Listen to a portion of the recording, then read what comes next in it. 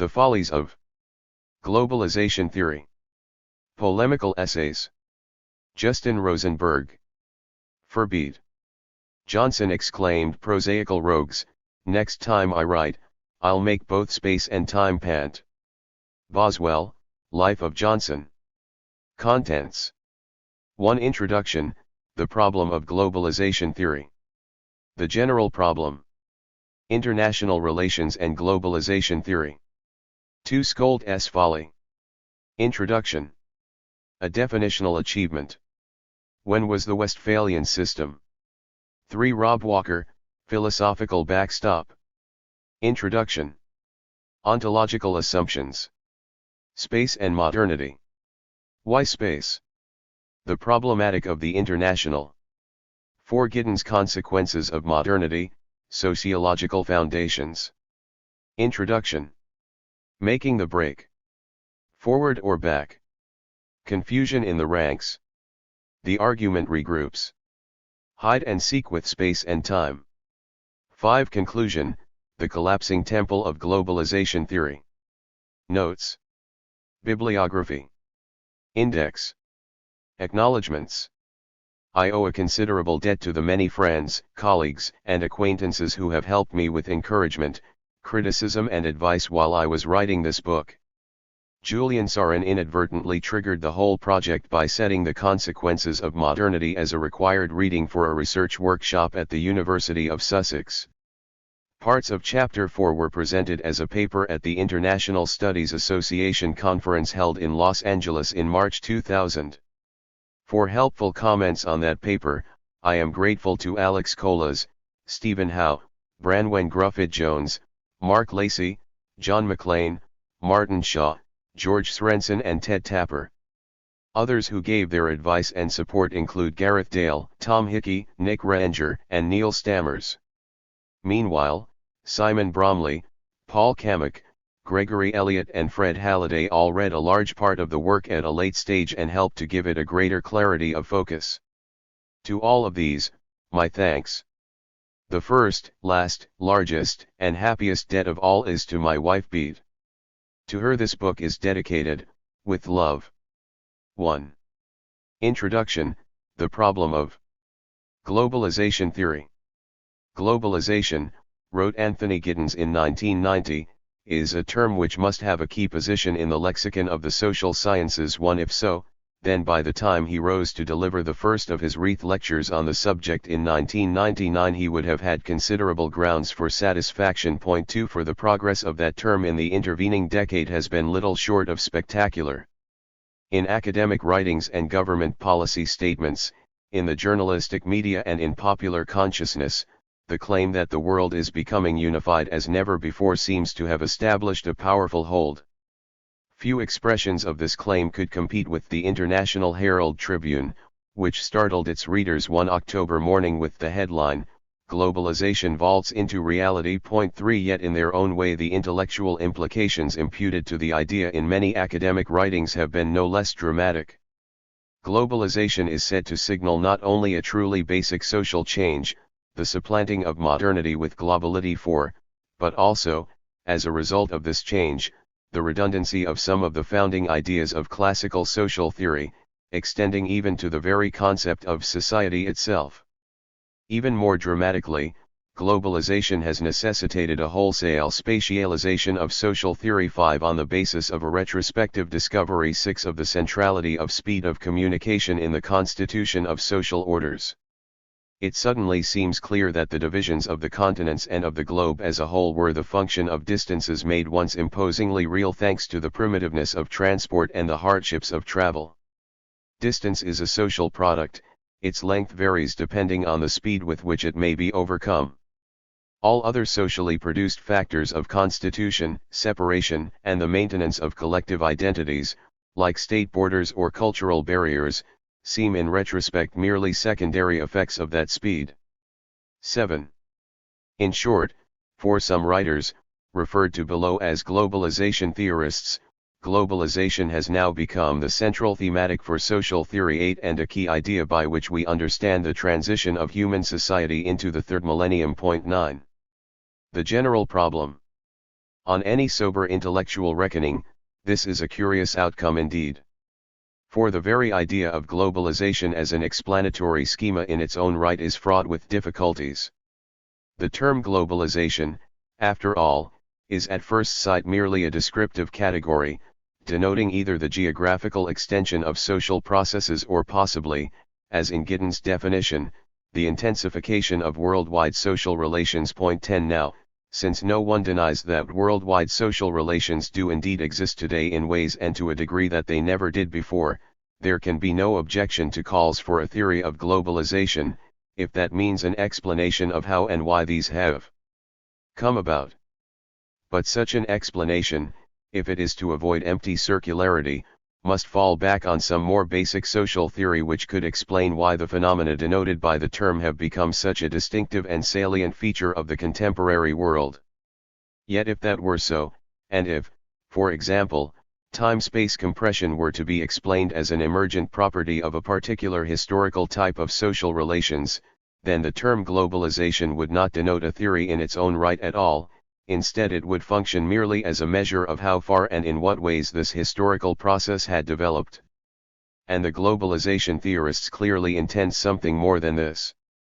By asserting that the emergence of a single global space as the arena of social action increasingly outweighs in its consequences other kinds of causality which have traditionally been invoked to explain social phenomena, by extrapolating the geographical dimension of this process into an alternative, spatio-temporal problematic for social science, and finally, by pitting this new problematic not simply against competing perspectives in the contemporary social sciences, but also against the classical foundations of modern social thought as a whole. In all these ways, they have raised their sights beyond any purely descriptive role for the concept.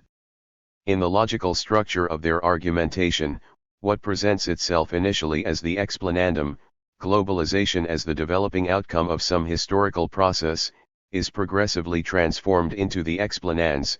It is globalization which now explains the changing character of the modern world, and even generates retrospective discoveries about past epochs in which it must be presumed not to have existed. This inversion of explanans and explanandum cannot easily be rejected on purely logical grounds. After all, the consequences of a particular historical development may indeed go on to become significant causes in their own right, generating in turn further consequences which can no longer be derived from the original historical development. This is intrinsic to the nature of historical change. In this way, for example, Marx believed that the analysis of capitalist social relations had become fundamental to understanding modern societies, however much these relations were originally the product of other, necessarily pre-capitalist, causes. In fact, Marx also believed that the experience of capitalist society was an enabling condition of the intellectual formulation of the materialist conception of history, a new problematic, on the basis of which he too asserted the possibility of making retrospective discoveries about the past. 11 This comparison suggests that the claims of globalization theory cannot simply be dismissed a priori. But it also alerts us to the real character of these claims. As Anke Hugveld puts it, in one of the milder formulations which nonetheless captures nicely the kind of intellectual shift involved. What is being argued here is that, owing to the present reconstitution of the world into a single social space, that self-same historical process has now lifted off and moved into a new ballpark. If, previously, global integration in the sense of a growing unification and interpenetration of the human condition was driven by the economic logic of capital accumulation, today it is the unification of the human condition that drives the logic of further capital accumulation. 12. Within this shift we may identify the basic distinction which will be used in what follows, between a theory of globalization and globalization theory. The former might be constructed out of anything presumed to generate the spatio-temporal phenomena involved, the latter, by contrast, must derive its explanatory mechanism within those phenomena themselves. In short, it needs, even presupposes, a spatio-temporal reformulation of social theory itself. And it is this latter discourse of globalization theory, an increasingly confident discourse within the literature, which will be interrogated in the pages which follow. In order to appreciate what a curious development this is, it perhaps helps to remember that in the fields of sociology, anthropology, geography, historiography, philosophy, and the history of ideas, to mention just a few, there have long existed rich literatures on the subject of space and time, some of them very extensive. The recognition that temporality and spatiality have varied across periods and cultures, that they have been socially constructed and mentally experienced in different ways, and that those different ways have themselves been highly consequential for the constitution of social orders, all this has been well and long established. Point 13. Equally established, though remaining subject to important scholarly debates. 14 is the recognition that on any comparative review, the specifically modern, Western constructions of space and time which we might otherwise take for granted are thrown into sharp relief as historically exceptional, sociologically specific, and culturally peculiar. The adjectives most commonly used to describe this peculiarity are abstracted, linear, and empty or emptiable. And, once again, considerable literatures have grown up around the attempt to understand when, how, and where this particular construction of empty space and time originated, the part which it played in the emergence and spread of modern societies, and its crucial role in both the organization of social power and the construction of cultural meaning in those societies today. Point 15. And yet, reading these literatures, one soon becomes aware, and this is surely the key point, that among the more serious contributions, nobody takes the word empty literally. To be sure, they all recognize that at one level we can think of space and time as objectively contentless dimensions of existence within which human social processes are located and configured. Such processes can be analyzed spatio-temporally, specifying how they mobilize the possibilities given objectively as distance, proximity, duration, simultaneity, sequencing, and so on. And imagining space and time as empty, homogeneous, uniform, and abstract is an intellectual precondition for conducting such forms of analysis. These writers also all recognize that the peculiarity of the modern, Western mobilization of space and time does indeed lie precisely in the fact that it uniquely posits this empty, scientific conception as the central form of its own cultural and social construction of space and time, and that this in turn is a constitutive condition of many important dimensions of modern social reproduction, bureaucratic organization, historicist forms of consciousness, bordered nation-states, and so on. Point 16. But there it ends.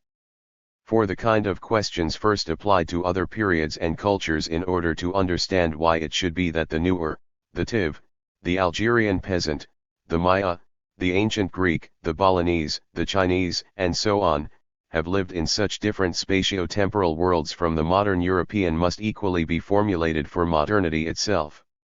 The apparent correspondence of ideas of empty space and time to the properties of a pre-social natural universe does not change the fact that those ideas too are full of social and cultural determinations. It only makes those determinations easier to miss, and therefore more prone to naturalization. The simple way of avoiding that outcome is to insert the following question at the base of the analysis: in what kind of society do the spatio-temporal dimensions of existence take on the historically peculiar forms of emptiable space and time, and why? It is the methodological priority of this question which implicitly governs the logical structure of, for example, Robert David Sachs' treatment of space in Human Territoriality, Its Theory and History, or Donald Lowe's analysis of temporality in A History of Bourgeois Perception, or indeed Nicolas Poulantzas's extraordinary analysis of what he called the underlying conceptual matrices of space and time. Point 17. And far from minimizing subsequent questions about the importance of space and time in the constitution of social reality, it is rather what enables them to be framed as properly sociological questions in the first place. Thus, even in the specialized study of space and time, where spatio-temporal phenomena loom largest, the move to reverse the normal relation of explanans and explanandum, to make space and time themselves into the fundamental basis of explanation, is generally resisted.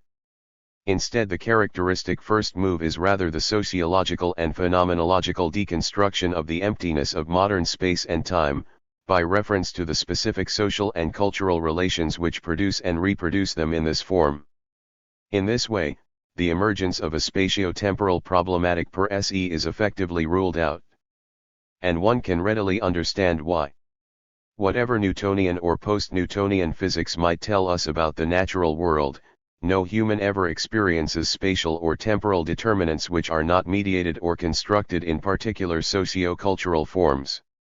Attempts, therefore, to construct a general nomenclature of spatio-temporal analysis may indeed be highly illuminating in the service of comparative analysis, enabling us to see how different social worlds differently produce the common parameters of distance and proximity, duration, simultaneity, and sequence, and so on. However, if these categories are inserted too deeply into the logical structure of social explanation, they must lead to arguments which, as Sack diplomatically puts it, overgeneralize about the significance of space. 18 And there is a further danger, inherent in this overgeneralizing, that the properties of empty space and time will be unwittingly attributed to the objective character of space and time themselves, naturalizing and thus rendering indecipherable the very phenomena whose effects have prompted the theoretical inflation of space and time in the first place. They will, in short, be reified.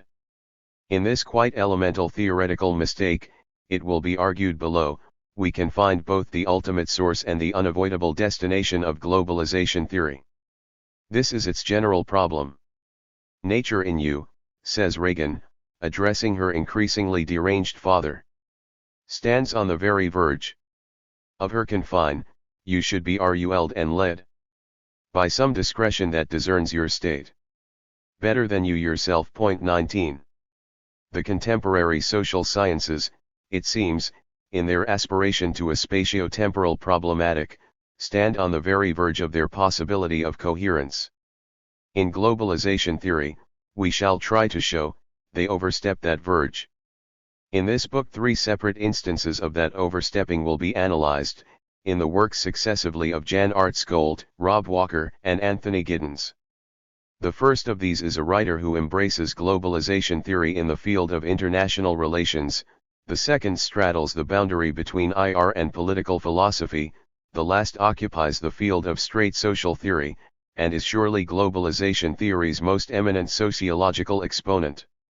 By counterposing these three examples, each coming from a different intellectual direction, we can draw out the common fallacy which lies within the ambition of globalization theory.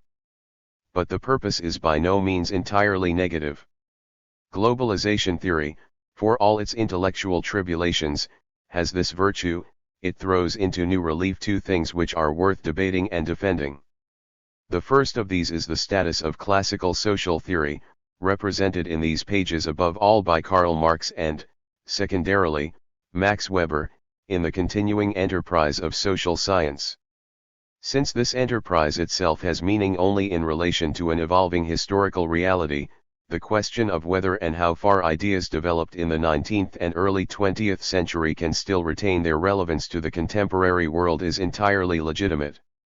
More, it is this questioning which compels adherents of what C. Wright Mills called the tradition of classic social analysis 20 to refresh and extend that tradition by trying to demonstrate how its methods and insights can illuminate an historical reality which might indeed seem to have moved decisively beyond their analytical reach. In this book that positive goal necessarily takes on a negative form, the critique of other writers. Yet hopefully, in the course of the critique, the value of what is being defended will also become more clear. However, if strong judgments are made about these other writers, that should not be read as an attempt to delegitimize their work. For the truth of the matter is that the present writer is indebted to them for stimulating him to draw out his own arguments the more carefully. The strongest of our disagreements remain therefore in the end subordinate to what surely unites us, the common pursuit of a collective effort to understand the social world. The second issue which is thrown into new relief by the debate over globalization is the idea of the international as a significant and distinctive dimension of the social world of modernity. The sometimes rather extreme dismissal of this by globalization theory forces us to take stock of the notion, and to clarify what, if anything, should be preserved within it. What is at stake here? International relations and globalization theory. if the divisions of the continents and of the globe as a whole are indeed breaking down, and if the claims of globalization theory are the legitimate theoretical implication of this, then it is not only the notion of society as a territorially bounded entity which must give way to the emergent reality. International theory too, traditionally defined as the study of interactions across, between, and among such entities, must also be subjected to fundamental modification. Thus Jan Artskold holds that a methodological territorialism is written into the very definition of international relations. This, he argues, blinds academics and policy-makers alike to the super-territorial character of contemporary global challenges. For these are increasingly constituted not in the territorial space of the Westphalian state system but rather in that distanceless space promoted by modern financial markets, satellite communications, and computer networks. Urgent intellectual rectification is now required. It is arguably dangerous to give methodological territorialism further lease on life in a globalizing world. 21. The rectification of international theory has not proceeded as far or as fast as globalization theorists in other disciplines would advocate. According to Malcolm Waters, international theory has proved unable so far to move beyond a proto-theory of globalization. 22, in which attention to processes of transnational integration coexist problematically with claims for the continuing significance of the sovereign state. This dualism remains the bottom line for political science and international relations versions of globalization. 23, yet if the battle for globalization theory has not yet been won in this field, still the tocsin has sounded. And a proliferation of books and articles has indeed appeared in recent years taking up the new nomenclature and proclaiming the end of the Westphalian system. 24, in varying degrees and with differing nuances, these writings have claimed that the organization of the world by and around a system of sovereign, territorial nation-states is gradually submerging beneath new kinds of linkages. The intensification of these linkages is in turn producing a new spatial and institutional configuration of social power, a post-international system. 25, whose shape corresponds less and less to the interstate model provided by orthodox international relations. In the discussion which follows below, two lines will be drawn in the sand concerning this matter. First, it will be argued that the prior existence of a Westphalian system, which serves as the crucial historical foil for the theoretical significance of contemporary claims about globalization, is actually quite mythical. Defining the modern international system purely in terms of geopolitical norms of interaction between states, it derives in fact from the narrowest of international theories, political realism. And it has always stood in the way of a much richer understanding of the international derived from analysis of the wider historical process of capitalist world development, a process rendered invisible, or at any rate irrelevant, by the notion of a Westphalian system. Exactly why globalization theory, that most forward-looking of doctrines, should have made itself intellectually dependent on this most traditionalist of historical premises will be examined towards the end of Chapter 2. Yet if the first line to be drawn points to a critique of the discipline of international relations, the second, perhaps surprisingly, will cross over the first to mount an equally emphatic defense. For the merging in globalization theory of the idea of the international with the belief in a Westphalian system passes all too easily into an outright denial of any remaining analytical determinacy to those general questions which are raised, in different ways in different historical epochs, by interrelations across, between, and among human societies.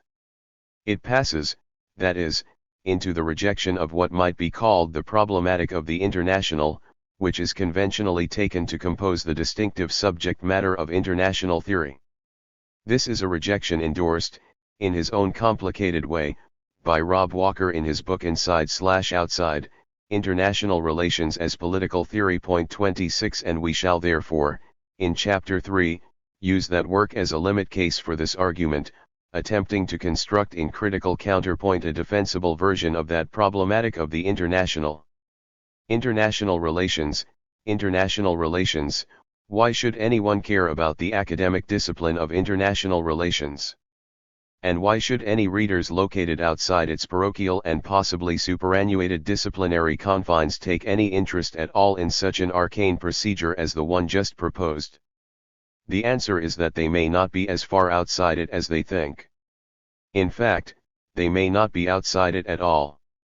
For we live today in a veritable age of globalization studies, in which one academic discipline after another is gaily expanding its remit into the global sphere and relocating its own subject matter in a geographically extended, worldwide perspective. This extension leads these other disciplines onto the intellectual terrain of IR, for which the existence of an increasingly worldwide international system has always necessarily constituted the empirical object of study. The arrival of all these newcomers cannot fail to bring welcome enrichment to a field which, especially during the Cold War, often seemed condemned to a permanent intellectual poverty. At the same time, the question of whether the pre-existing incumbents had, for all their faults, identified anything of real significance actually matters a great deal for the newcomers themselves. If they had not, or if what they identified turned out to have been a purely local historical phenomenon, which they had never properly understood, and whose conditions were in any case now passing, then of course they can safely be ignored. But a word of friendly advice, the newcomers should be careful. For if, on the other hand, the accumulated reflections of past international theorists were in fact clustered around intellectual problems of more general and enduring significance, then a quite different prognosis must be entertained for any newcomers unwary enough to discount this possibility.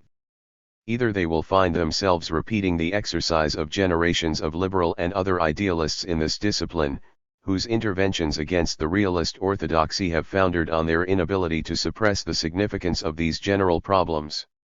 Or they will engage in a laborious process of unwittingly reinventing the problematic of the international itself under a different name. Zygmunt Bauman is surely not alone in suffering this latter fate, but his example remains nonetheless a spectacular one. The problem is, that sociology so far is poorly equipped to treat the social space beyond the confines of the nation-state as anything else but the analytically compressed environment. It is only now that we begin to understand to what extent all major categories of sociology are dependent for their meaning and practical usefulness on their relatedness to the typically intersocietal space, different from all other imaginable social spaces by being held together by a universally binding authority. I suggest that the elaboration of categories appropriate to the analysis of dependencies and interactions in the non-societal social space, a space without principal coordination, dominant culture, legitimate authority, etc., is now a most urgent task faced by sociology. The reality to be modeled is, both in its present shape and in its plausible prospects, much more fluid, heterogeneous, and under-patterned than anything the sociologists have tried to grasp intellectually in the past. 27. What Bauman only now begin to understand has of course been the central, defining assertion of the orthodox study of IR for generations. Thus to those coming from outside, for whom the theme of globalization may well have offered a valuable means of transcending disciplinary boundaries elsewhere, and who therefore wonder why the discipline of IR looms so large in chapters 2 and 3, the answer must be that the old adage may still apply, de te fabula narrator. 28. That said, however, the fundamental problem with globalization theory lies not in the difficulties of its encounter with international relations, but rather in the deeper contradiction already alluded to at the level of social theory itself. The attempt to construct globalization as an explanans leads to a conceptual inflation of the spatial which is both difficult to justify ontologically and liable to produce not explanations but reifications. And yet we have also said that this charge is impossible to substantiate a priori. How, then, should we proceed? The answer can only be that we must examine the outcome of these assumptions in the texts of the globalization theorists themselves. Is it really true that globalization theory makes its adherents dependent on such large theoretical claims about the significance of space? If so, how do they seek to ground those claims? And in any case, do these claims, in turn, really lie at the heart of the explanatory difficulties which they experience? We have to look and see. If any one of the three key assertions we are making, the necessity to globalization theory of the conceptual inflation of space, the impossibility of its grounding in an alternative problematic for social theory, the inevitability of its reificatory consequences for concrete explanations, is contradicted by the evidence we find, then our overall intellectual case against globalization theory will fail. If, on the other hand, they are all confirmed, then we may perhaps make the following prediction. The more vigorously and systematically the case for globalization as an explanans is pursued, the more explicitly and disruptively those inherent problems will manifest themselves. In the end, the intellectual cost of this will prove so high that one of two outcomes must result. Either the claims of globalization theory will be tacitly withdrawn, within the very process of the argumentation itself. This, we shall attempt to show in some detail, is what happens in Gittins' Consequences of Modernity. Alternatively, those claims will be from the start the object of such powerful intellectual equivocations that the authors will prevent themselves, perhaps wisely, from allowing them free rein. The consequence of this latter policy, however, strongly illustrated in the case of Jan Artskold, is that no clear, definitive argument can be permitted to emerge at all. Prevented from reaching their full height, yet asserted nonetheless in some necessarily tumble-down form, these claims will come to resemble instead the intellectual equivalent of an architectural folly. Yet if globalization theory necessarily has this self-confounding quality, why take the trouble to subject it to a scholarly critique? Why not simply wait for it to collapse of its own accord? The answer is twofold. First, our suspicions and predictions remain at this stage only suspicions and predictions. They have yet to be substantiated. And second, the current fashionability of globalization theory has not come without a price. For arguably the claims which it makes, if taken seriously, combine to exercise a kind of theoretical veto over other, more valuable resources for understanding both the contemporary world in general and its international politics in particular. Before we move on to the next chapter, we should therefore pause to spell out what this veto comprises. It seems to have three main elements. First, insofar as it represents the contemporary world as having moved decisively beyond the imaginative reach of classical writers such as Karl Marx and Max Weber, globalization theory in fact jettisons a vital resource for understanding exactly the spatio-temporal phenomena which it deems so significant.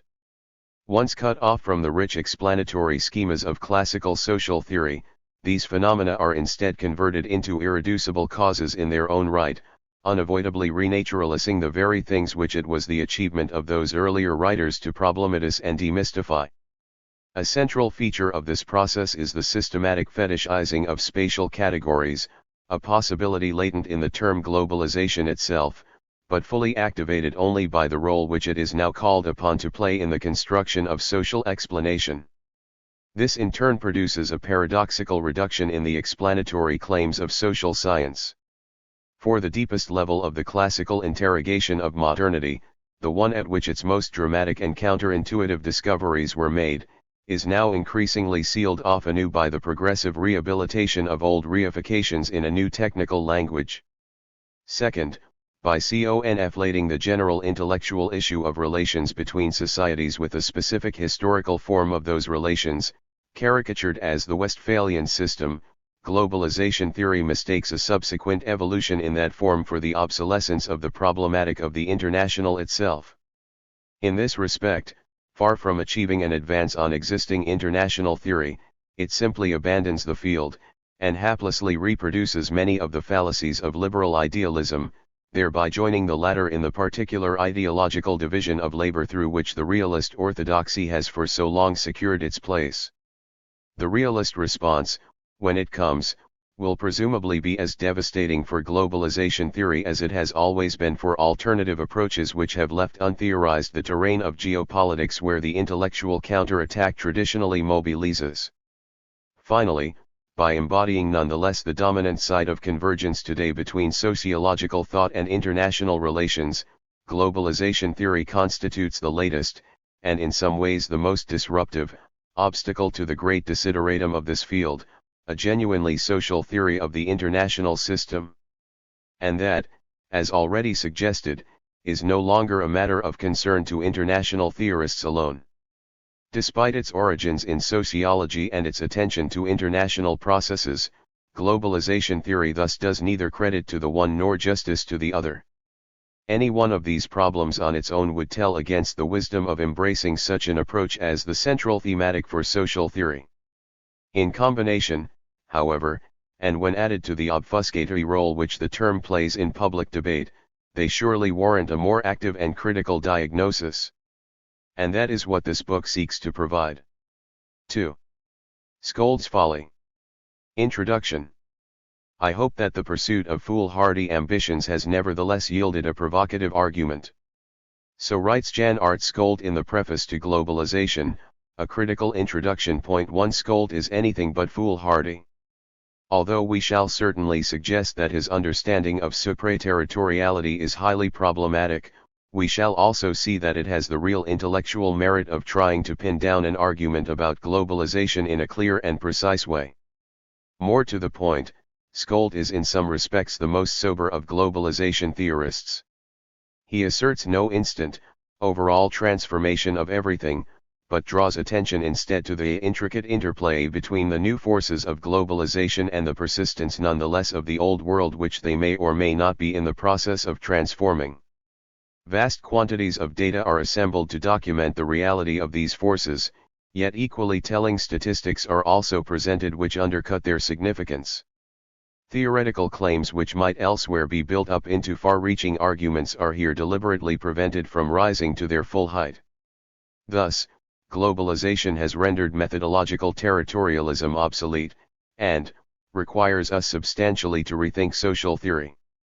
And yet this same globalization has thus far shown few signs of bringing an end to the predominance of capitalism in production, bureaucratism in governance, communitarianism in community, and rationalism in knowledge. Point 2. Rarely does one see such bold theoretical arguments being subjected to such sweeping empirical qualification by their own author in the very process of their formulation. And it is to this particular feature of his work that the title of this chapter in fact alludes. For like the follies of those 19th-century enthusiasts whose architectural fancies still decorate the countryside, Scold's argument about globalization is somehow necessarily built as a ruin. At any rate, his better judgment seems again and again to tell him that the walls, whatever their occasional altitude, must be left incomplete, the flagstones, to prevent misunderstanding, should be laid cracked and irregular. Even the tower of definition, which supports the other parts of the argument and lends the whole its distinctive form, partakes of the general tumble-down effect. To view this folly in all its craggy magnificence, one need only turn to pages 8 and 9 of the book where the argument is laid out helpfully in the tabular form of 8 propositions and 6 sub-propositions. Buts, althoughs and other qualificatory signals mark the points at which the structure has been deliberately left open to the elements. Thus, globalization is a transformation, but one which augments rather than displaces pre-existing social phenomena. It has come into its own since the 1960s, although it made earlier appearances before that. Today it appears unstoppable, but it need not go on that way, though the chances of it slowing down seem remote at present. And so on. Clearly, this is a labor not of foolhardiness, but rather of meticulous care. Aesthetic convention allows that an architectural folly, well executed, can achieve a real artistic integrity in its deliberate incompleteness. But does the same hold intellectually? Can an intellectual argument be built in the same way and escape judgment? Can the arguments for globalization theory consistently be built in any other way? These are the questions which we must address to Scold's Folly. And what we shall find is as follows. First, it is indeed necessary for the very definition of globalization to manifest these folly-like characteristics. For unless that definition can identify something not already explained by other concepts, it can make no contribution of its own to the work of the social sciences. And yet the more it is driven, in pursuit of this, to differentiate itself analytically and refine itself into a purely spatial category, the smaller the empirical remit becomes of what it can claim to explain at all. And there appears to be no way out of this problem, for it is rooted in the prior conceptual inflation of space which is intrinsic to globalization theory itself. This definitional dilemma, however, is as nothing compared with the enormity and implausibility of the historical assumptions which become necessary if the impact of globalization is to be represented on the scale desired by its advocates. In order for the contemporary proliferation of transnational relations to acquire decisive historical significance, it must be believed that their transborder character transgresses some basic ordering principle of the international system as it previously existed. And this need, secondly, and paradoxically, leads the globalization theorists to endorse as their own model of the past the traditional realist idea of the Westphalian system. That model indeed portrays a world of sovereign political units, asserting absolute, inviolable jurisdiction over bordered territorial spaces. Compared with that model, the transborder flows identified by globalization theory do indeed look revolutionary, and their significance does seem to rest on their reflection of a specifically spatial development, which Skold will call the rise of superterritorial space. Yet even here, the folly must reassert itself, for there is a problem. The period in which these Westphalian conditions are held to have obtained runs apparently from the mid-17th century to the mid-20th century. It is therefore bisected by the emergence in England of industrial capitalism at the end of the 18th century. And that event had two consequences which condemn the historical definition of globalization to the same endless equivocations which we shall see attending its analytical definition. On the one hand, it led, as we shall see, to a proliferation of highly significant superterritorial relations, at the very chronological center of the supposedly territorial Westphalian era. And on the other hand, it was also associated with a transformation in the nature of politics, as a result of which these superterritorial relations could and did go on expanding without, however, contradicting the territoriality of sovereignty at all. Neither of these two consequences is visible to the Westphalian model, which implies instead a continuity of territorially defined geopolitics across the period as a whole. Yet each has empirical implications which unavoidably complicate the claims of globalization theory. The eruption of superterritorial relations in a period where they were supposed not to exist compels Skold to acknowledge that the forces of globalization which have so transformed the world since the 1960s somehow made earlier appearances inside the very Westphalian system whose negation they would later be interpreted as representing. Meanwhile, the corresponding transformation of the nature of sovereignty, described by Marx as the abstraction of the political state, arguably stands behind what Skold can only report as an inexplicable empirical outcome, namely, that even present-day globalization mysteriously fails to deliver the truly epochal effects which, viewed through the lens of Westphalia, it seems so obviously to entail. Several times in his book, Skold credits Marx with being prescient for anticipating the rise of globalization. Marx, however, hardly needed to be prescient. The social relations which actually constitute the phenomena which so impress the globalization theorists were already at work in the Industrial Revolution in England. And by the 1850s at the latest, Marx had forged a sociological explanation for them which, applied to the international system today, would render the follies of globalization theory unnecessary. A definitional achievement. We remarked in the introduction to this volume that in order for the concept of globalization to begin its work as an explanans, two principal conditions must be fulfilled. On the one hand, in order to grasp anything determinate at all, the concept must be defined in a non-circular manner, avoiding such formulations as globalization is the present process of becoming global. Point 3. On the other hand, in order to prevent the concept reverting immediately to an explanandum, the phenomenon which it is claimed to grasp must be a feature of reality not already explained by other, pre-existing concepts. And we further speculated that, given the spatial resonance of the term, globalization theory would end by seeking its explanatory mechanism in specifically spatial phenomena. Finally, we noted that this in turn would logically require an underlying justification for the resultant, sudden elevation of space as a starting point for social explanation. This is indeed the logical sequence followed by Skold. And it leads to exactly the outcome just described. Recognizing the need to clarify a very confused debate, he starts by rejecting circular definitions such as the one cited above, and then moves immediately on to provide a list of 5 possible meanings for the word globalization: internationalization, liberalization, universalization, westernization/modernization and deterritorialization. Point 4. Globalization has been used, he says, to describe each and all of these phenomena. Yet many of them are phenomena of long standing, which therefore do not warrant the introduction of a new term. More importantly, if globalization were simply, say, liberalization, then it would already have been explained as an effect of free trade.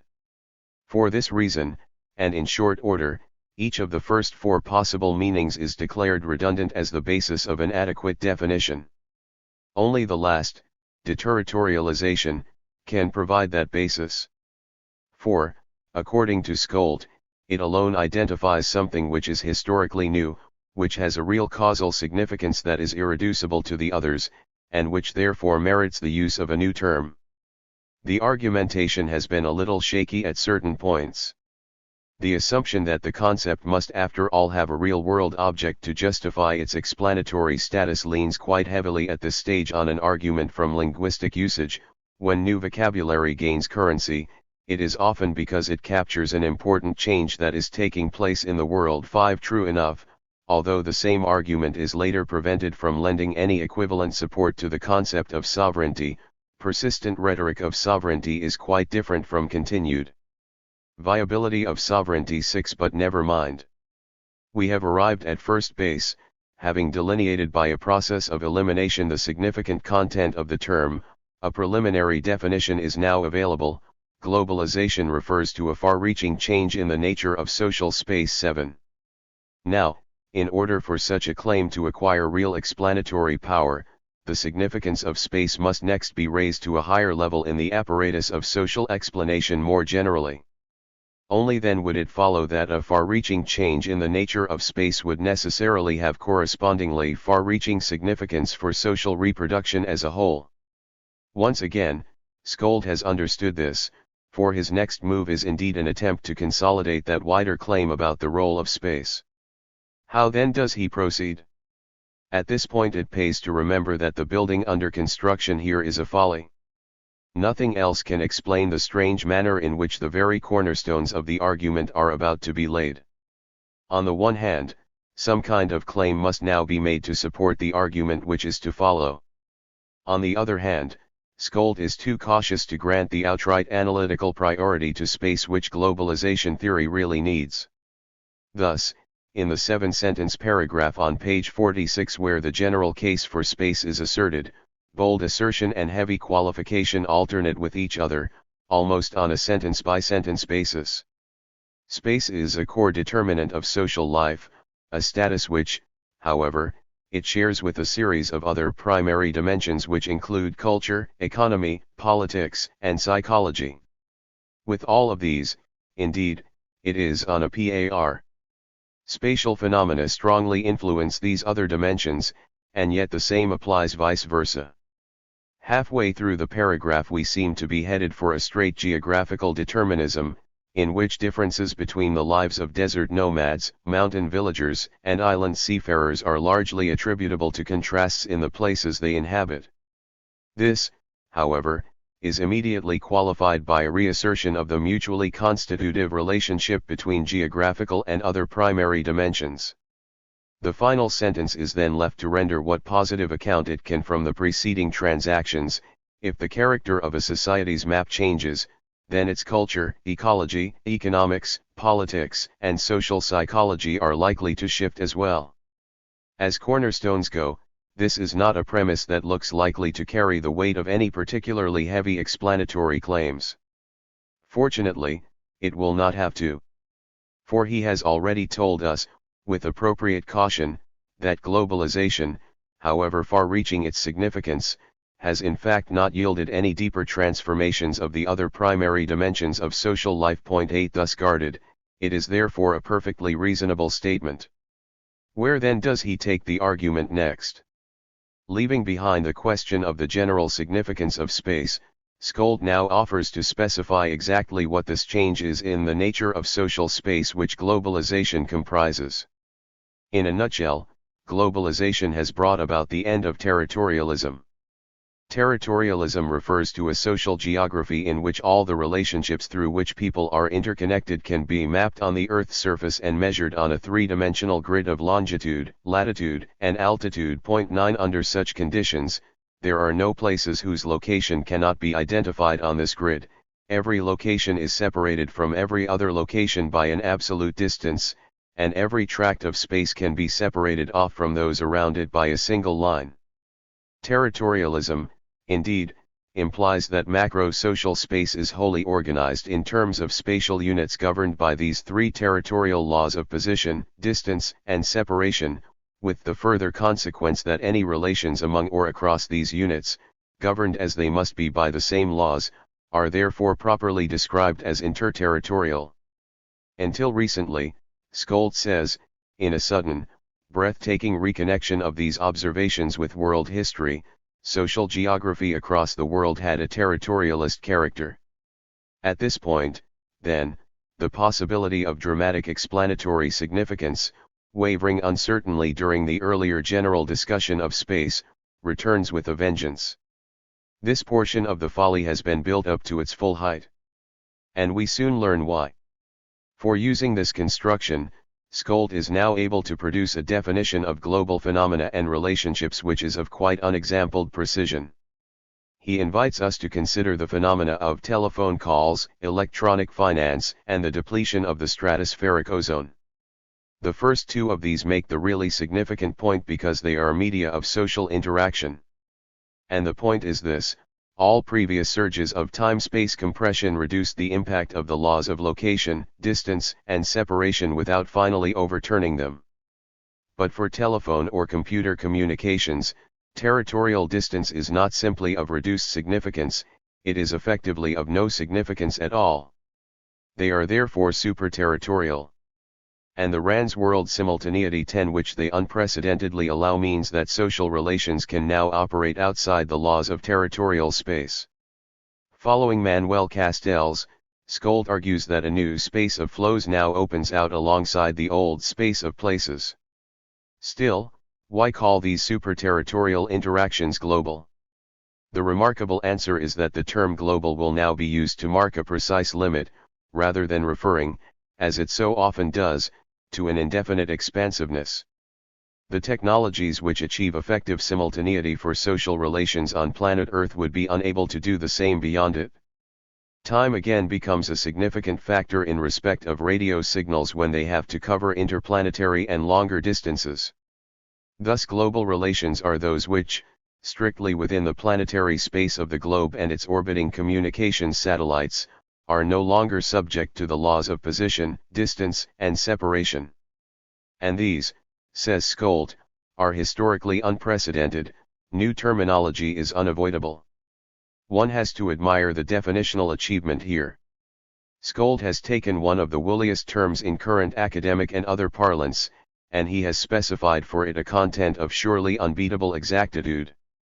In fact, it is so exact that Skold himself will be forced to loosen it almost immediately in order to avoid the extreme technological determinism which it would otherwise prescribe. Still, it is ingenious nonetheless. An enormous interest must now attach to the question of which social relations have taken on these new properties, and with what effect. Before embarking on his survey of global activities, Skold reiterates the precision he has labored so hard to establish.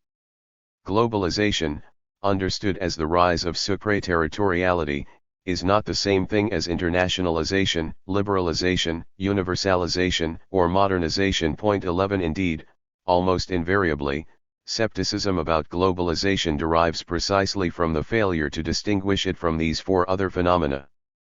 The reader is therefore in for a shock. For as the survey of global activities gets underway, the same definition which had appeared, in its formulation, to be demanding in the extreme turns out, in its application, to be possessed of a veritable Midas touch. 12 All manner of things now start to gleam with the appearance of globality: nuclear missiles, confederations of trades unions, even the Teletubbies children's program. Jet aeroplanes somehow make it onto the roster of super-territorial connections. Tens of thousands of multinational corporations turn out to have been imprecisely named, they are global companies. Their productive activities somehow count as super-territorial even though all that appears to be at work is the outweighing of one territorial consideration, costs of transport and cross-border movement, by another, differences in local costs of labor, regulation, and taxation. International organizations are now global organizations because they extend across the planet. A multinational bank syndicate lending US dollars to a borrower in the Dominican Republic is in fact making a global bank loan in a global currency. And this is despite the fact that money would now struggle to meet the earlier definition of supraterritoriality. For the strongest claim Skold is now prepared to make for money is that it has become considerably detached from territorial space. Indeed, so capacious does the argument now become that it will admit anything which can show an at least partly global character.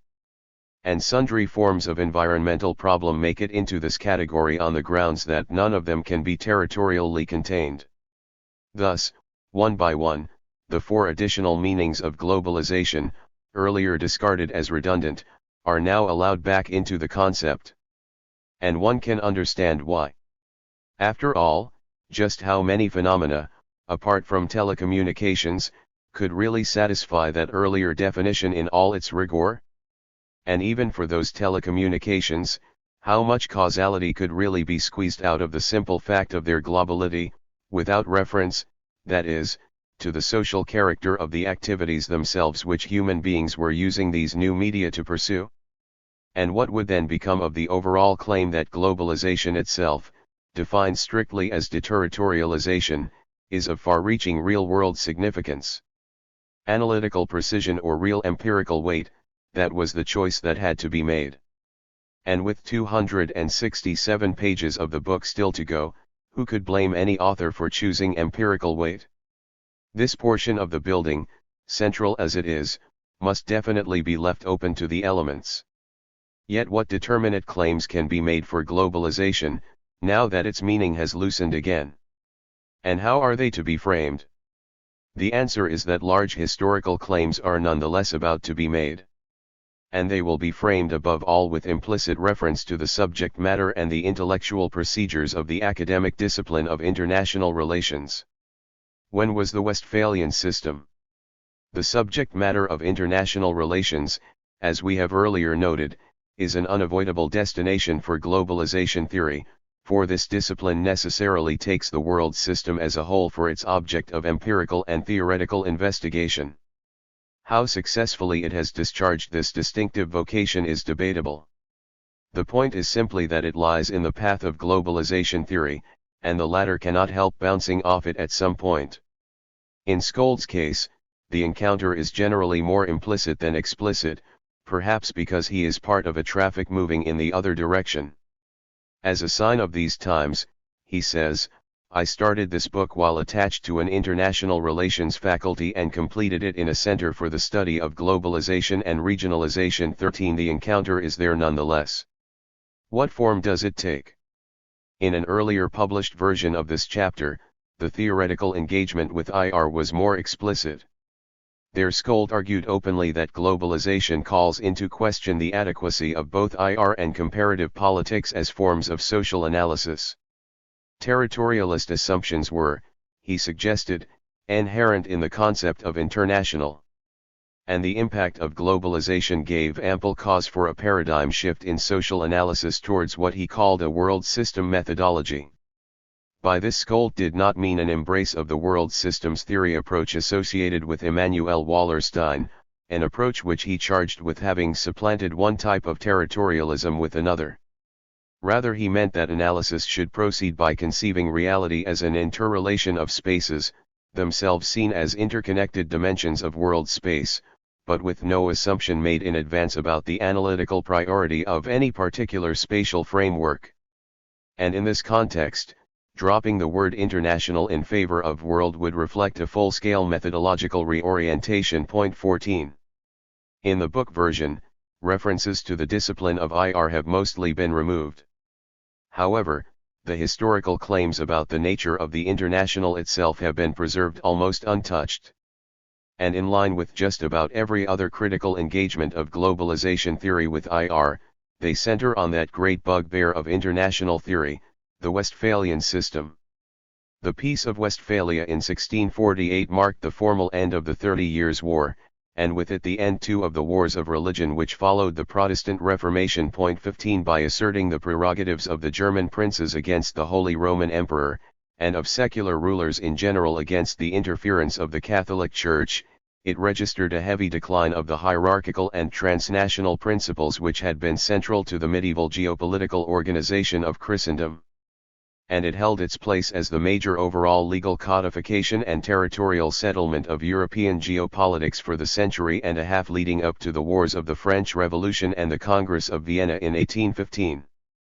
For international theory, however, its iconic significance extends far beyond any historical term in which its detailed and highly complicated legal and territorial provisions might have continued to apply. 17 Looking back from the 20th century world of bordered, sovereign states, Westphalia appears instead as a turning point in world history, the point at which sovereignty began visibly to be consolidated as the organizational principle of a European state system which would later expand across the planet. Viewed in this light, the Peace of Westphalia reappears as the originary dispensation of geopolitical modernity itself. And the present-day international system, composed as it still legally is of sovereign, independent states, is therefore often referred to as the Westphalian system. This nomenclature has been sharply contested, both by those who argue that medieval practices lived on after and in spite of Westphalia, and by those who argue that its early modern conception of sovereignty differs fundamentally from the later, capitalist form which characterizes the world of today. 18 By contrast, some of the strongest attachments in IR theory to this idea of a Westphalian system have been formed, on the one hand, by traditional thinkers and, on the other hand, by globalization theorists. For example, in an article entitled Globalization and the End of the Old Order, David Held and Anthony McGrew identify the cross-cutting, overlapping territorialities of globalization as a unique challenge to a world order designed in accordance with the Westphalian principle of sovereign, exclusive rule over a bounded territory. They claim that this challenge is already promoting the emergence of a post-Westphalian world order. And they assert their conviction that through a process of progressive, incremental change, geopolitical forces will come to be socialized into democratic agencies and practices. 19 In Global Transformations, Held and his co-authors go on to set out in 7-point detail the model of Westphalia which will serve as the benchmark against which the transformations wrought by globalization are to be measured. 20 And they do this in the belief not that the historical Peace of Westphalia itself definitively established these norms of geopolitical regulation, but rather that what is conventionally called the Westphalian system did in fact govern the nature of international relations until the new forces of globalization began their work of dramatic transformation. And so it is with Skold too. Although the folly will not extend with quite such confidence into the future, he appears to buy fully into the same historical assumptions which Held et.al., in the company of traditional IR theory, are willing to concede about the past. After all, he says, the Westphalian state system that arose in the 17th century and spread worldwide by the middle of the 20th century was quintessentially territorial. 21 So much so, in fact, that so long as the Westphalian system obtained, methodological territorialism itself, the greatest obstacle to understanding the world today, offered a broadly viable intellectual shortcut for social inquiry. The point is rounded out into the wider argument about knowledge and society which it entails, and which links up in turn with the claims made earlier for the significance of linguistic usage. Pre-Westphalian thought was non-territorialist because social life was not organized territorially. Consequently, no scholarly research undertaken 1,000 years ago made reference to bounded territorial spaces. During the Westphalian era, methodological territorialism was intellectually reasonable because it genuinely reflected the social conditions of a particular epoch. It is only now, after the erosion of these conditions by globalization during the second half of the 20th century, that it becomes necessary for us to develop an alternative, non-territorialist cartography of social life. Yet is this really plausible? The notion that there existed, up until the mid-20th century, an international system which was quintessentially territorial is a very debatable one indeed, and that on both empirical and theoretical grounds. Consider, for example, Gallagher and Robinson's famous article of 1953, The Imperialism of Free Trade. 22. The entire force of their argument there was devoted to explaining why the British Empire, from at least the early 19th century onwards, could not even be fully seen, let alone understood, using what Skolt defines as a territorialist method. It would clearly be unreal, they wrote, to define imperial history exclusively as the history of those colonies colored red on the map. Such a procedure would be equivalent to judging the size and character of icebergs solely from the parts above the waterline. For already, they claimed, a new kind of international power was at work, informal empire, which did not show up on any political map. Argentina, for example, was effectively integrated into the political economy of British capitalism by means which no territorial description could reveal. Indeed, in Gallagher and Robinson's account, not only was this non-territorial empire probably of greater material weight in Britain's international power than was its colonial counterpart, which so dazzled contemporaries by its vast territorial extent, but also, with the exception of a few key sites such as India and South Africa, the conscious preference of successive British governments was more or less consistently for non-territorial over territorial forms of expansion. British policy followed the principle of extending control informally if possible and formally if necessary. 23. A very similar argument was later made by Gareth Stedman Jones about the nature of U.S. overseas expansion. The invisibility of American imperialism, he wrote, was above all attributable to its non-territorial character, reinforced secondarily by its consequent ability to find legitimation through a formally anti-imperialist ideology. 24. Yet how far do these phenomena match the super-territorial quality of globalization? To find out, let us return to the British case and measure its earliest material sinew, King Cotton, against the territorialist laws of position, distance, and separation. How would we identify the territorial location of the early 19th century cotton industry? We could certainly point to the African source of the labor force which was transported to the American South where the raw material was cultivated. We could look at the distribution and sale of the finished product in European countries and, increasingly importantly, in India and beyond.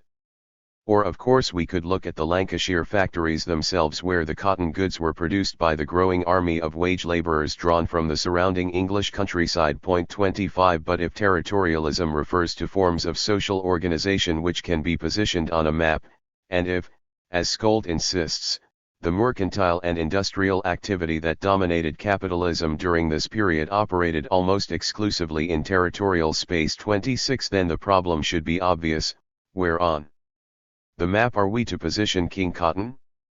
We cannot simply choose one place, say, Lancashire, for then we would not be seeing the social organization as a whole. Yet nor can we really get round the problem by simply allowing that it occupied a number of separate sites, requiring only that we point to 4 or 5 places instead of one. For none of these would have existed without the others. To come to the point, the reality of the early 19th century cotton industry cannot be described without identifying the way it related all these distant places to each other organically in a single division of labor. Its real existence lay in the social and ecological relations by which millions of human lives were interconnected both within these different places and across the vast distances which separated them. There is no way of representing those relations as places on a map. If we wanted to give a spatial account of them, then we would have to refer instead to what Donald Lowe called the new space of political economy. 27 Which emerged towards the end of the 18th century, a space defined not by territory but by relations of production and exchange. And the distance transcending character of this new space rested not on speed of communication, but rather on the peculiar social properties taken on by human interactions when mediated by the exchange value of things. Yet if industrial capitalism generated supraterritoriality in this sense from the start, what about those other two of the latter's defining features, trans-world simultaneity and the quality strictly defined as transborder? As to the first of these, we must again shake off the implicit reduction of this phenomenon to a mere function of speed of communication. For, causally speaking, the activity of the Lancashire factories was at every moment premised upon the continuing, simultaneous existence of the American plantations, and vice versa, irrespective of how long it might have taken for cargo vessels to cross the Atlantic. Indeed, for this reason, Marx, in a metaphor which surely expresses nothing if not wonder at the trans-world simultaneity which he was describing, argued that New World slavery had become the pedestal for capitalist development in England, several thousand miles away. 28 And as to the transborder element of global relations, it is clear enough that political borders neither figure in the new space of political economy, nor did they place any insurmountable constraints. 29 On the operations of King Cotton. In any case, Skold himself comes to the conclusion that this third element does not enjoy quite the same definitional standing as the other two. For he points out that many intranational activities also manifest superterritorial qualities, and therefore merit the designation global even if they cross no borders. From all this, we may perhaps draw the following preliminary conclusion. Sir Richard Arkwright, cotton spinner extraordinaire, did not, it is true, invent the communications satellite. 30 But then, the communications satellite, it now appears, did not invent superterritorial space. We have some empirical grounds for supposing that supraterritoriality is not something which has happened to capitalism as the result of late 20th century technological advances. It seems rather to be something intrinsic to capitalist social relations themselves. Would it be too much then to suggest that it is rather these social relations which ultimately lie behind the emergence of the communications satellite? There is, however, a larger, more theoretical point to be drawn out here. On the wilder shores of globalization theory, these superterritorial properties and tendencies of capitalism have been taken to point to the ultimate crisis of the nation-state and the state system. It is an old theme. I believe, declared Richard Cobden, speaking for free trade in 1846, that if we could be allowed to reappear on this sublunary scene, we should see, at a far distant period, the governing system of this world revert to something like the municipal system. 31 This is not Skold's way. For him, globalization shows no sign of erasing the state. And this is not simply because, having unfolded mainly since the 1960s, it needs more time to work its full effects. On the contrary, careful as ever, he has already earlier told us that globalization, despite being defined as the rise of superterritorial space, is nonetheless not antithetical to territoriality. However, it has transcended the territorialist geography that sovereignty presupposes, and as a result it has brought the end of sovereignty. 32 And as we saw earlier, this is not a small thing. 300 years of the Westphalian system are now over. This is broadly held's position also, as well as that of other transformationalists in the globalization debate. We cannot therefore ascribe its apparent equivocation simply to indecisiveness in the mind of an individual author. How then should we explain it? More particularly, can we develop the preceding points about capitalism to explain why this apparent confusion arises as a necessary feature of the folly? To see how this might be possible, it helps to recall that for Marx the phenomenon of the English cotton industry represented far more than the simple application, however unprecedented, of new technologies to the process of production. Nor could it be understood simply as the rise of an especially effective mode of surplus appropriation and accumulation, newly released from previously existing social and political restraints. It was both of these things, to be sure. But they in turn were premised upon a deeper, wider, and longer-term social transformation which only now, in the new industries, was starting to reveal the scale of its historical potential. In what was perhaps the most pregnant of his many attempts to formulate clearly the overall nature of this transformation, Marx suggested that the new form of society which it produced could be distinguished from all previous ones in the most fundamental terms: the very forms of social connectedness through which people related to each other, and through which society itself was daily reproduced, had undergone a truly basic shift. The historical norm had been for human societies to be organized and reproduced via relations of personal dependence of one kind or another, such as kinship, tribute, or even slavery. The Manchester cotton workers, however, whatever the wretchedness of their condition, were tied to each other, to their employers and to their society at large by a quite different form of social connectedness, personal independence based on dependence mediated by things. 33. The enormous role of American slavery in the rise of King Cotton bears ample witness to the historically, geographically, and socially uneven nature of the process of transformation which Marx believed himself to have identified. But he was surely right to hold that in some essential way the future lay more with the general leasing of the wage-labor relations emerging in its metropolitan heartlands than with the brutally intensified relations of personal dependence generated at its geographical periphery. At any rate, he devoted by far the greater part of his intellectual effort to drawing out the sociological implications of this new form of human sociation. It was an effort increasingly dominated by a critical engagement with what he took to be the most important, even generative, dimension of this new world, its political economy. But we do well to remember the wider thrust of Marx's argument, that capitalism involves an historical transformation of what Sayre neatly coins the elementary forms of social life. 34. For this wider thrust also contains, alongside the economics, an argument about the sovereign form of the modern state which reveals how the endless perplexity of the issue of sovereignty for globalization theory may derive ultimately from the insolubly problematic way in which the category of the political is produced in this modern form of society. Whatever else it is, capitalism is, like feudalism, a mode of surplus appropriation. And if we want to get to Marx's analysis of sovereignty, we do have to start with this point. For Marx claimed that the ambiguities of sovereignty are rooted in the historically peculiar form that surplus appropriation takes in a capitalist society. And what he thought was peculiar to this form was its organization via contractual relations of exchange among formally legal equals. This was the expression, in the sphere of material relations, of personal independence based on dependence mediated by things.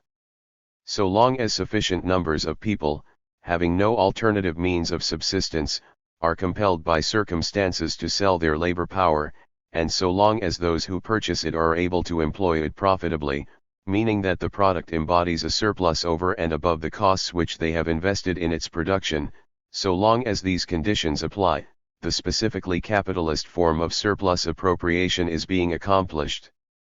Marx's analysis of capital reaches much deeper than this, and at those deeper levels, where the sociological theory of value is set out, his arguments remain hotly contested and widely rejected.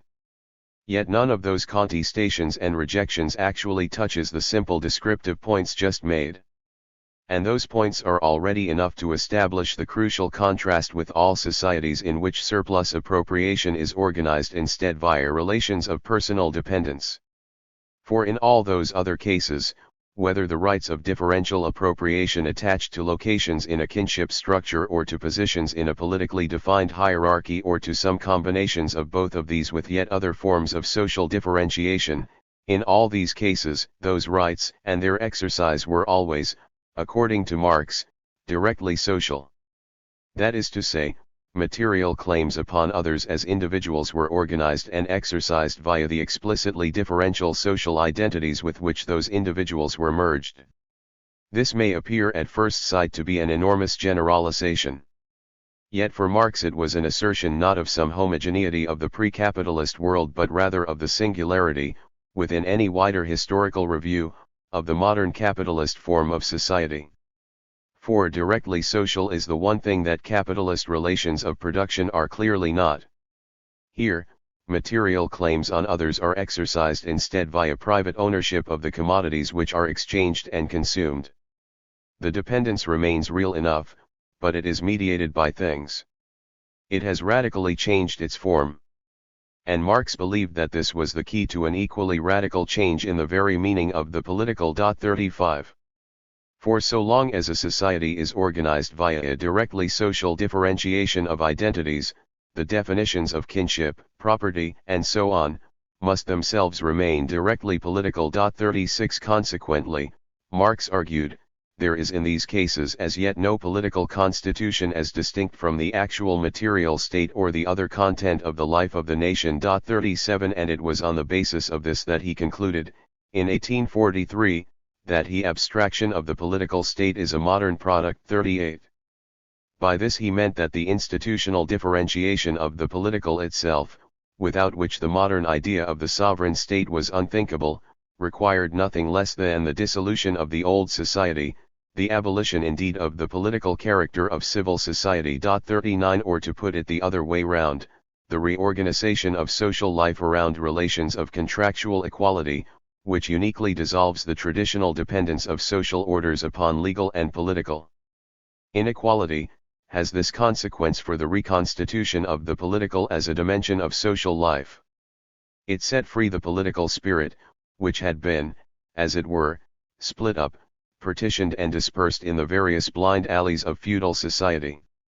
It gathered the dispersed parts of the political spirit, freed it from its intermixture with civil life, and established it as the sphere of the community, the general concern of the nation, ideally independent of those particular elements of civil life. 40.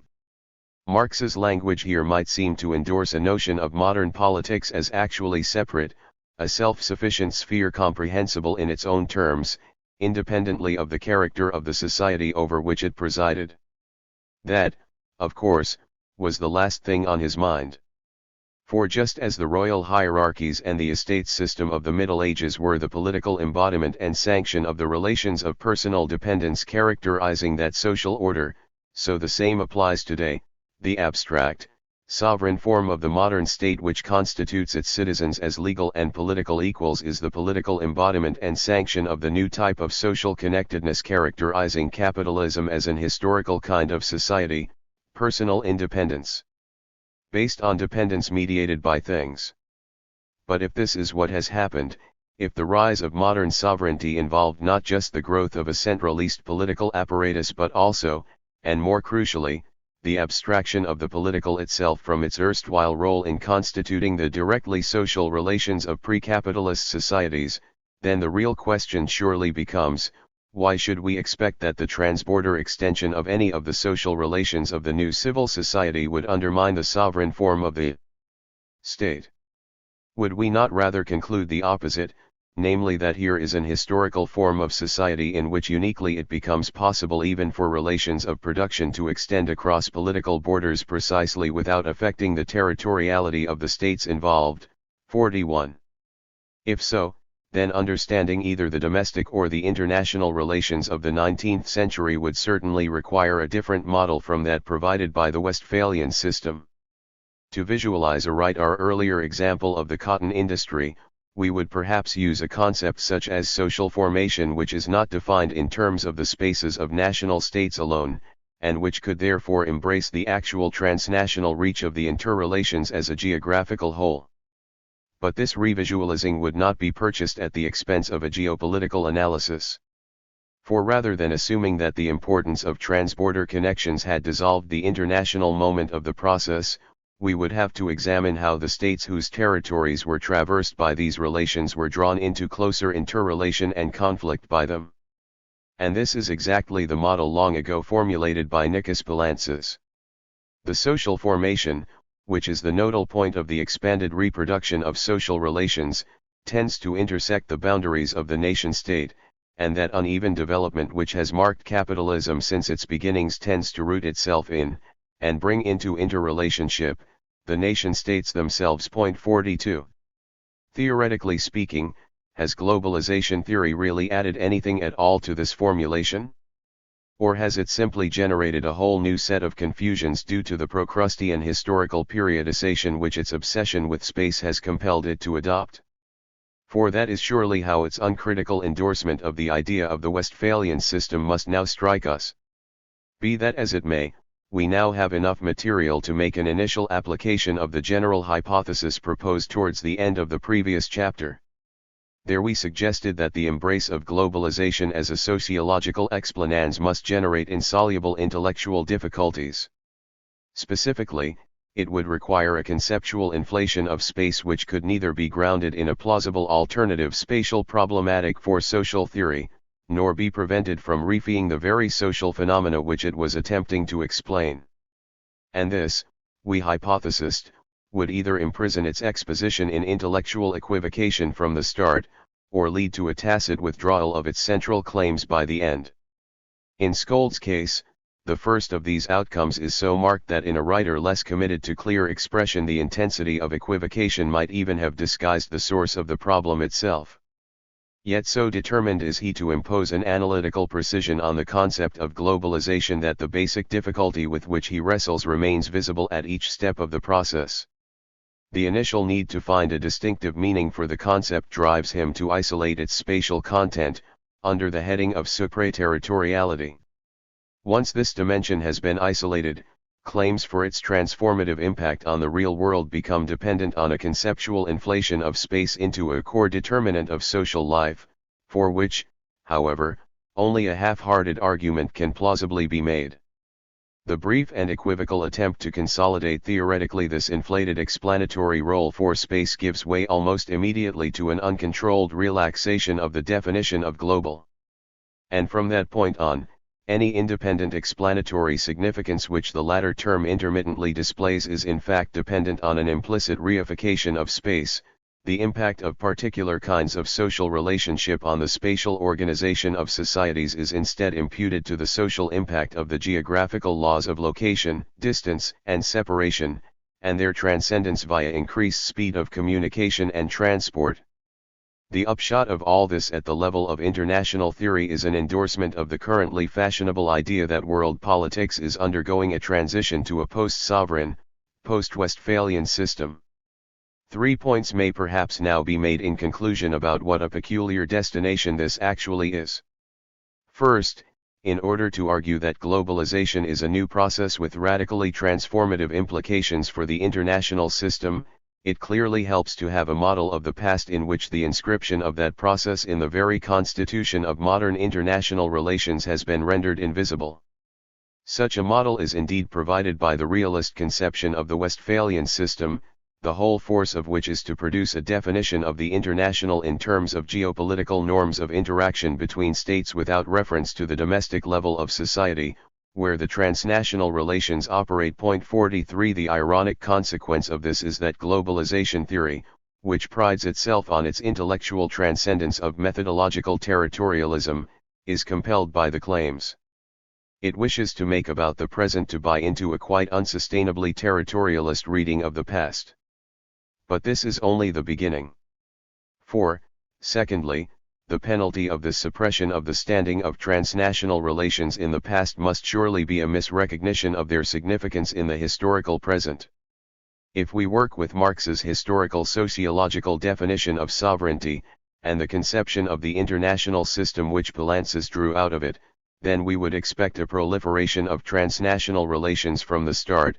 We would expect these to grow very dramatically with the rapid material development and geographical spread of capitalism itself, and we would expect the temporally and spatially uneven rhythm of this historical process to generate periodic crises and adjustments in the politics and organization of the sovereign state system itself, through which this process is collectively, if anarchically, managed.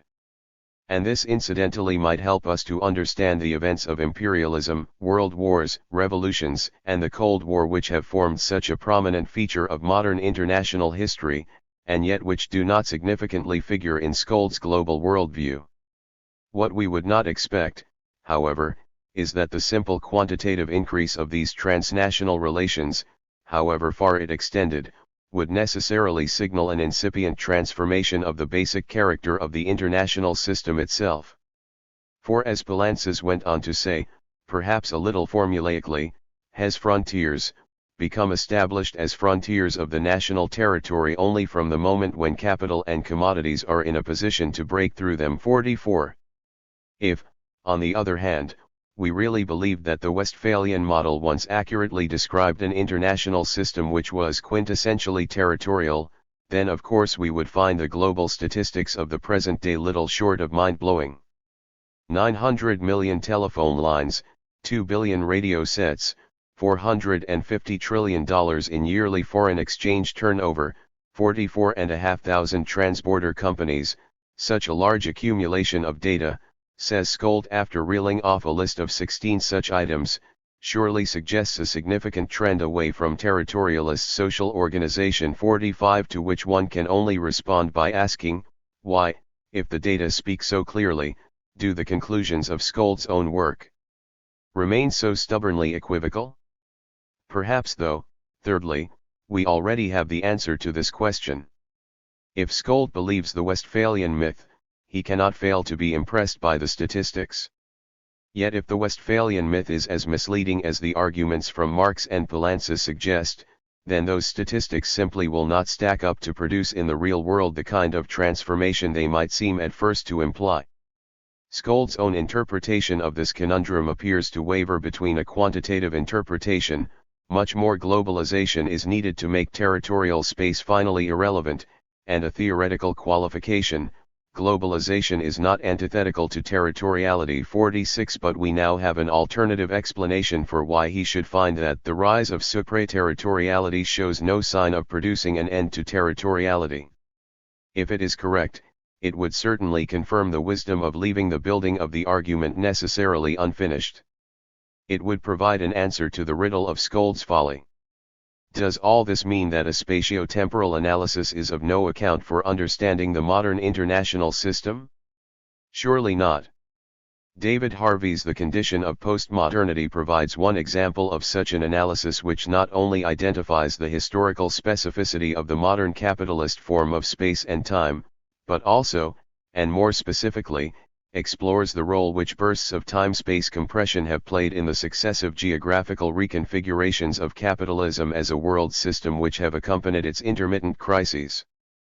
Perhaps the most arresting example, however, is that of Poulantzas himself. In State, Power, Socialism he devoted a highly suggestive discussion to a comparative analysis of different mechanisms of organizing social space.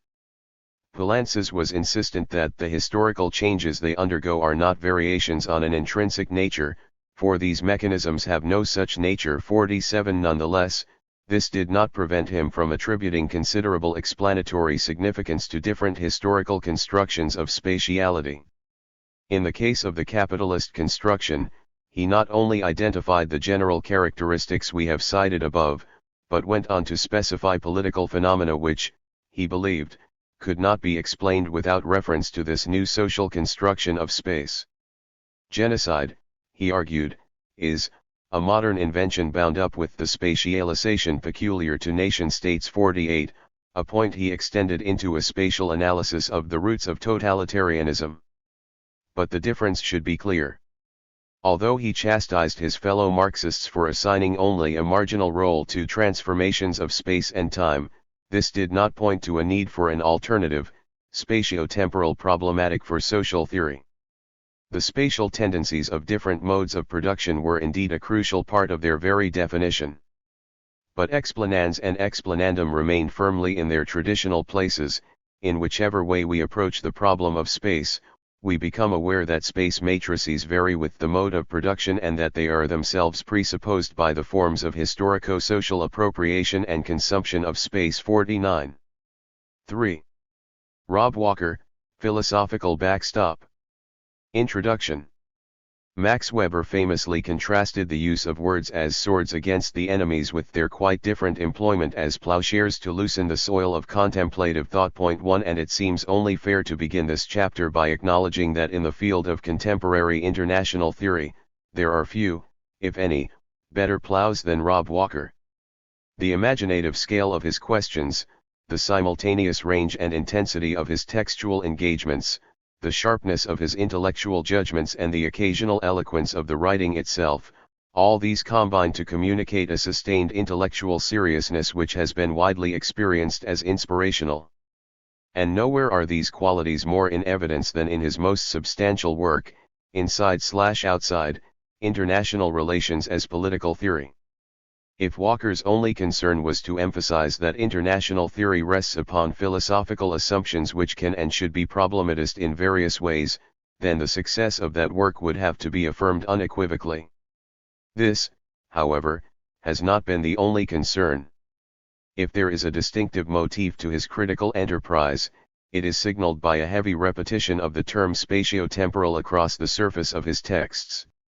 As one would expect of such a writer, this is not just a surface phenomenon.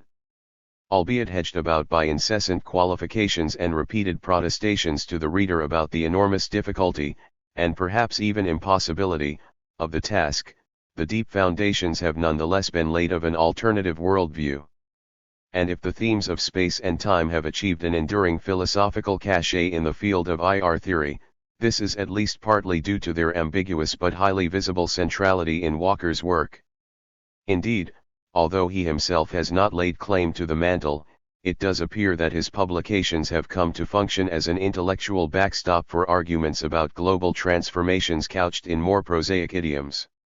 It is Walker who is cited by David Held and his fellow authors to support their claim that the idea of global politics challenges the traditional distinctions between domestic/international, inside/outside, territorial/non-territorial politics too. Similarly, Gillian Youngs asserts that among recent literature which has taken up the conceptual challenge of the study of international relations in a global age, Walker's perspective plays a particular role in highlighting the deepest aspects of these crucial, critical developments in the discipline. 3. In short, claims about the transcendence of the Westphalian system, the emergence of a post-international world, and hence the supersession of the traditional intellectual problematic of the international itself are here being referred for support to the particular historico-philosophical argument about sovereignty and modernity which Walker has made his own.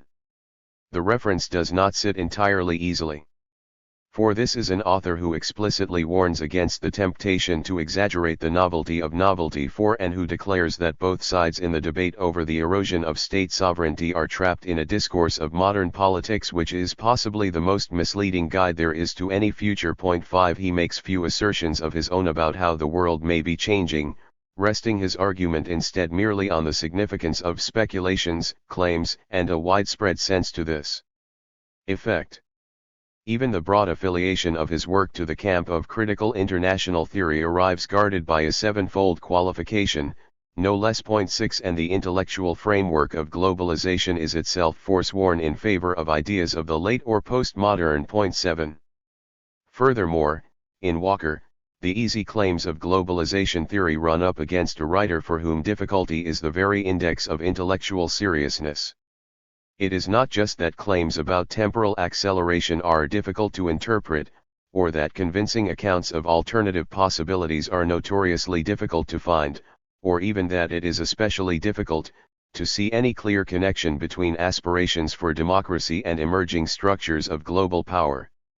These, after all, merely illustrate the general point that the contemporary political agenda is full of exceptionally difficult questions. 8. The real point lies deeper.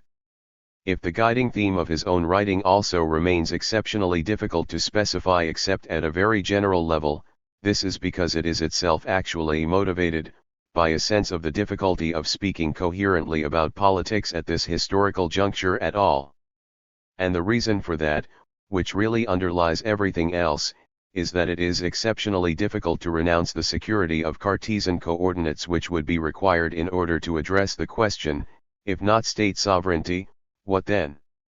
It is this difficulty, he warns sternly, at the end of chapter 4, not the extravagant presumptions of modernist social science, that demands our attention. Globalization theory, as we have already seen, has its fair share of extravagant presumers. So it is not surprising that this cult of difficulty has opened up a wary textual distance between Walker and his admirers. In the critical international theory literature too, he is more often cited than directly discussed. Why is it, then, that a prickly customer like Walker, who goes to such lengths to complicate and deflect intellectual incorporation, is nonetheless so happily invoked by globalization theorists in the field of international relations? There appear to be three main reasons for this. First, the substantive claim at the core of Walker's entire work is that the world of territorial sovereignties reflects the privileged role of space in the modern imaginary, a role now challenged by late or postmodern experiences of temporal accelerations. Because his particular concern is to expose the categorical fixity of international theories as discourses, some scope exists for avoiding any commitment of his own to the concrete claims of globalization theory. It is usually enough for his purpose to demonstrate that, irrespective of their empirical or theoretical adequacy, they throw into relief the enormous authority of spatial imagery. Point 9 Still, no amount of prickliness and evasion could hide the fact that the categories of space and time have here become central to the explanation of social reality in the way that globalization theory requires. And in any case, Walker's usual reliance on claims, speculations, and intimations itself occasionally gives way to statements of outright empirical affirmation. Yours is an age of speed and temporal accelerations. We live in a world in which boundaries are so evidently shifting and uncertain. States and capital participate in spatio-temporal processes that are radically at odds with the resolutions expressed by the principle of state sovereignty. Democratic struggles must respond to fundamental re-articulations of spatio-temporal relations. And even, theories of international relations, can be understood as the product of specific historical conditions that have now passed 10. Second, in addition to this general affirmation of spatio-temporal analysis, Walker implicitly advances a special, even strategic, significance for globalization theory in the field of IR. For international theories are a constitutive horizon of modern politics in the territorial state. As such, they are expressions of the limits of the contemporary political imagination as a whole. Speculations about the accelerative tendencies of contemporary political life are therefore much more than just speculations, as hallenges to these limits, constitute the crucial condition under which we might be able to renegotiate our understanding of the political under contemporary conditions. 11.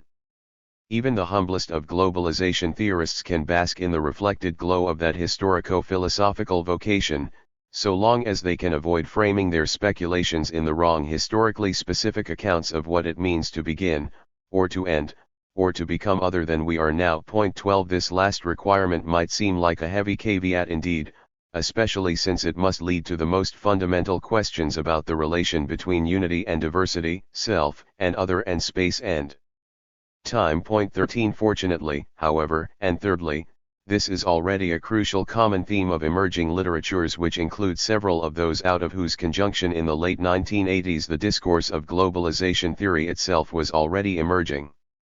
The generously long list of these emerging literatures includes, among others, those on global political economy, especially in relation to emerging forms of international capital and communications technology, the explorations of at least some kinds of social movements, the revalorization of both the local and the global, and so on. Point 14 And in the footnoted references here and elsewhere, the names of those who would later staff the Academy of Globalization Theory, Zygmunt Bauman, David Held, Mike Featherstone, Scott Lash, and so on, find a ready place.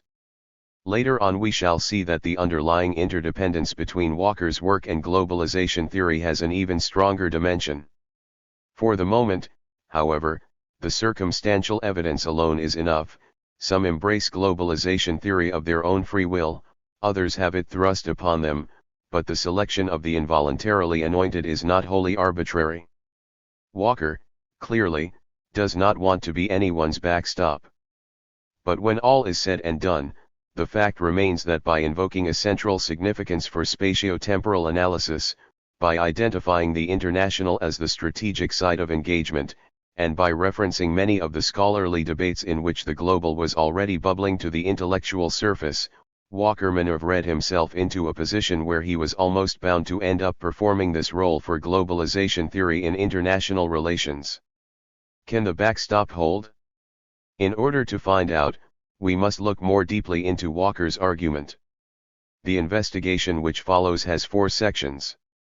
The first 2 of these are expository, as we try to piece together the method and the substance of Walker's argument in some detail. The third and fourth sections then turn to a critical assessment. and what we shall discover is as follows.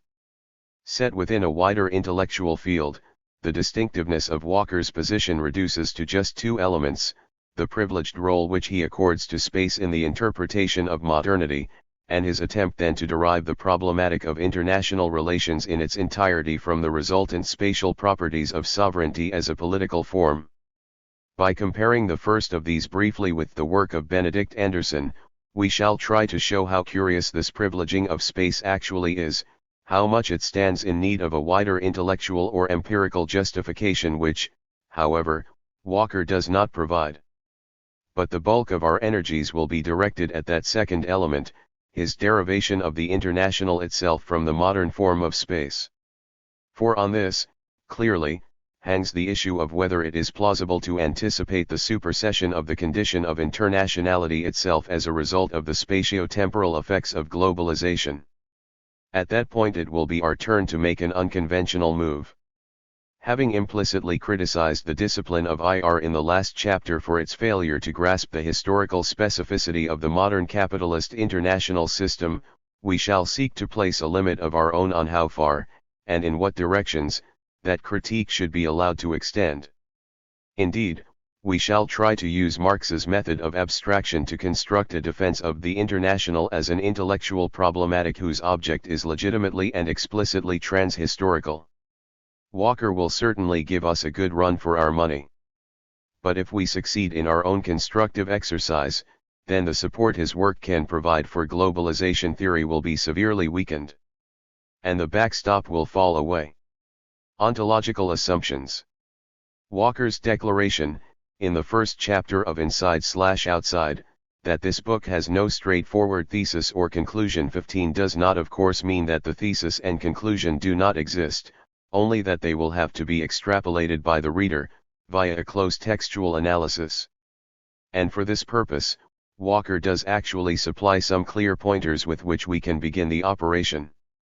I insist, he says on page 82, that differences between approaches to contemporary world politics must be addressed at the level of basic ontological assumptions. Again, his own basic ontological assumptions are not explicitly stated. But if we reason from the practice of his texts, we may perhaps draw them out as follows. First, human beings are self-interpreting creatures, whose behavior must therefore be understood via the categories through which they construct the meaningfulness of their existence. Second, all such constructions must grapple with three philosophical problems which attend human existence as such. 16 These problems are summarized as the problem of universality and particularity, the problem of self and other, and the problem of space and time. Third, human beings are social animals in the deep sense that the resolution of these problems is achieved intersubjectively in the form of cultures. It is presumably from these three ontological assumptions that Walker derives what in effect will operate as the key methodological premise of his argument: all human societies embody historically and culturally specific resolutions of the aforementioned existential problems. This seems reasonable enough. Yet why, it might be asked, should we endorse these particular ontological assumptions rather than others?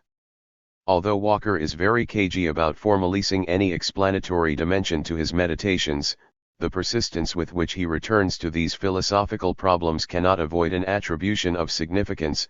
He must, in short, believe that the specific discursive forms in which different cultures embody resolutions to these problems are in some crucial way foundational for their wider character as social formations. We should therefore clarify exactly what these problems are. What Walker describes as the problem of the particular and the universal is effectively the same as Plato's problem of the many and the one. 17 Its significance lies not simply in the local cognitive challenge which it generates, how the variety of concrete particulars can be subsumed by the mind under general categories, but more profoundly in the existential need which it reflects of humans as reasoning subjects. Making sense of our experience is the condition, even the substance, of its construction as meaningful. And this is why, for Plato as well as for Walker, the problem of the universal and the particular is simultaneously a technical challenge to the construction of explanation and a mystical challenge to the construction of identity. For Walker, however, as a political theorist analyzing approaches to contemporary world politics, the general problem of the universal and particular recurrently finds expression also in a more precise inflection, the same constructions of culture which may provide a meaningful resolution of the problem within a given community serve to reproduce and reinforce the problem on a different plane. For modern world politics subsumes a known empirical diversity of cultural solutions. And on this plane, the problem is therefore reopened as an insoluble tension between the claims of cultural particulars and those of the human. On the basis of this, we can readily see the purchase of the second philosophical problem, that of self and other, or inside and outside. If the ontological problem of the universal and the particular is resolved within a given cultural community, then a different ontological status necessarily attaches to what lies outside that community, a difference which will be reflected at the level of collective identity in a mutually defining opposition of self and other. Walker would rightly assert that the problem of self and other, or inside and outside, is not specific to international relations alone. 18 Nonetheless, there is no denying that in this domain it will have a special prominence. Moreover, it seems reasonable to assume that the actual content of the dichotomies of self/other and inside/outside will vary historically with the particular cultural forms in which the earlier problem of the universal and the particular is resolved. And indeed, central to Walker's analysis of modernity as a culture is a claim that this particular resolution renders the problem of self and other especially intractable. Finally, there is the problem of space and time. Reified temporal horizons, says Walker, give meaning to where we think we may be going. 19 And this is also existentially necessary to human beings if the twin threats of ceaseless change and individual mortality are to be subsumed into an account of life as meaningful. Meanwhile, ideas of space, like those of time, express many of the greatest mysteries of human existence. 20 The statement is a little coy, but if we combine it with a later claim that the spatial constructs associated with Euclid and Newton played a decisive role in determining the cultural forms of European civilization, 21 then the scale of the overall point is clear enough. Cultural communities do not simply exist in space and time, they are in some part produced through specific constructions of space and time as meaningful. If these are the basic ontological assumptions of Walker's analysis, the next step must be their application in the analysis of concrete historical worlds. I affirm, he says, the priority of history. 22 And sure enough, an implied narrative now emerges, opening up into a triptych of medieval, early modern/modern and late modern/postmodern mental and material universes. Walker does not give us much to go on with regard to the first of these. 23 But we may perhaps reconstruct its outlines as follows. In the Middle Ages, the coordinating intellectual resolution was the specific achievement of scholastic universalism. 24 In this idiom, hierarchical modes of knowing and being 25 were articulated around the central motif of the great chain of being. This motif permitted accounts of a world of continuities, a culture of resemblances, an ethics of greater and lesser, and thus of a politics rooted ultimately in a monotheistic theology. 26 The spatial correlate of this was reflected in the complex overlapping jurisdictions of the medieval era. 27 While the reified temporal horizon was not defined by the forward movement of linear time as history, rather, time, and movement, came to a stop at the edges of eternity, somewhere among the angels crowded on the almost but never quite infinite point of transition from here to there, from life to death, from the city of man to the city of God. 28 The lack of any detailed specification beyond these broad intimations presumably reflects the fact that Walker's interest lies overwhelmingly with the crystallizing of the modern era which followed. And since it is his treatment of this which in fact determines his later uneasy but unavoidable rendezvous with globalization theory, we must look the more carefully into it. Space and modernity. The gist of Walker's argument may be approached by triangulating three characteristic claims. The first of these is that the principle of state sovereignty constitutes the crucial modern political articulation of all spatio-temporal relations. 29 The second is that this monolithic status of sovereignty derives from a specific role which it plays in the culture of modernity. For sovereignty can be read as a very elegant and specifically modern resolution of three philosophical problems which we earlier saw to be rooted in the character of human existence as such, problems of the universal and the particular, of inside and outside, and of space and time. Point 30. And finally, what makes sovereignty specifically modern is the fact that it expresses the spatial resolution of all philosophical options. 31. With claims such as these in the air, it is hardly surprising that the globalization theorists should scent a whiff of philosophical profundity in their endeavors. And Walker, it must be said, gives them every encouragement, if it is true, he adds, that contemporary political life is increasingly characterized by processes of temporal acceleration, then we should expect to experience increasingly disconcerting incongruities between the emerging realities and traditional theories of world politics. 32. But what exactly does Walker mean by his claims about the role and character of sovereignty? The answer is at once historical and philosophical. For Walker directs our attention to early modern Europe, where he locates the crystallizing of the idea of sovereignty within the ferment of a wider cultural crisis. The essence of this crisis 33 was that the medieval world of hierarchies and continuities was giving way to the modern world of autonomies and separations. 34 This was reflected not only in the breakdown of the political structure of Christendom, but also in the simultaneous dissolution of its spiritual and intellectual frameworks in the face of the scientific revolution. In such a context, the existential resolution previously secured by the great chain of being ceased to function. Attempts to construct an account of political life 35 required a new resolution. And somewhere along the line from Machiavelli and Hobbes the new resolution emerged.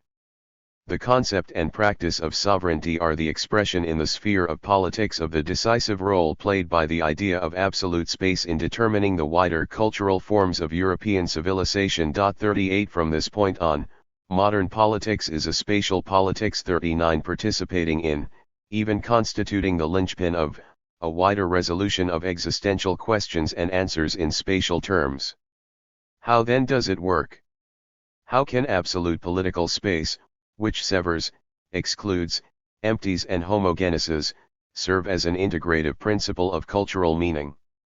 This, for Walker, is the elegance, the style and indeed the metaphysical achievement of sovereignty. Point 40. First in line is the problem of the universal and the particular. This receives a double resolution. On the one hand, the existence of a sovereign state system allows for the persistence and embrace of cultural particularity within a universal framework of norms of interaction. On the other hand, the generalizing of the sovereign state as a particular cultural form could be reinterpreted as the realization of a universal human necessity, for security or freedom or development. Any system, many states 41 becomes the spatially defined formula by which the problem of the many and the one is resolved in modern world politics. This primary resolution both enables and depends upon an absolute spatial demarcation of inside and outside, self and other. Within the legitimized particularity of individual states, it becomes possible to aspire to the universal, to realize, on the basis of a stable, overarching authority, common human aims of reason and justice, democracy and liberty which could not be envisaged in its absence. Point 42 The very terms of this possibility, however, dictate the corresponding impossibility of its extension beyond the borders of the sovereign state. There, the sway of contingency and the clash of particulars reign supreme. The spatially absolute demarcation of inside and outside is thus from the start invested with a philosophically absolute demarcation of human possibility and obligation, a demarcation reflected simultaneously in the canonical demarcation of the literatures of political theory and international theory. Finally, this same demarcation is the key to understanding how sovereignty resolves, by reconfiguring, the problem of space and time. For the spatially demarcated spheres of inside and outside are also the sites of contrasted temporalities. Inside, the cumulative realization of social aspirations allows time, past, present and future, to be tamed, that is, interpreted as the unfolding medium of human meaning, progress. Outside, it is condemned to a drama of recurrence and repetition. 43 in which only the identification of tragic circularities can stave off the yet worse experience of time as ultimately directionless and therefore incapable of expressing any meaning at all for humankind at this, its most inclusive level of existence. In this way, the practice of sovereignty is a discourse of eternity, in which the imaginative limit previously expressed in the theological line between the temporal and the eternal now reappears along the spatial demarcation of inside/outside. And international theory, wittingly or not, becomes the carrier of heavy existential questions which it can answer only with a paean to a temporality without hope of redemption. 44. Two further steps complete the overall structure of Walker's argument. Although they are broken up and scattered across the work as a whole, logical clarification requires, and the substance of his claims allows, their reassembly and insertion at this point. In the first step, Walker derives what are conventionally assumed to be the properties of the international in general from the historically specific resolutions of early modern Europe. In the second, he anticipates the undermining of these resolutions, and hence of the international, by fundamental re-articulations of spatio-temporal relations. 45 We shall summarize each of these in turn. It is Walker's contention that the existence of a discrete sphere of international ethics is not rooted in any general problematic framed by the interaction of a plurality of political communities. Rather it arises directly from this spatio-temporal resolution which we have just reviewed. 46 And although one can find points at which this claim appears to be qualified, or even contradicted. 47 There is no doubting the intended overall thrust of the argument. The principle of sovereignty alone, he reiterates on page 67, is sufficient to generate the characteristic problematic of ethics and international relations. And this is followed up by a climactic, head-on dismissal of any notion of a general problematic of the international. Against those who would claim that something of sovereignty is rooted in the wider issues of the pre-existing fragmentation of humanity into a multiplicity of interacting communities, Walker responds with an extremely bold inversion. Sovereignty, he says, is not simply a formalization of international fragmentation. It is, first and foremost, a spatial resolution of the relation between universality and particularity. International fragmentation is only one consequence of this resolution, the other being an account of political community and temporal progress within the state. 48. Now, if geopolitical fragmentation is, so far from being a cause, only a consequence through which the effects of a spatial resolution of existence are refracted at the level of politics, then it should be possible to reinterpret the central themes of IR theory and practice as, ultimately, emanations of this spatial resolution. And this is what Walker next seeks to do, identifying 4 consequences of viewing the state in essentially spatial terms, and 5 problem areas in IR theory which reflect the permanent and increasing difficulty of screwing the lid of spatial definition tightly onto the reality of world politics. 49. The 4 consequences comprise in effect an intellectual straitjacket by which attempts to conceptualize the possibility of historical change in the sphere of international relations are constricted. Briefly, threats to the territorial integrity of the state recurrently provoke over hasty claims as to its demise as an historical form, proposed alternatives to the state fail to disentangle themselves from its underlying spatio-temporal mainspring and therefore simply generalize the latter into some form of world government, and finally, so rigidly does the spatial definition of politics suppress the imagination of temporal movement that debates sparked by novelty in the structure of the international system are condemned to a useless oscillation. Either Thucydides and Hobbes merely require a few footnotes to bring them up to date, or the globalist millennium is just around the corner. 50. Meanwhile, change or no change, the absolute spatial definition of sovereign politics already generates the sphere of the international as intrinsically problematic. It is the very composition of the international by sovereign states which renders its anarchical, violent character by definition irremediable. Consequently, for IR, sovereignty is both constitutive of the system and a problem to be overcome. 51 And it is this which then explains the clustering of disciplinary debates around such issues as international law, intervention, international organization, and so on.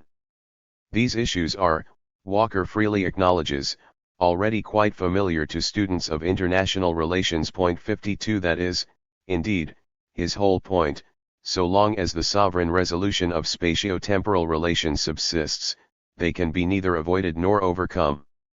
And what he adds to these debates is the realization that their conundrums are rooted not in a general problematic of the international but rather in an historically specific, spatially defined resolution of the mysteries of human existence.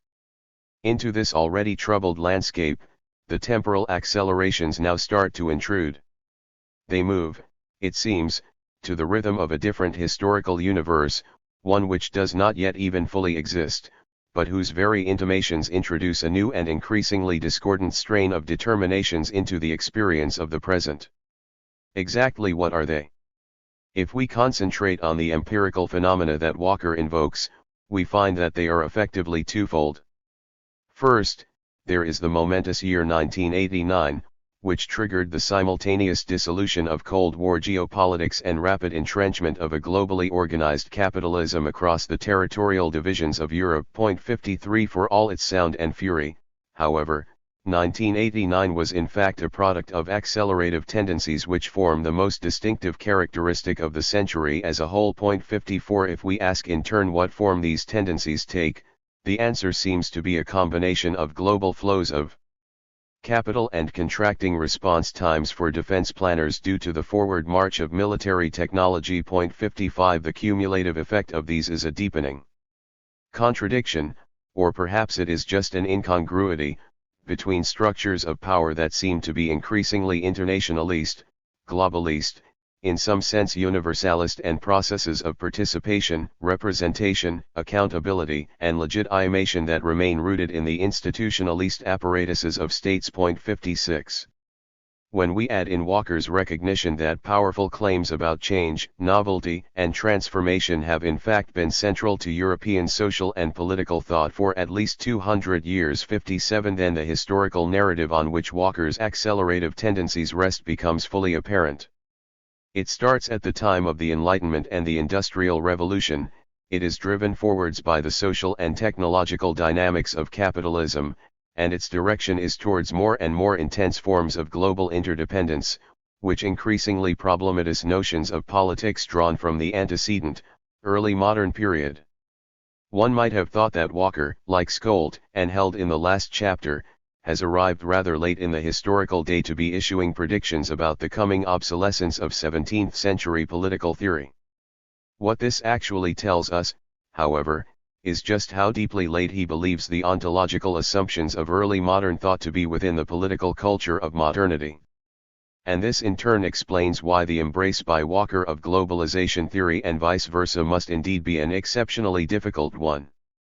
If it is indeed the longue durée of the three resolutions which is now finally ending, then claims about the demise of sovereignty which do not engage with the most fundamental questions about the relation between unity and diversity, self and other, and space and time. 58 will simply reconfirm the useless oscillation mentioned above. No one, not even Walker, has answers to these questions. The best he can propose is an empirical survey of new social movements to see if any of them manifests new spatio-temporal forms of existence. Point 59 He plows the field. He cannot sow the seed. And it is not at all clear whether many of the globalization theorists are not themselves of the sod that needs to be turned. To summarize then, all human societies embody and reproduce historically specific resolutions to problems that attend human existence. As such, modernity is defined as one such social and philosophical resolution of these, above all, a uniquely spatial resolution. The key political expression of this is the institutional form of sovereignty which simultaneously generates both the inside and the outside of modern politics. It is the key to explaining not just the form of the international, but its very existence. The contemporary transformations invoked by globalization theory are indeed threatening to unhinge the foundations of modern culture.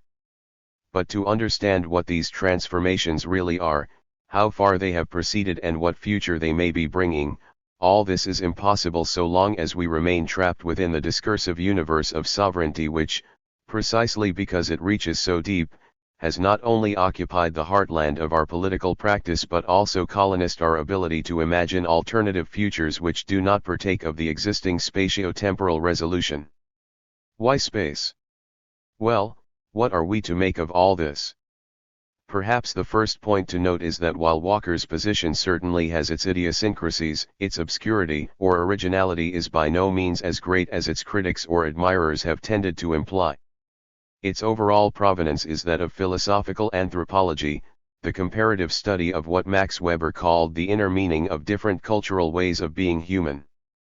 Its premise is soteriological, asserting the significance for social life as a whole of how particular cultures resolve existential contradictions into a mystical basis of meaningful experience.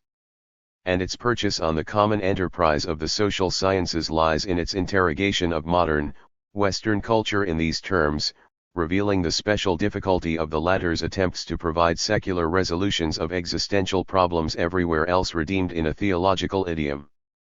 That this approach can indeed be used to generate profound insights into the modern condition is not to be doubted, as we may confirm by recalling one of its most celebrated recent applications, Benedict Anderson's Imagined Communities. 60 published a full decade before Inside/Outside. Anderson's work moved magisterially across a very similar terrain to that later covered by Walker. It, too, turned for its explanatory starting point to the fatalities of existence and the ways in which different cultures offered redemption from them. 61 It elaborated this premise into a method of discursive analysis which understood the institutional forms of human societies to embody particular resolutions of these fatalities. Anderson, too, took the bearings of modern political community by sourcing its emergence within the historical dissolution of the theological resolution provided by Christendom. Disintegration of paradise, nothing makes fatality more arbitrary. Absurdity of salvation, nothing makes another style of continuity more necessary. What then was required was a secular transformation of fatality into continuity, contingency into meaning. 62. And, last but not least, Anderson was fully and eloquently alive to the ways in which the specifically sovereign imagining of political community partook of and expressed historically new constructions of the meaningfulness of space and time. In all this, it should be added, Anderson effectively reproduced and extended the method deployed by Max Weber, both in the latter's general soteriology of the world religions, and in its substantive application to the specific and peculiar Western form of rationalism. 63 Indeed, in so doing, he carried it in one vital respect beyond what Weber himself had been able to achieve. For nationalism, as has been pointed out elsewhere, had remained perhaps the greatest lacuna in Weber's sociological writings. Comparing Weber with Ernest Gellner on this count, Perry Anderson observed, whereas Weber was so bewitched by the spell of nationalism that he was never able to theorize it, Gellner has theorized nationalism without detecting the spell. 64 The achievement of imagined communities in this respect was that it succeeded in deploying the soteriological method in such a way that the spell itself finally became the object of compelling theoretical analysis. All this being so, we now have to answer the following question: if the spatio-temporal specificity of sovereignty has already been identified, and if its analysis has already been incorporated within a wider soteriological account of the historical transition from medieval to modern forms of consciousness and social practice, wherein lies the distinctiveness of Walker's position? The answer to this is twofold: first, his particular emphasis on space, and second, his interpolation of the question of the international. As to the first of these, it must be said that in the light of Anderson's work, Walker's emphasis on space starts to look strange indeed. Modern politics, he has told us, is a spatial politics. Well, it may be true that the rise of modern cultural forms involves a reconceptualizing of space as absolute and abstract, or inviolable and sharply delimited. 65 The trouble is, exactly the same could be said of time, whose distinctively modern conceptualization as irreversible, linear, and uniform invests it with the same quality of being inviolable and sharply delimited. So deep-lying is this new idea, says Benedict Anderson, that one could argue that every essential modern conception is based on a conception of meanwhile. 66 Yet this does not lead Anderson to insist that modern politics is a temporal politics. And understandably so, for it is not only space and time which partake of these properties of uniformity and abstraction. On the contrary, for classical social theory, it was precisely the generalizing of these properties across the totality of forms of social reproduction which defined the key question, the question of modernity itself. Abstraction of individuals as individuals, of space and time as emptiable, of states as sovereign, of things as exchange values, we moderns, wrote Marx, are now ruled by abstractions. 68. In the face of this proliferation of abstractions, one might want to pause a little before rushing in and naming any single one as determinant.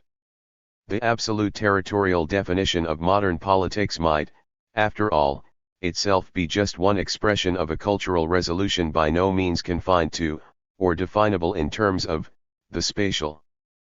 Perhaps Max Weber and Benedict Anderson paused too long. For them, rationalization and disenchantment remained a composite historical process. Ultimately there was no fixed causal hierarchy among the parts, however much they all increasingly manifested and accelerated the unified cultural distillate of secularization.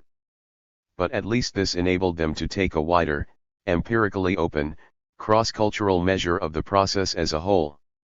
Walker's position, by contrast, appears to confound a debatable substantive claim that spatiality became the uniquely dominant idiom of early modern European culture with a conclusion which would not necessarily follow even if the substantive claim were correct, namely that spatial categories thenceforth assume a corresponding causal priority in historical and sociological explanation and analysis. Even if one agrees, as Donald Lowe does, that immanent, rational spatial representation was the dominant epistemic order in early modern Europe. 69 The notion that this continued undisturbed by the emergence of capitalist society would be extraordinary.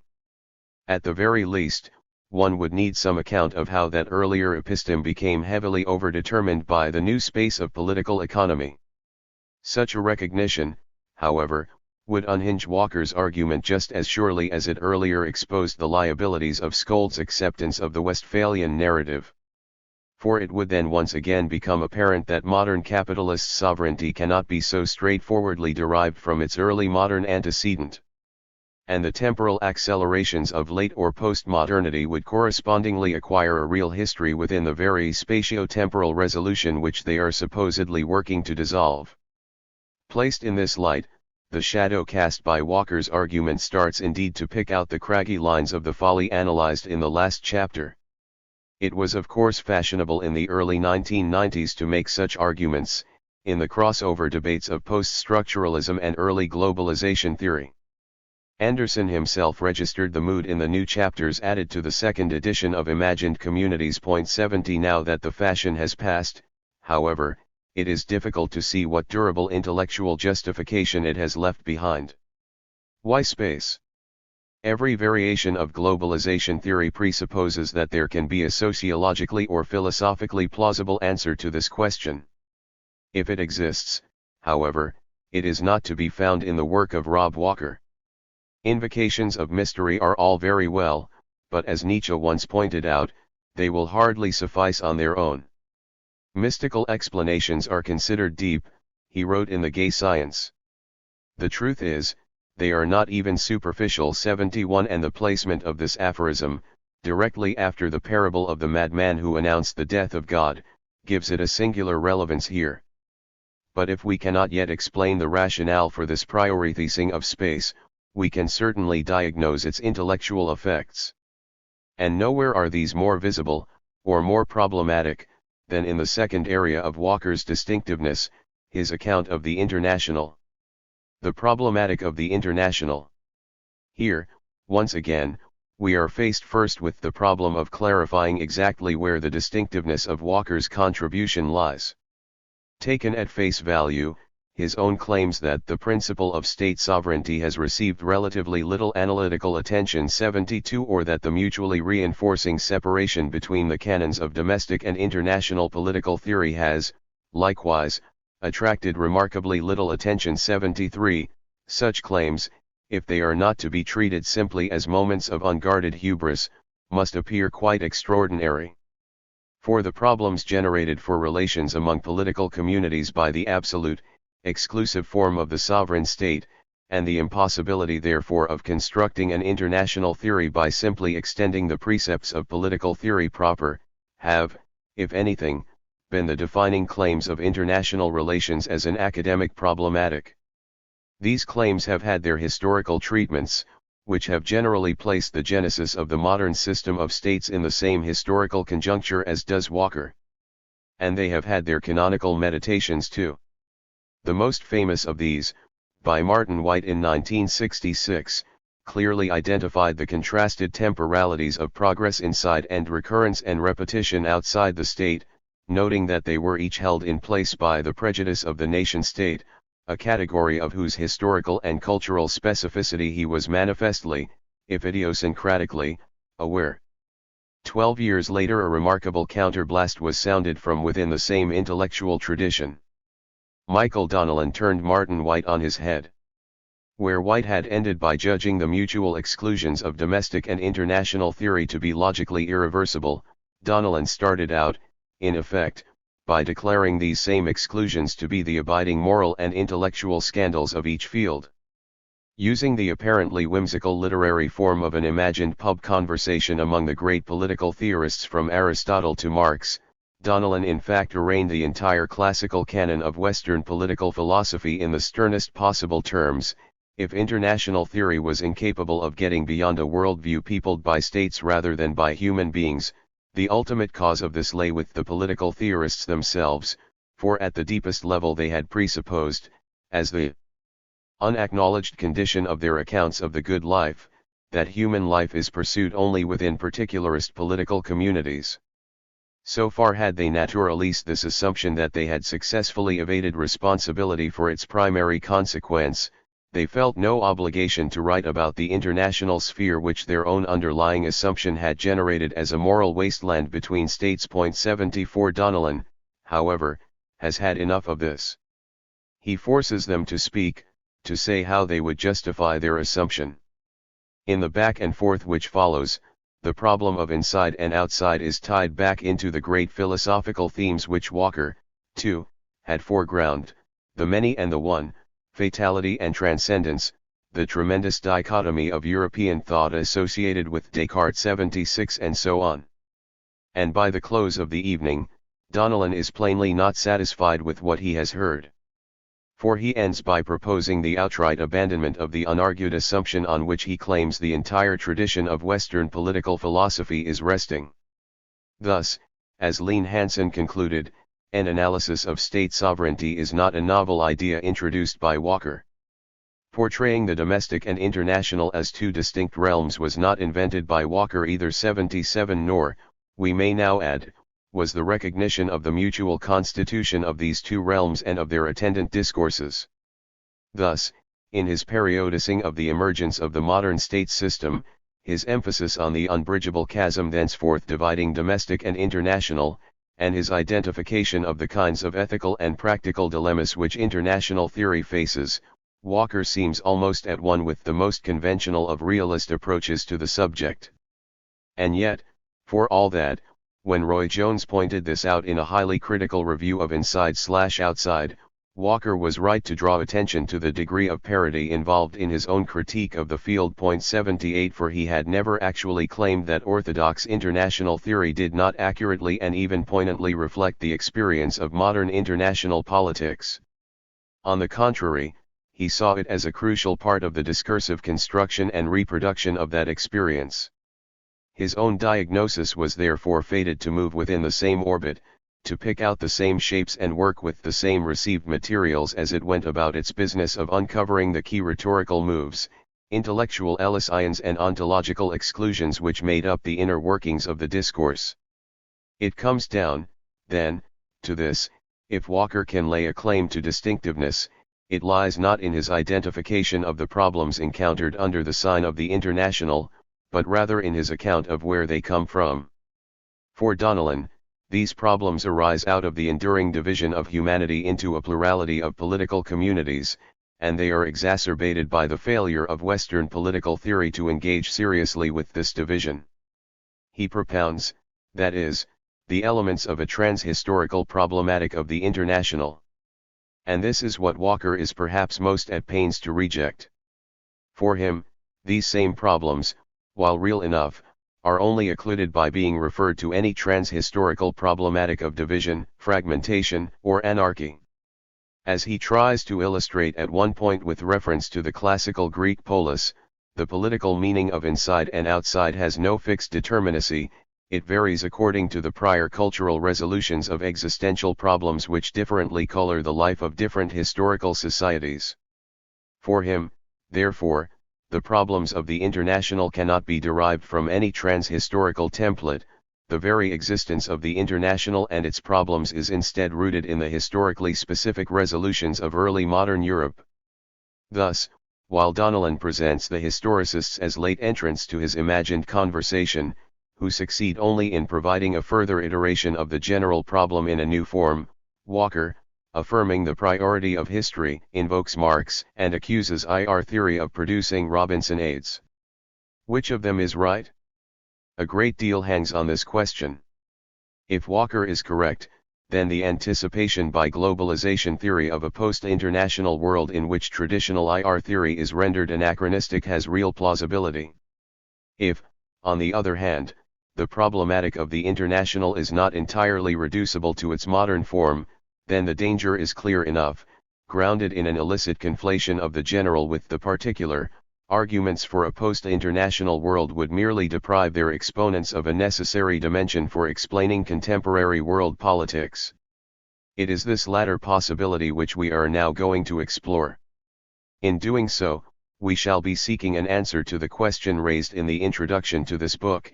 In the face of the new theoretical framework presupposed by globalization theory, we may well wish to defend the claims of classical social theory, but do we want to defend international relations in some way as well? What, if anything, is worth preserving in the traditional idea of a distinctive problematic of the international?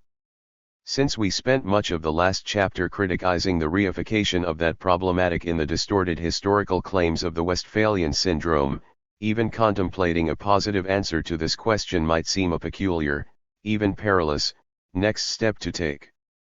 Yet take it we must.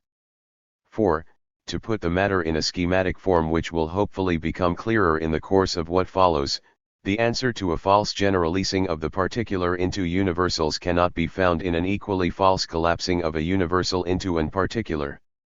In this intellectual error, we shall argue, lie both the ultimate source of Walker's difficulty, and an enormous trap which, all unawares, globalization theory has laid for itself. To begin, then, Walker's use of Marx's term Robinsonades, drawn from the 1857 general introduction, is entirely apposite. For the criticism he wants to make of IR theory at this point is almost identical in its form to that made by Marx of classical political economy. Just as the IR theorists seek to explain modern international relations as a simple expression of a general anarchical condition of geopolitics, so the political economists had attempted to explain modern capitalist production as an expression of the general preconditions of all production. 79 And the results had been the same. On the one hand, wrote Marx, precisely because those general preconditions were derived by abstracting from every real historical form of production, the resultant problematic of production in general, reduces itself in fact to a few very simple characteristics, which are hammered out into flat tautologies. 80 And with these, of course, no real historical stage of production can be grasped. 81 On the other hand, this intellectual impoverishment of the categories of political economy had consequences which were far more than intellectual in nature. For it ended by presenting production, all production, as encased in eternal natural laws independent of history, at which opportunity bourgeois relations are then quietly smuggled in as the inviolable natural laws on which society in the abstract is founded. 82. This last point, in fact, does not need to be framed conspiratorially. Since the general preconditions are derived by individuals concretely located in a given historical world, No conscious purpose is required to explain how the abstractions they produce carry the marks of that world. For that is necessarily where they start from, it is what is given, in the head as well as in reality, and, these categories therefore express the forms of being 83 of that same world. Robinson Crusoe may have been abstracted by shipwreck from the physical environment of bourgeois society. The consequence, however, of this novelistic thought experiment was not the uncovering of a universal, pre-social human nature, but rather the representation as natural, pre-social, and universal of the particular social determinations given in the head of the author. Just as for Marx, the effect of such Robinsonades as those of political economy was to obliterate the historical specificity of capitalism, and with it, the key to explaining the novel experiences of modernity, so something very similar applies with Walker. The effect of deriving the experience of modern international politics from a general, trans-historical problematic of anarchy is to obliterate the historical specificity of sovereignty as a spatio-temporal resolution, and with it, the key to explaining the discursive construction of modern politics around the absolute spatial polarities of inside and outside. And matters are only made worse by the fact that, just as for Marx, the general abstraction of the international is no more than an unwitting extrapolation from the modern case, which therefore inscribes as eternal, natural laws of geopolitics what is in fact peculiar to the latter. Truly, the intellectual core of both these discourses is all smoke and mirrors. Unlike Walker, however, Marx did not simply leave it at that. If he dismissed the unimaginative conceits of the 18th century Robinsonades 84, he steered equally clear of what initially looks like their obvious methodological antidote. It did not follow, he cautioned, that in order to talk about production at all we must either pursue the process of historic development through its different phases, or declare beforehand that we are dealing with a specific historic epoch. 85 The problem with general abstractions, it turns out, lies not in their inherent inadmissibility, but rather in the particular manner in which they are brought into relation with more narrowly historical categories. In fact, Marx argues, it is only by combining historically specific categories with general abstractions that the explanatory power of the former is realized. Thus, in the course of the same argument which weighs so heavily against the Robinsonades, we find Marx himself simultaneously insisting that all epochs of production have certain common traits, that some determinations belong to all epochs, and indeed even that production will be thinkable without them. 86 How then can these apparently divergent injunctions be aligned within a unitary explanatory method? Marx's implicit answer to this question illustrates the general character of the issues involved by momentarily switching focus from the study of production to the study of language. Then though the most developed languages have laws and characteristics in common with the least developed, nevertheless, just those things which determine their development, i.e. the elements which are not general and common, must be separated out from the determinations valid for all production as such, so that in their unity, their essential difference is not forgotten. 87. Unity and difference, the trans-historical and the historically specific can, and indeed must, be combined in the analysis of any concrete particular. Without this self-conscious combination the specific determinations of any actual historical form of production cannot be fixed, either they are falsely dissolved into the properties of production in general, or they are inflated beyond recognition by absorbing into themselves determinations which are in fact common to all stages of production. Thus we can already see that it is possible, in principle, to push an argument about historical specificity too far. Marx is still not quite done, however, with the general and the particular. To what we might call the diachronic conjunction of these two in the analysis of any concrete historical form, he now appends its synchronic equivalent. For in order to constitute production as an object of analysis, it is necessary not only to fix its particular historical forms in relation to its general trans-historical characteristics, we must also distinguish production as a particular dimension in relation to the wider processes of social reproduction in general. Of what nature, then, for this is the question Marx moves directly onto in the second section of this text, is the general relation of production to distribution, exchange consumption, 88 and his answer here parallels in a synchronic register the earlier formula for relating the trans-historical and the historical. The conclusion we reach is not that production, distribution, and exchange are identical, but that they all form the members of a totality, distinctions within a unity. 89. There it is again, the painstaking effort to avoid collapsing the general and the particular into each other, the insistence nonetheless that it is only in their analytical conjunction that the determinations identified by either can be brought into a clear focus. To conclude this excursus, it is presumably on the basis of all this, by aligning the twin crosshairs of this method, that Marx, the lambaster of Robinsonades par excellence, nonetheless felt compelled to insist that reduction in general is an abstraction, but a rational abstraction insofar as it really brings out and fixes the common element. 90.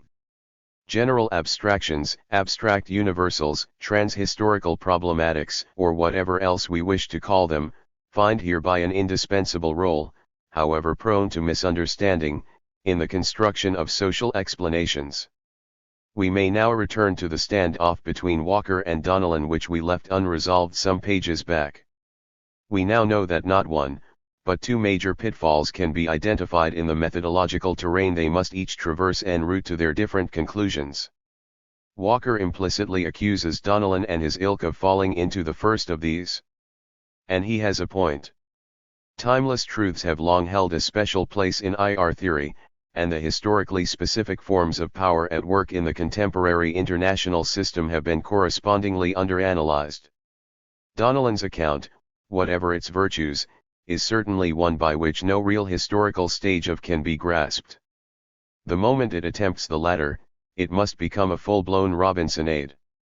The question is, however, has Walker succeeded in avoiding the second pitfall, the illicit collapsing of the general into the particular? As we have already seen, he certainly dismisses any notion of a trans-historical problematic of the international. He denies any significant admixture of general determinations in the forms or dynamics of contemporary international relations, and he proposes to derive the latter in their entirety from the unique spatio-temporal resolution of sovereignty as an historically specific political form. These claims are not some disposable wrapping of his argument, they are its very core.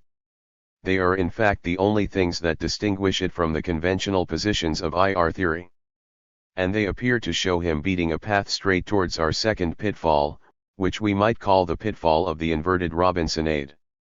Before he gets there, however, we have some work of our own to do. For Marx's methodological discussion puts us on the spot too.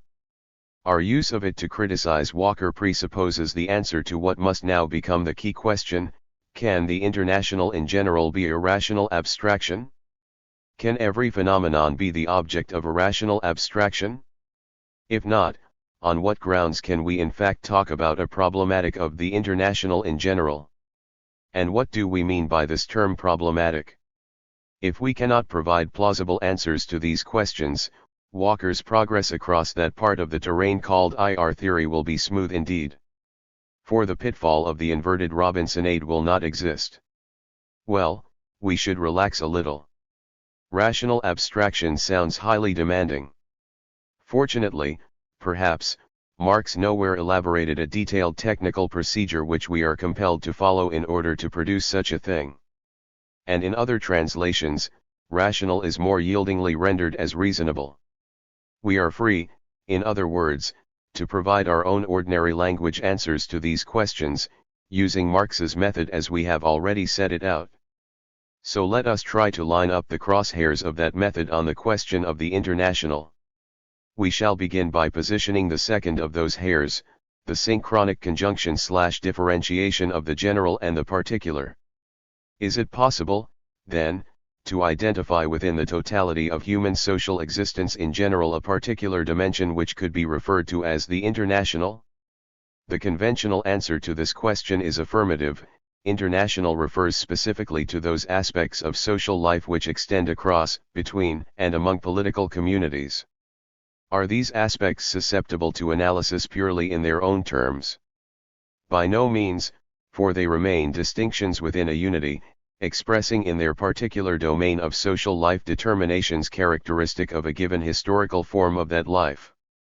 Do they nonetheless raise questions, political, moral, intellectual, which are not straightforwardly reducible to those encountered in other dimensions of that same given social world?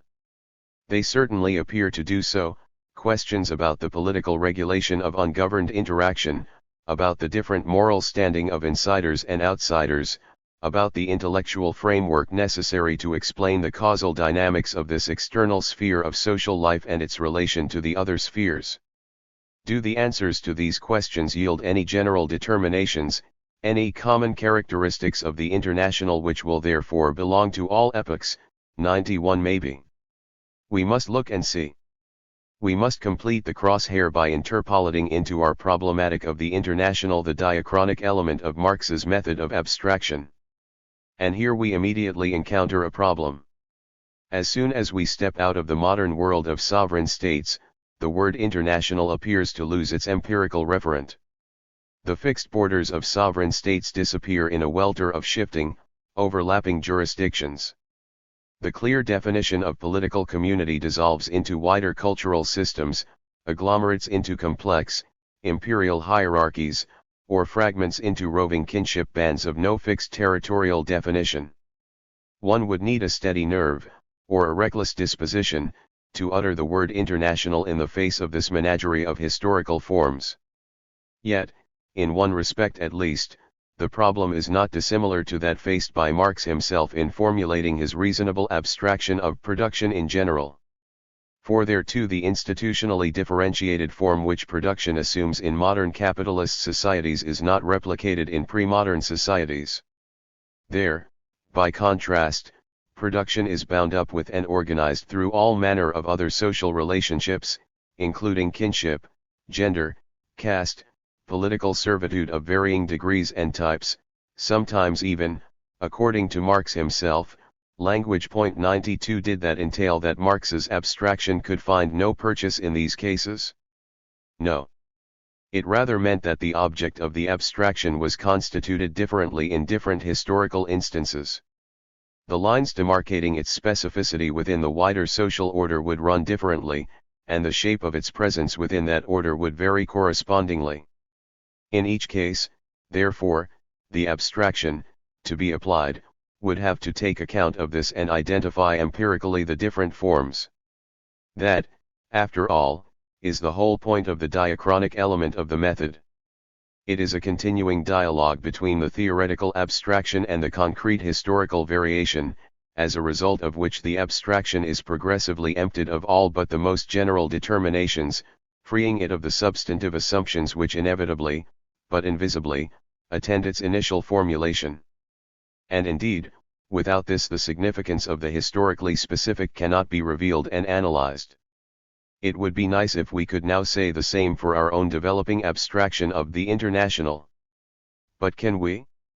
Do we not find, just at this point, a crucial difference which threatens to derail our efforts? To claim that every society engages in production is obviously valid.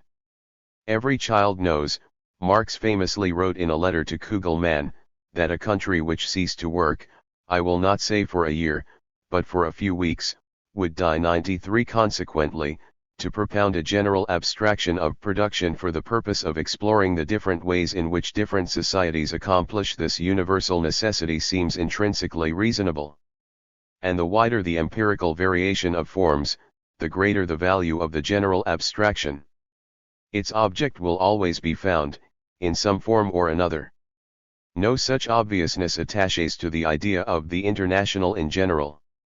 Its object, so easy to fix synchronically in an epoch of sovereign states, seems, once its modern form is stripped away, not to have a wider, general existence.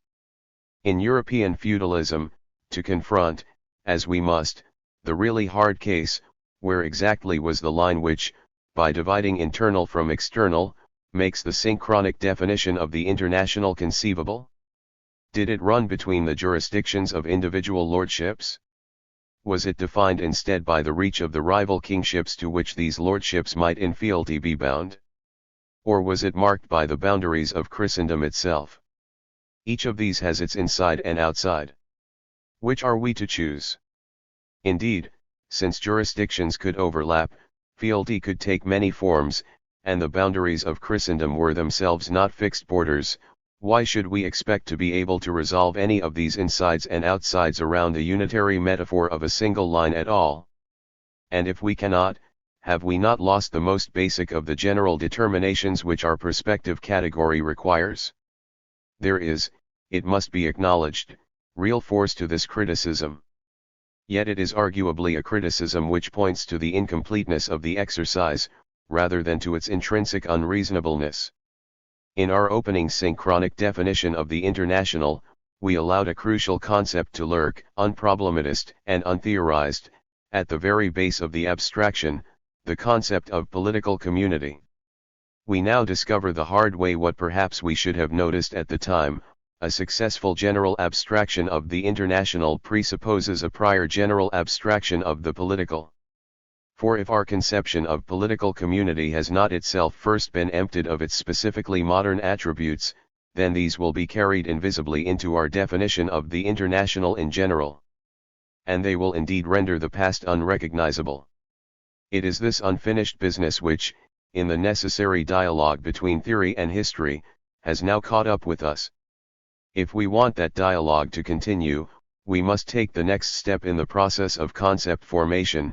We must release the abstraction for wider historical use by emptying it of the surreptitious modern content which lingers in that pivotal idea of political community.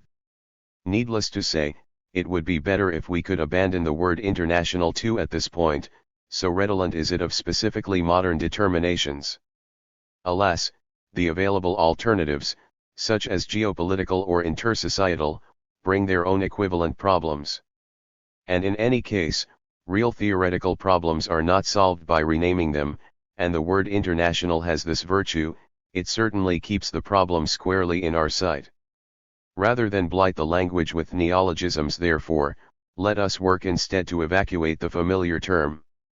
How are we to conduct the next step? Clearly, the modern assumption which has found its way into our abstraction is a definition of the political as a socially encompassing and territorially unified feature of human collectivities. No reader of Marx's early writings on the state should have let that one slip through the net. Still, how to get rid of it? For this assumption on its own would be sufficient to explain why our derivative abstraction of the international in general could find no purchase in the social world of Christendom. Perhaps the way to proceed is to search for a formulation of the political which supports an equivalent statement to that made by Marx about production in his letter to Kugelmann. Can we find such a formulation, a definition of the political which does not presuppose its modern form? Let us say, for example, the political dimension of any social order comprises the means which it has developed for arriving at, and giving effect to, collectively binding decisions and rules. Point 94. Now, does this formulation analytically differentiate a particular aspect of social life from social reproduction in general? Does it, in Marx's terms, identify a distinction within a unity? It clearly does. Does it, on its own, enable us to grasp any actual historical form of the political? Certainly not. It is a guide for investigating empirical reality, and only through that investigation of exactly how the political is constituted in given cases can historically specific categories for explaining political processes be generated. It is, in short, an abstraction. Do we know of, or can we even imagine, any human society in which the political dimension as we have formulated it does not exist? If not, then we have an abstraction which applies universally and transhistorically. We have a general abstraction. This formulation of the political no longer presupposes, even surreptitiously, the modern, statist definition of politics. It can be used equally, though of course with very different results, to interrogate all manner of social worlds, tribal networks, tributary empires, nation-states, even medieval feudalism. The question is, how does this help us with our main task, the construction of an equivalent general abstraction of the international? If our earlier diagnosis of the problem was correct, The answer should be that this reworking of the political has finally released our abstraction of the international from the tangle of anachronism in which it was still caught. Everything now hangs on whether, once so released, the idea of the international retains any determinate analytical content at all. Let us look and see.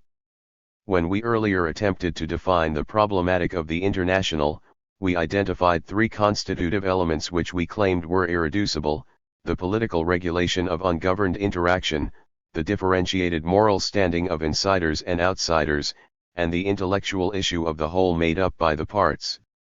Was this too just the secret reflex within our reasoning of unpurged modernist assumptions?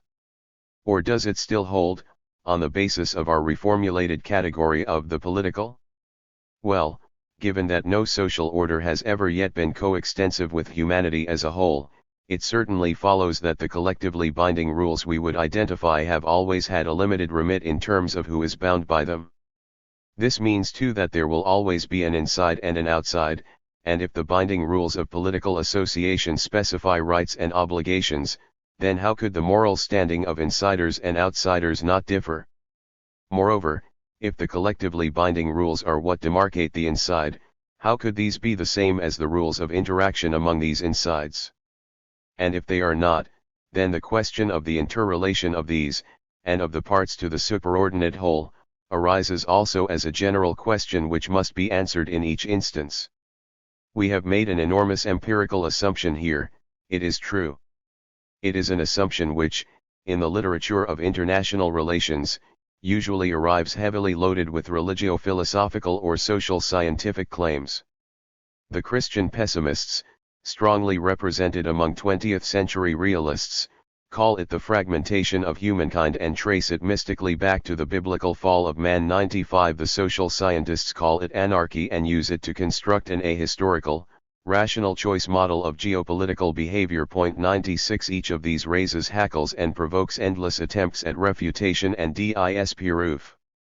Fortunately, we do not need these loadings for our general abstraction of the international to be a reasonable one. We need only the empirical assumption itself: in the known field of human history, social orders have always coexisted. Does anybody really want to argue with that? If not, then we have completed our construction of the international as a reasonable abstraction which can be used in social and historical explanation. Its intellectual standing is no more, but also no less, than that claimed by Marx for his category of production in general. It explains nothing by itself, yet without it, without recognizing the general determinations which it captures, no historically specific form of what it abstractly describes can be properly understood either. 97. And we can now at last unfold the implications of this long methodological discussion for our wider argument. These implications are of three kinds, relating successively to international theory, to the position staked out by Rob Walker, and to the wider claims of globalization theory. The implications for international theory lie in the general determinations of the international, and what to do with them. A general determination, following Marx, is one which is indeed common to all epochs, yet with which no real historical stage can be grasped. It therefore tells us much and little at the same time. And this in turn helps to explain how realism as a theory can be at once so near to and yet so far from providing an adequate account of world politics. Realism is right to insist that there is something irreducible, both practically and intellectually, in the nature of international relations. It is right also to observe that this irreducible something has an historical generality which recurs in different forms in different times and places. All societies, in their interactions with others, must provide answers to questions which, at their broadest, have a common form deriving from the general fact of geopolitical coexistence. And there is even a real wisdom to be gained from reflecting on the different answers which have been returned as if they made up a trans-historical canon of international thought, for this indeed helps us both to sift out what is general to the international, and to fix what is particular to it as a distinction within the unity of social reproduction as a whole. For all these reasons, say that IR should be reconstituted as a social science does not entail that it either should or would disappear into sociology. 98. Realism is wrong, however, whenever it attempts to assemble these general determinations into a freestanding explanatory theory which can be applied in an unmediated way to the real world of international politics.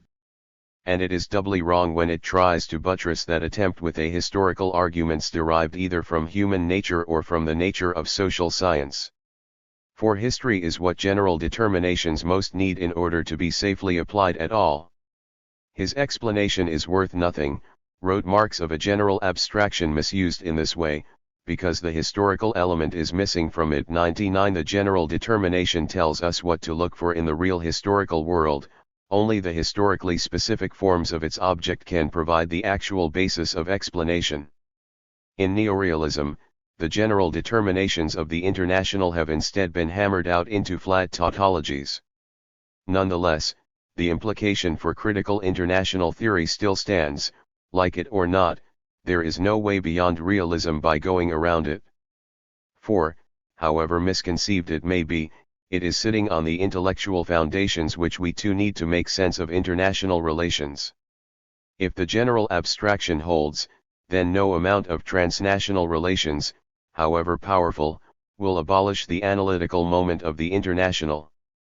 And this is why the idea of an outright replacement of the problematic of the international by that of globalization, or global political economy, or world society is ultimately incoherent. If these implications follow, then the methodological pitfall which we discussed earlier, the pitfall of the inverted Robinsonade, indeed exists. The excessive collapsing of the general into the particular will be as hazardous as the illicit universalising of the particular into the general. What, in Walker's case, will be its intellectual effects? If the general determinations of the international are not recognized, then their consequences must instead be derived exclusively from what is historically specific. And this perhaps explains what is really holding the theoretical prioritizing of space so firmly at the center of Walker's argument. For it is only by inflating the significance of space beyond that of any other aspect of social life that an alternative source for the effects of those general determinations can be produced. So long as we do not look too closely at other historical worlds, and so long as we do not question the overall intellectual appropriateness of foregrounding space rather than anything else, then there is indeed a certain inner logic to Walker's argument. Absolute conceptions of space in early modern Europe lead to a spatial definition of politics. The spatial definition of politics renders absolute the severance of inside and outside. The absolute severance of inside and outside underlies the definition and the intractability of the international. And lo, the Robinsonade of fragmentation has been vanquished by the all-conquering principle of historical specificity. The trouble is, not all general abstractions are Robinsonades needing to be cut down. And the price of this victory is in any case too high. It is too high for us because without those general determinations of the international we will no more be able to make sense of other historical worlds than if we had been forced down the other road, the denial of what was historically particular to them. An example of the problems which arise when this simple point is denied may be found in Chapter 3 of Inside/Outside. There a discussion of the Greek polis is used to underline the historical specificity of modern sovereignty by illustrating the very different content that inside and outside may assume when not subjected to an absolute spatial definition. It is in fact a curiously inconclusive discussion. For the first paragraph offers no less than 6 parallels between classical political theory and the principle of state sovereignty. 101 The second, however, invoking the perils of anachronistic interpretation, pushes the other way, arguing that the construction of the outsider, of the other as a radical negation of the same, is by no means as clear-cut as in the modern case. This counterposition of what is common with what is particular is of course perfectly reasonable, even if Walker manages somehow to avoid mentioning the role of slavery in the Greek polis. But the real problem with Walker's counterpositioning of common and particular features here is that the local use of this procedure surely undermines the wider argument which it is supposed to be illustrating. He can't have it both ways. Either the general determinations which are apparently acknowledged in the first paragraph must also be allowed in the case of modern sovereignty, in which case the spatial derivation of the modern international must be heavily diluted. Or the general determinations, which we earlier derived from the abstraction of the international, need an empirical refutation, and the role of slavery in the Greek polis makes the latter an unlikely candidate for that.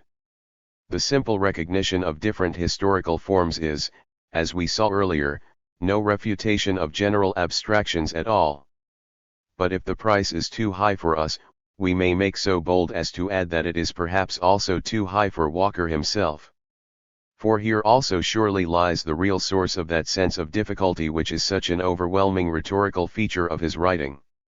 If, in his analysis of the modern international system, Walker has in fact conflated an abstract universal with a concrete historical particular, then his repeated claim that imagining a future beyond that system is exceptionally difficult is, if anything, an understatement. For thinking beyond abstract universals is not just difficult, it is a logical impossibility. Still, the same conflation which makes the further progress of Walker's argument impossible simultaneously explains its appeal to globalization theory. It may rest on a rudimentary error, but this is an error whose primary effect is a reification of space which is so intense that it magnifies the significance of temporal acceleration and spatial interdependence to earth-shattering intellectual proportions. And here we come finally to the last and greatest irony. For the only way that Walker's argument can now be made to appear on the cutting edge of contemporary thought, rather than plowing circles in one of its dead ends, is if the claims of globalization theory should turn out to be empirically substantiated. Perhaps a transformation of space and time really is in the offing which will somehow produce a world in which the problematic of the international dissolves with the historically specific spatio-temporal conditions from which he has sought to derive it. And since he eschews empirical arguments himself, he must rely on those who will make them for him. The circle is therefore now complete. The globalization theorists who turn to Walker's work for a philosophical backstop to their empirical labors will discover a philosophical argument to be sure, but one which is itself already hanging on for dear life to the empirical backstop, such as it is, of globalization theory. Which will give way first? It makes little difference.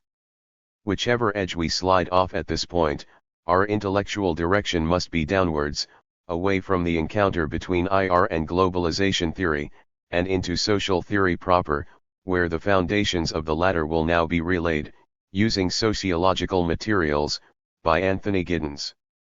4. Giddens' Consequences of Modernity. Sociological Foundations. Introduction. For many of the proponents of globalization theory, the work of Anthony Giddens, and in particular the Consequences of Modernity, has been a key reference point. And this is perhaps not difficult to explain. Giddens has surely done as much as any contemporary thinker to provide an underlying foundation in sociological theory to support the often more partial constructions of globalization theory. Indeed, by 1990, the elaboration of an alternative, spatio-temporal problematic for social theory was already much more than a desideratum in his writings.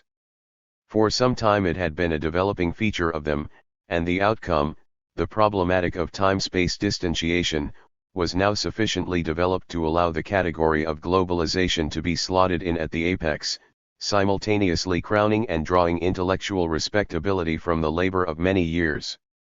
Giddens also brought to the critique of classical theory a special authority and confidence, derived in part from his earlier work of serious exposition. 1. Finally, his instinctive positioning of his work on the intellectual high ground of social theory had enabled him to draw together a range of concerns normally cut off from each other by the lower-lying boundaries of disciplinary specialization.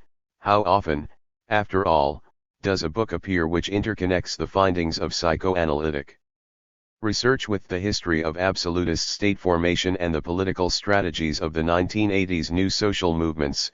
3 critics might cavil at the lightness with which he darted in and out of one specialist literature after another. But an undeniable result was that his own work also became progressively more accessible to a wider and wider intellectual constituency, in a way unmatched by any other writer on globalization.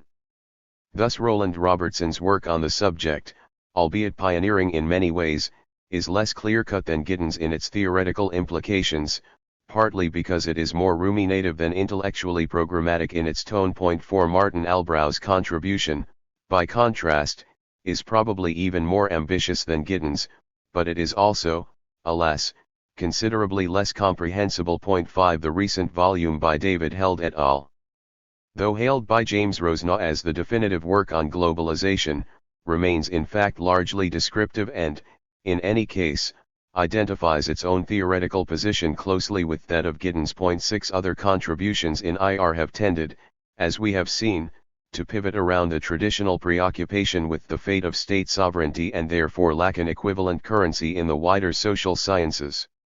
Meanwhile, Zygmunt Bauman's intervention in the debate, though spirited, has thus far been derivative and impressionistic.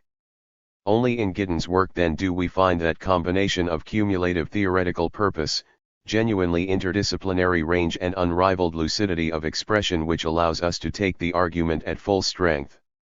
Not for nothing has the consequences of modernity functioned so widely as the urtext of globalization as a social theory. For this reason, we shall complete our interrogation of globalization theory in general via a detailed critical analysis of Giddens' argument in this book.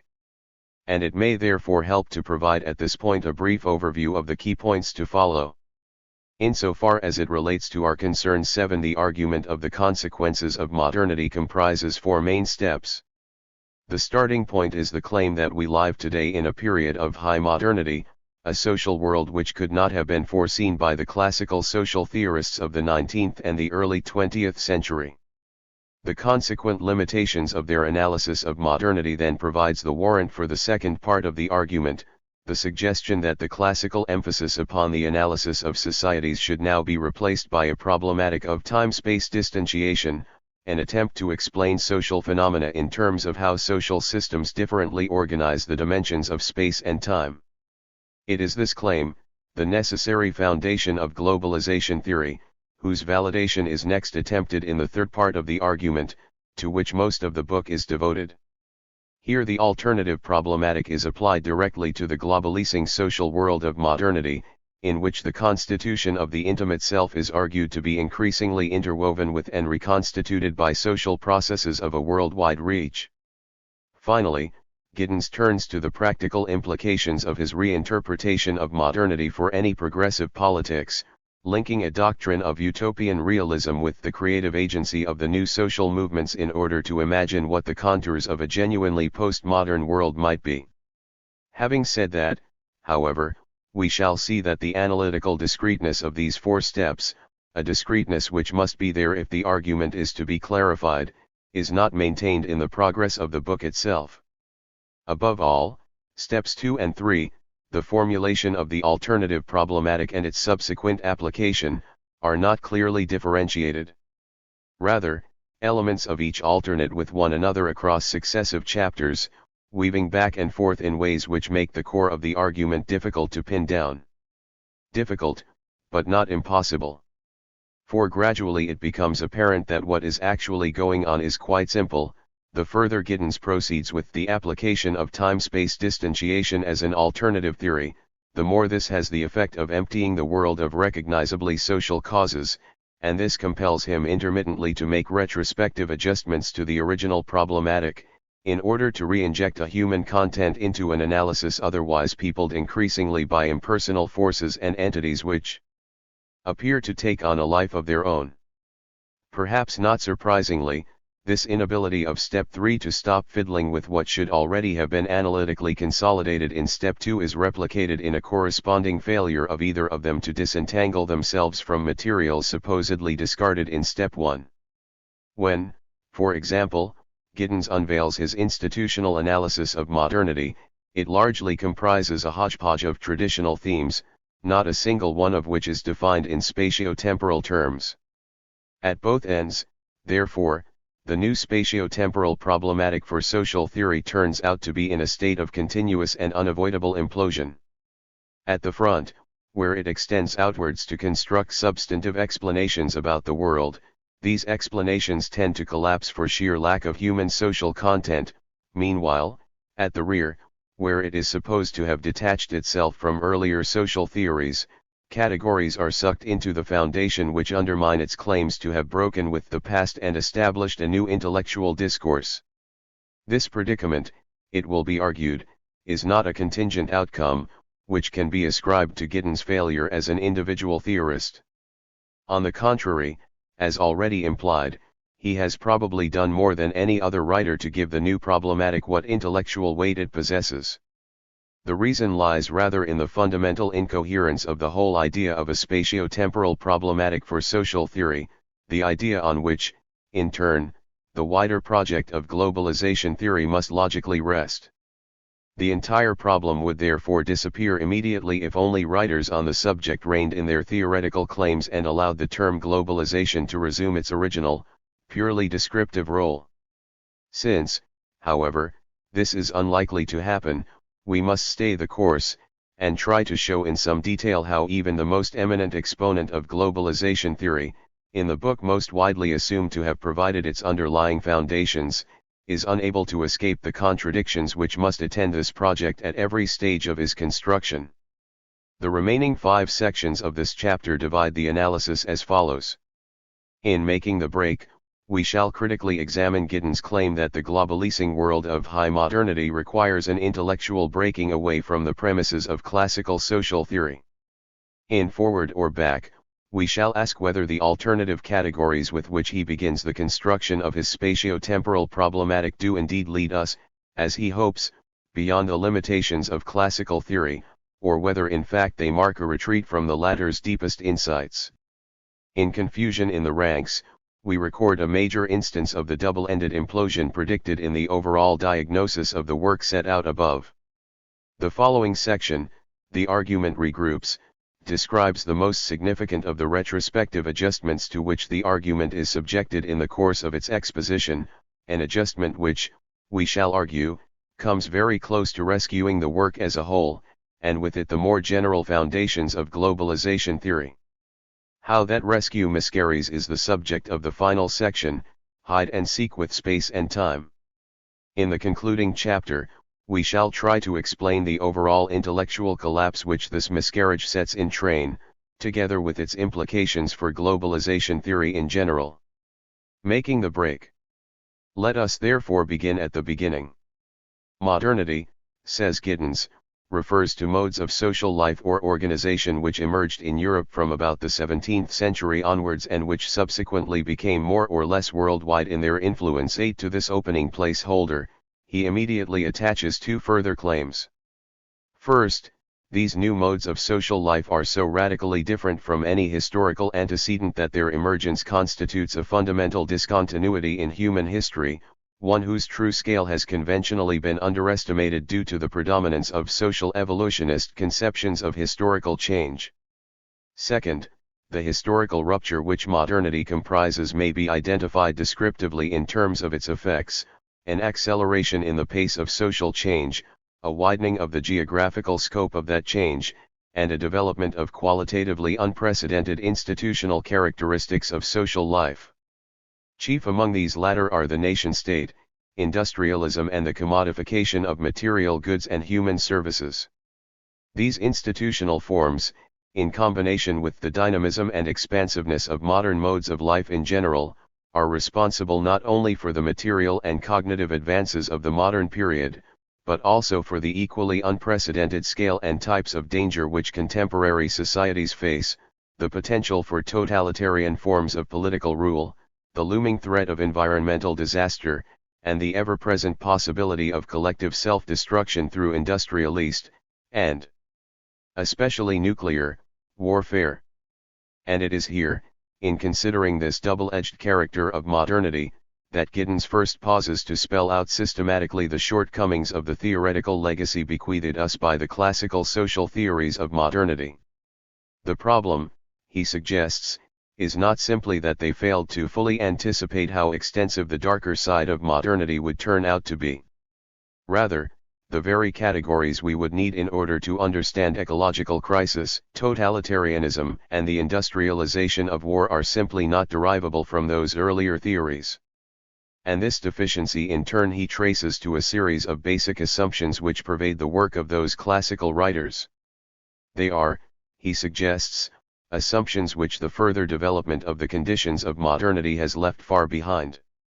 First, both the early theorists and the traditions of thought based upon them today have tended to look to a single overriding dynamic of transformation in interpreting the nature of modernity, whether this is identified as capitalism, industrialism, or rationalization.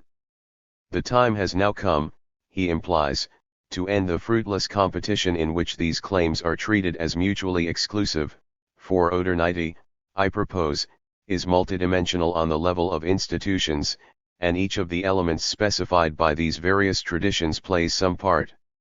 Second, classical theory and its adherents have, in their very identification of their subject matter, internalist and naturalist, a key feature of modernity which needs instead to be exposed and problematized. The definition of sociology as the study of societies presupposes a territorial boundedness of social systems which is both historically peculiar to the modern nation-state, and even then importantly misleading insofar as it tends to ignore important social systems which cross-cut the political boundaries of modern states. Finally, Giddens criticizes classical social theory for failing to understand the significance of its own inescapable involvement in the reflexivity of social knowledge. The Enlightenment belief that greater knowledge of the social world could straightforwardly translate into enhanced self-control of human history has proved illusory precisely because of the scientific form and constitutive role assumed by knowledge in modern social reproduction. The first of these removes the possibility of philosophically grounded certainty and renders all knowledge provisional. The second, meanwhile, installs this inherently unstable, dynamic form of knowledge as the central organizing principle of modern societies. The break away from existing sociological perspectives which Giddens then proposes is indeed a fundamental one. Forms of human social life, he argues, should be investigated not primarily by identifying the material relationships or belief systems associated with them. Rather, analysis should proceed by specifying in what ways these social systems bind time and space both quantitatively and qualitatively. Replacing societies with social systems will release social inquiry from the focus on bounded entities, making it possible to visualize modern social relations which now extend over much larger tracts of space and time. Simultaneously, refocusing on space and time will reveal the truly profound discontinuity which marks off the modern world. This then is the general theory of time-space distantiation, which Giddens has been advocating since the 1970s. And, as we already know, it is the logical premise of globalization theory. Before examining how Giddens proceeds to implement his proposed shift of problematic, we should pause for a moment to inspect more closely his criticisms of classical social theory. For he seems himself to feel that the constructive argument to follow depends in some crucial way on this prior critique of the classics. And he has therefore returned again and again to this critique over the last 20 years, each time using it as the springboard from which to relaunch his argument in a more developed form. It therefore matters that the springboard should be intellectually secure. But is it? 5 main rivets hold it in place: the charge of social evolutionism, the underestimation of the double-edged character of modernity, the reliance on an institutionally unidimensional basis of explanation, the naturalizing of society as a territorially bounded entity, and the indulgence of providential outlooks resting on a failure to grasp the significance of the reflexivity of modernity. Let us consider each of these in turn. First, then, is it plausible to suggest that, under the influence of an underlying social evolutionism, Marx underestimated the radical nature of the transition to modernity by comparison with other transitions in history? Hardly, on the contrary, so convinced was Marx of the enormity of this break that in the Grundriss, as we saw earlier, the entire range of human societies that have existed is collapsed into just 2 categories, the pre-modern and the modern. 10 Consequently, he has been more commonly charged with the opposite error, that of operating with too monolithic a conception of pre-modern societies. 11 But this point applies more generally.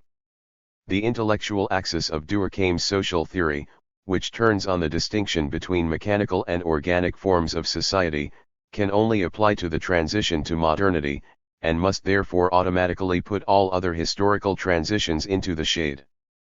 As for Max Weber, his entire comparative sociology of the world religions is, by his own account, ultimately unable to know non-Western cultures in their own terms. Its whole function is to throw into comparative relief just one culture, that of the modern West. The point should not require laboring further. Far from being dissolved in the stream of social evolutionism, the radical discontinuity of the modern world was the explicit, self-confessed obsession of classical social theory. Point 12. Something similar applies to the second rivet. Giddens' claim that modernity has turned out to be a double-edged phenomenon in ways that require a fundamental revision of the classics.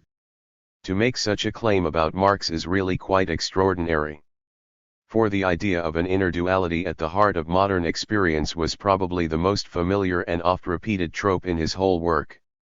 Forms of freedom which are also unfreedoms, production of wealth which is simultaneously the production of poverty, and, above all, a fantastic augmentation of human powers which goes along with a collective loss of control by people over the course of their development. All these paradoxes lie at the heart of Marx's analysis of modernity. As Marshall Berman puts it, the basic fact of modern life, as Marx experiences it, is that this life is radically contradictory at its base. 13. And once again, the case can be widened. For Berman suggests that this perception of contradiction is what marks off classical social theory as a whole from later traditions which have embraced either the positive or negative poles. Our 19th century thinkers were simultaneously enthusiasts and enemies of modern life, wrestling inexhaustibly with its ambiguities and contradictions. Their self-ironies and inner tensions were a primary source of their creative power. Their 20th century successors have lurched far more toward rigid polarities and flat totalizations. Point 14. Giddens' third rivet appears at first to be sunk into much firmer ground. This is his claim that the classical theorists sought to understand modernity in terms of a single overriding dynamic of transformation such as capitalism, rationalization, or industrialism. Modernity, we have seen him assert, is multidimensional on the level of institutions. Yet this deceptively bold statement of causal pluralism is in fact capable of doing much less work than its textual italicization suggests. Let us look into it for a moment. The first point to note is that this very claim is already built into the understandings of modernity provided by both Marx and Weber. For Marx, as Giddens himself later notes in passing, the differentiation of politics and economics on the level of institutions is central to the very definition of capitalist society. And for Weber, it is precisely the increasing institutional differentiation of spheres and their mutual irreconcilability which comprises the major outcome of rationalization as an historical and cultural process.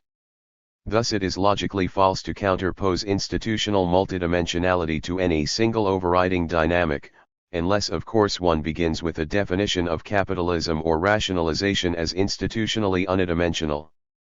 In that case, however, the resultant criticism cannot be leveled at classical social theory. Second, however, Giddens' qualifier, on the level of institutions, implicitly leaves open the possibility that modernity might indeed be unidimensional at some other, deeper level.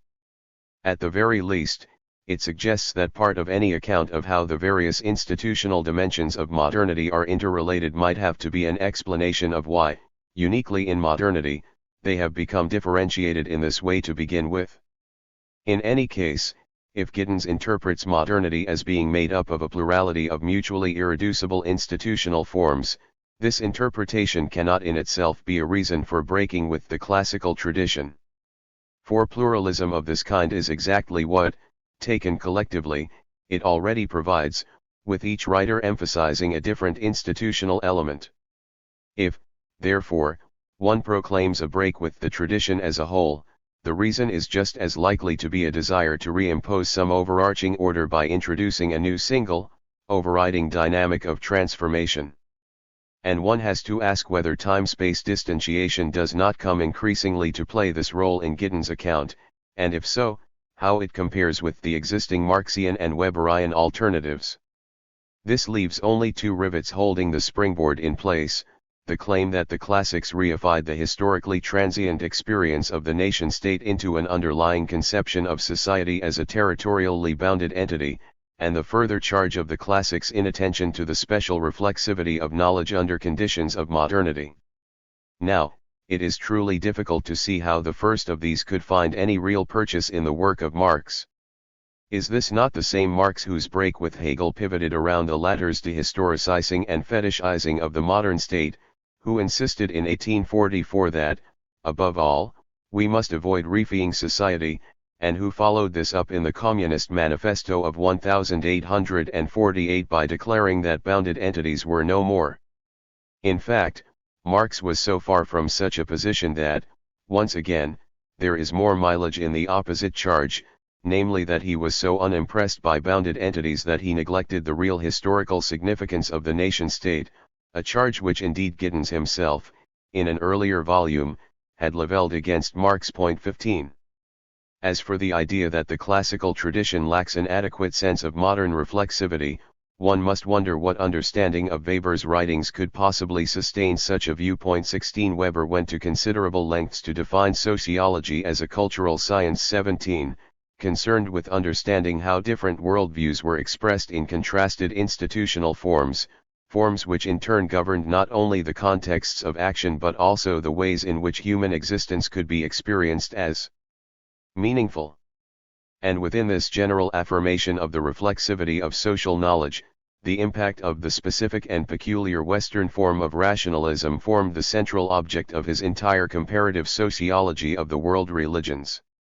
For it was precisely in the further spin which this cultural development gave to the circularity of social knowledge that Weber saw the momentum for both the uncontrollable spread of bureaucratic and calculative forms of action and the rise of the scientific worldview, together with their corresponding subjective attributes of the depersonalizing of social processes and the ungroundability of metaphysical truths.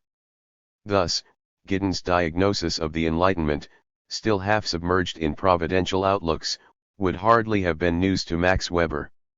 Indeed, for him, its rosy blush was already irretrievably fading. 18. And far from trying to replace it with new visions of human self-mastery, he was already installing the cultural predicament of the special reflexivity of modern knowledge forms at the very heart of his definition of modernity itself. This, after all, was part of what he meant by the haunting observation that we live in an epoch which has eaten of the tree of knowledge. 19. Given all this, we should perhaps also question the ease with which Giddens assumes that totalitarianism, the industrialization of warfare and the emergence of an ecological crisis may safely count as concrete examples of problems lying beyond the analytical reach of the classics. For, as Benedict Anderson has powerfully argued, the naturalising of bureaucratic rationality and its substantive counterposing to charisma was the work not of Weber himself, but rather of the selective and distorting appropriation of Weber's categories by post-war American social science. 20. Similarly, if one wanted to address the ecological crisis, one might well view the productivist mania of Third International Marxism, driven by the ideological requirements of backward industrialization, as part of the problem and not the solution. But if central to that solution is a conception of socialized nature, a humanly transformed environment whose very transformation feeds back in both intended and unintended ways into a kind of dynamic self-creation of humanity as a species, if this is the focus we need, then it is hard to see how the ecological crisis provides an argument against the historical materialism of Marx, whose ontology corresponds exactly and perhaps even uniquely to these desiderata. 21. What explains the remarkable inaccuracy of Giddens' representation of classical social theory, remarkable not least in the light of his own early crusade to rescue that tradition from earlier misrepresentations? 22. We should first rule out of account either intellectual incapacity or scholarly bad faith. Neither of these applies. Perhaps a clue may be found if we notice that Giddens' critique, albeit misdirected here, is by no means bereft of very deserving targets elsewhere. At any rate, it seems significant that at various earlier points in his intellectual development, Giddens used a quite different springboard for the theoretical reconstructions whose announcement and re-announcement have characterized his successive publications. At these points his was not classical social theory, but rather an orthodox consensus of post-war American sociology, dominated by the figure of Talcott Parsons, which was accused, inter alia, of evolutionism and a failure to grasp the significance of reflexivity for the understanding of social life. 23 Indeed, in 1971, in a book which explicitly cites Marx's opposition to social evolutionism as a trans-historical error, 24, Giddens had argued that a return to the classics was a necessary part of any break with this consensus. 25 By 1984, however, when he came to make his formal statement of structuration theory, not only had he reverted to the engagement with the orthodox consensus as the starting point, in addition, the legacy of the classical writers had itself begun to be absorbed into the object of his critique. The observation that in the post-war period, those who regarded themselves as both sociologists and Marxists tended to share the basic assumptions of functionalism and naturalism was already sliding into the initially guarded but increasingly unargued claim that historical materialism, I think, is a version of evolutionism. 26.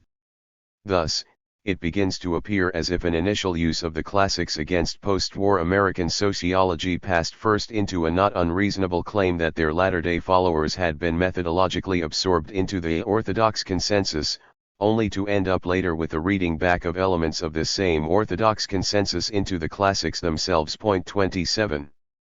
By the time of the consequences of modernity, this intervening intellectual history has once again been submerged, and Giddens appears to be alone with the classics.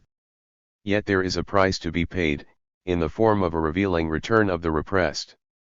For by now misdirecting his fire in this way, Giddens not only makes claims about classical social theory which are unsustainable, he also unwittingly lowers his guard against exactly those discourses which should have been the objects of his critique in the first place. Specifically, as his argument develops, the alienated categories of Parsonian systems theory, no longer visibly crossing his sights, emerge as if from behind to colonize his analysis. 28 And this time Giddens is powerless to resist or even perceive this infiltration. For the key to identifying and reversing it lies buried within the classical social theories which he has just begun by discarding. Having said this, we should remember that these are not Giddens' problems alone. Although for him they are not originally generated by the idea of globalization, some kind of rejection of the classics is nonetheless arguably inscribed in any attempt to consolidate globalization theory as a problematic for social theory. For the need to derive explanatory mechanisms within the descriptive features of globalization must, if worked through, generate claims about the causal significance of space and time which compete directly with the alternative premises of either Marx's materialist conception of history or Weber's cultural science.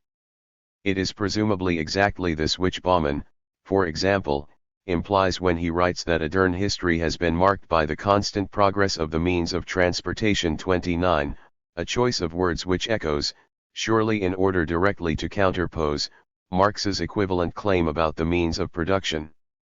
Forward or back? But the time has come to move on to the constructive part of Giddens' argument. Having delivered his critique, where does he now turn in order to start building his alternative problematic? In line with his earlier methodological proposal, he begins by establishing a descriptive contrast between time-space relations in the modern and the pre-modern world. In the latter, time and space were inseparable from each other, and both were inseparable from the social and natural relations and activities whose movement they choreographed, and was almost universally either connected with where or identified by regular natural occurrences. And space too was imagined and ordered not by applying an abstract uniform measure, but rather in terms of place, concrete sites of social activity. What was missing therefore was the distinctively modern conception of empty time, on the one hand, and empty space, on the other. For it is the linked emergence of these two conceptions which opened out the spatio-temporal dimensions of human experience into a separately imaginable grid, within which social relations could be freely reorganized, and by which they could be measured and coordinated. The necessary historical conditions of this distinctively modern time-space were provided by the early modern discoveries and the Industrial Revolution. The first promoted the cartographic attempt to represent the distribution and shape of the world's regions according to the abstract, geometrical divisions of global space itself, and the later diffusion of clocks and watches among whole populations during the Industrial Revolution established a temporal framework potentially independent of any events occurring within it. The resultant separation of space from time is, Giddens argues, crucial to the extreme dynamism of modernity in three ways. First, the ability which it creates to coordinate social relations and activities precisely over large stretches of space and time becomes the precondition for that process of disembedding which lifts social relations out of purely local contexts and reconnects them to wider structures of indefinite geographical scope. It is, as will later appear, the ultimate precondition for globalization. Second, this same separation of space and time underpins the existence of the dominant form of human agency which orchestrates and moves within this new medium, the rationalist organization. Bureaucratic planning, after all, depends upon the predictable ordering of persons and things in particular spatio-temporal configurations, timetables, work routines, and so on. Finally, once time has been abstracted from place and reimagined as uniform, linear and empty, it enables not only the opening up of the future to calculative manipulation, but also the appropriation of a unitary past as history. Empty time thus underpins the radical historicity associated with modernity. What, then, produces and sustains the disembedding of social relations which lies at the heart of this process? At this stage in the argument, Giddens identifies two objective mechanisms, symbolic tokens and expert systems, and one subjective orientation, trust. Symbolic tokens are defined as media of interchange which can be passed around without regard to the specific characteristics of individuals or groups that handle them at any particular juncture. Such a definition points most clearly to the case of money. And although he implies, without explaining, the existence of other symbolic tokens, it is indeed money which Giddens chooses to illustrate his argument. What is money? He asks. And his answer is as follows. Money, in both its early and most developed forms, is essentially debt. It is a symbol of material obligation interposed within the process of exchanging things which arrests the process halfway, and thus allows its completion to be deferred in time and space. Direct barter first gives way to commodity money, then to written eas backed by banking organizations, next to state-regulated national currencies, and finally to pure information lodged as figures in a computer printout. But throughout this process of development, the defining property is constant. By embodying material obligation in quantifiable form, money releases the process of exchange from the spatio-temporal constraints of barter and allows it to be stretched indefinitely across space and time. It disembeds the process of exchange. Expert systems also release social relations from confinement in local space and time, but their focus is wider than that of material exchange.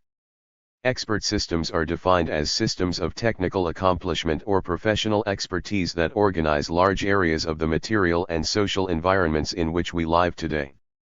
More specifically, they comprise bodies of specialized knowledge, ranging from codes of law to natural scientific research, together with the organizations through which that knowledge is involved in the organization of the natural and social worlds. Their importance is revealed when we consider just how far the constructed environments in which members of modern societies exist are thoroughly permeated by expert knowledge. Routine activities such as switching on a light or driving a car involve individuals' independence upon depersonales structures of scientific knowledge and social regulation which extend far beyond either their immediate physical experience or indeed their mental awareness. Viewed the other way about, expert systems regulate local events and personal interactions, while being themselves abstracted from locality, and regulated by impersonal criteria. Given this propensity of disembedding to generate a routine dependence on structures of knowledge and interaction which are, from the point of view of any individual, both uncontrollable and even unknowable, it is understandable that Giddens should be interested also in exploring the subjective dimension of the disembedded world of modernity. This brings us to his discussion of trust. He uses the term to indicate a highly specific phenomenon. Trust, in this context, is a psychological precipitate of the secularist ontology of modernity. The decline in the belief in divinely or naturally ordained causes as the basis of social explanation, together with the increased awareness of how much of the social and even natural environment is reproduced through the operation of increasingly complex expert systems, these combine to transform the kinds of contingency which human beings must face in their lives. And this transformation is reflected in a corresponding shift in the subjective form in which that contingency is apprehended, the increasing displacement of fortuna by risk. Increasingly, challenges faced by individuals are known to be the outcomes, intended or otherwise, of human systems and actions. And confidence in the reliability of the external world now takes the form of a faith, trust, in the abstract principles embodied in the systems, with consequences to which Giddens returns later in his argument. At this point, however, we must pause for a moment. We are, it will be recalled, accompanying our author in his elaboration of a fresh characterization of modernity, one which is intended to break away from traditional perspectives. It seems only reasonable, therefore, to take an opportunity for a first look back over the ground we have covered so far. How far have we actually traveled from the classical schemas earlier discarded, and in what direction? Let us consider first the concept of symbolic tokens, which Giddens has applied to the analysis of money. Marx, as is well known, was not silent on the question of money. Indeed, the first 3 chapters of Capital are largely devoted to a deconstruction of the magic of money. Point 30. The purpose of this deconstruction is to reveal how the apparently innate technical properties of money as a thing, above all its fungibility and role as a unit and store of value, were in fact the emergent properties of a particular kind of human relationship. Marx's fundamental criticism of vulgar economy was that it persistently reified these emergent properties, attributing them to the material objects through which they operated, rather than tracing them back to the generative human relations themselves. This being the case, it is remarkable that Giddens could take up the view that money permits the exchange of anything for anything, because of its role as a pure commodity. For this formulation is dangerously close to exactly the fetishism which Marx was attempting to overturn. It is, he wrote, not money that renders the commodities commensurable. Quite the contrary. For him, the fungibility of money, far from being the original facilitator of exchange, merely posed in its sharpest form the underlying puzzle of the commodity itself, namely, what is the thing value in terms of which otherwise unlike objects can be equated for exchange, and which seems to find its purest expression in money. Or as he puts it, the riddle of the money fetish is therefore the riddle of the commodity fetish, now become visible and dazzling to our eyes. 31. The casual reader who does not have time to check the accuracy of Giddens' citations 32 will probably also not be aware that the treatment of money as a symbolic token is one of several approaches to the subject explicitly considered by Marx in Chapter 2 of Capital. And this way, he wrote there, the Enlightenment endeavored, at least temporarily, to remove the appearance of strangeness from the mysterious shapes assumed by human relations whose origins they were unable to decipher. 33 To describe money as a symbol, he argued, does at least contain the suspicion that the money form of the thing is external to the thing itself.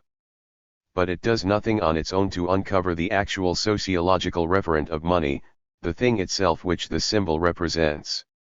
And yet without that, all the technical properties of money which render it such a potent phenomenon are immune to sociological inquiry. If anything, this need for a genuinely social theory of value should be even more obvious now than in Marx's time. For as Giddens points out, Ode, money proper is independent of the means whereby it is represented, taking the form of pure information lodged as figures in a computer printout. What then is it? Giddens' answer, only in its developed form is, defined above all in terms of credit and debt, simply begs the question, credits and debts of what? Now, it is important to be clear about exactly what is at stake in this criticism. The issue is not simply whether Marx or Giddens provides a better technical analysis of money. It concerns rather the overall conception of how deeply the specifically social construction of reality reaches into our experience of the world, and, correspondingly, what the ultimate possibilities and requirements of social theory therefore comprise. In the case of Marx, much of the intellectual excitement with which the early chapters of Capital are aflame clearly derives from a belief that in attempting to answer the question what is value, he had uncovered a layer of social determinations lying far deeper in the constitution of reality than any earlier writer had even thought to delve. For it now turned out that even the apparent objectivity of things as values was the encoded form of a particular historical kind of social relation, waiting to be deciphered by a theory attuned to the critique of objectification as a cultural phenomenon. The direction of Marx's argument is therefore exactly opposite to that attributed to him and then taken up by Giddens. It is not money which, with reference to its innate technical qualities, is used to explain the commodification of social relations. Rather, the technical qualities of money are revealed as themselves the reified expression of an ontologically prior form of social relation. And although the movement of the things caught up in this relation indeed had a technical regularity which could be tracked and systematized in an apparently self-enclosed discourse of economies, it now became possible in principle to elaborate an alternative, sociological discourse in which the technical characteristics of the things themselves could at last be understood as emergent properties of a particular historical form of human agency. Thus, in elaborating this discourse, Marx not only advanced a specific argument about money, he simultaneously extended the explanatory claims of social theory as a whole. Value theory, in this light, is the argument by which Marx captured the subject matter of economics for social theory. And one can only look on in disbelief as Giddens now proceeds to hand it back without even a struggle, contenting himself instead with the much shallower social ontology implicit in the proto-Parsonian category of symbolic tokens. 34. For by defining these as media of interchange which can be passed around without regard to the specific characteristics of individuals or groups, Giddens has begun by abstracting symbolic tokens from both their historical specificity and their sociological constitution. And this is a fatal step. For it is simply not true that money circulates without regard to the specific characteristics of individuals and groups. In order for money to be passed around in the way he describes presupposes at least a partial commodification of social life, which is precisely a specific characteristic of some groups and not others. It is at any rate not an historical universal. To this, Giddens may reply that he is describing the role and properties of this symbolic token within the historical context of modernity, that the category is not intended for trans-historical application, and its historical specificity may in this sense be taken as given. The trouble is that it is exactly the givenness of social phenomena which renders them no longer the objects of analysis, and which in this case seals off the deeper path of sociological inquiry, thereby allowing the consequences which derive from the remarkable behavioral properties of this token to reappear as non-human, purely technical phenomena. It might be argued in defense of Giddens that his purpose here is not to explain the foundation of money as a social form but rather to point to its consequences for the disembedding of social relations and their stretching across space and time. Oni is a means of time-space distantiation. A means of bracketing time-space by coupling instantaneity and deferral, presence and absence. It thereby also constitutes a crucial condition for the process of globalization. Once again, however, it would be ludicrous to suppose that exactly these spatio-temporal implications of developed exchange relations were not central also to Marx's account of the process. Circulation, he wrote in Chapter 3 of Capital, bursts through all the temporal, spatial, and personal barriers imposed by the direct exchange of products, and it does this by splitting up the direct identity present in this case between the exchange of one's own product and the acquisition of someone else's. 35. The major difference between Marx's account and that of Giddens is therefore not that Marx is less attentive to the transformations of time and space involved. It is rather that instead of attributing them to the technical properties of a thing, he has sought to show in what way they arise as emergent properties of a particular form of social life. The more production comes to rest on exchange value, hence on exchange, the more important do the physical conditions of exchange, the means of communication and transport, become for the costs of circulation. Capital by its nature drives beyond every spatial barrier. Thus the creation of the physical conditions of exchange, of the means of communication and transport, the annihilation of space by time, become an extraordinary necessity for it. 36. And this perhaps is why Marx's analysis, for all its problems, develops seamlessly into an exposition of the power relations among people which are articulated through the movement of things. Meanwhile Giddens' account, as we shall see later, builds more and more into a picture with people on the one side and disembodied systems on the other, in which power itself ceases to be an organic category but is replaced by the purely technical variable of risk. Statements made later about unequal power are sourced out with his central argument, and must be bolted on from the outside. And Parsons, who rarely appears in Giddens' writings except as a target of criticism, and who really should have been locked out if Giddens was serious about providing a fresh characterization of modernity, has nonetheless somehow got his foot back in the door right at the start. Capital is not any easy work to read. But more significantly, its central argument is so counterintuitive that even once it has been understood, it can quickly be lost again, swamped beneath the unending stream of countervailing perceptions which make up the experience of everyday life in capitalist societies. And one does find oneself asking how long it has actually been since Giddens last reread those early chapters. 37. The argument, however, does not rest on symbolic tokens alone. There are also the expert systems. And this brings us to the vexed question of the relation between Giddens' work and that of Max Weber. It is vexed because Giddens himself later explicitly recognizes that Weber gave special attention to the role of expert systems in characterizing modernity. Among the three major founders of modern sociology, he says, Weber saw most clearly the significance of expertise in modern social development and used it to outline a phenomenology of modernity. This is certainly true, and it is gracious of Giddens to acknowledge it. But in that case, why are we pursuing a fresh characterization of modernity? The answer must presumably be that Giddens believes himself able, on the basis of his new theory, to understand something crucial about modernity which cannot be grasped using Weber's categories. We must therefore ask, what is it that Giddens has seen which could not already be seen by Weber? Let us consider the evidence. It cannot be that Giddens is claiming that expert systems are more unique to, or more dominant within, or more significant for modernity than Weber realized. For Weber's position on these points was already extreme. OH has ever experienced, in the same sense as the modern Occident, the absolute and complete dependence of its whole existence, of the political, technical, and economic conditions of its life, on a specially trained organization of officials. 38. Nor could it be claimed that by using the term officials, Weber was emphasizing state organizations over others. His focus was explicitly on expert systems per se. It does not matter for the character of bureaucracy whether its authority is called private or public. 39 But Giddens' category of expert systems, it might be said, is about more than the organizational structure of persons in bureaucracies. It also includes the bodies of specialized knowledge, technical, legal, even philosophical, which are mediated to the lay world by experts and which saturate the daily lived experience of modernity.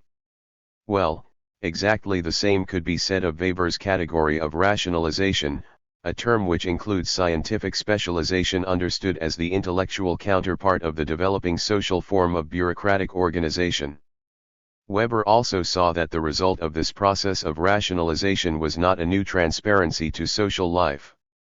Does it mean that we, today, have a greater knowledge of the conditions of life under which we exist than has an American Indian or a Hottentot? Hardly. Unless he is a physicist, one who rides on the streetcar has no idea how the car happened to get into motion. 40. What it actually meant, he saw, was a new subjective orientation, trust.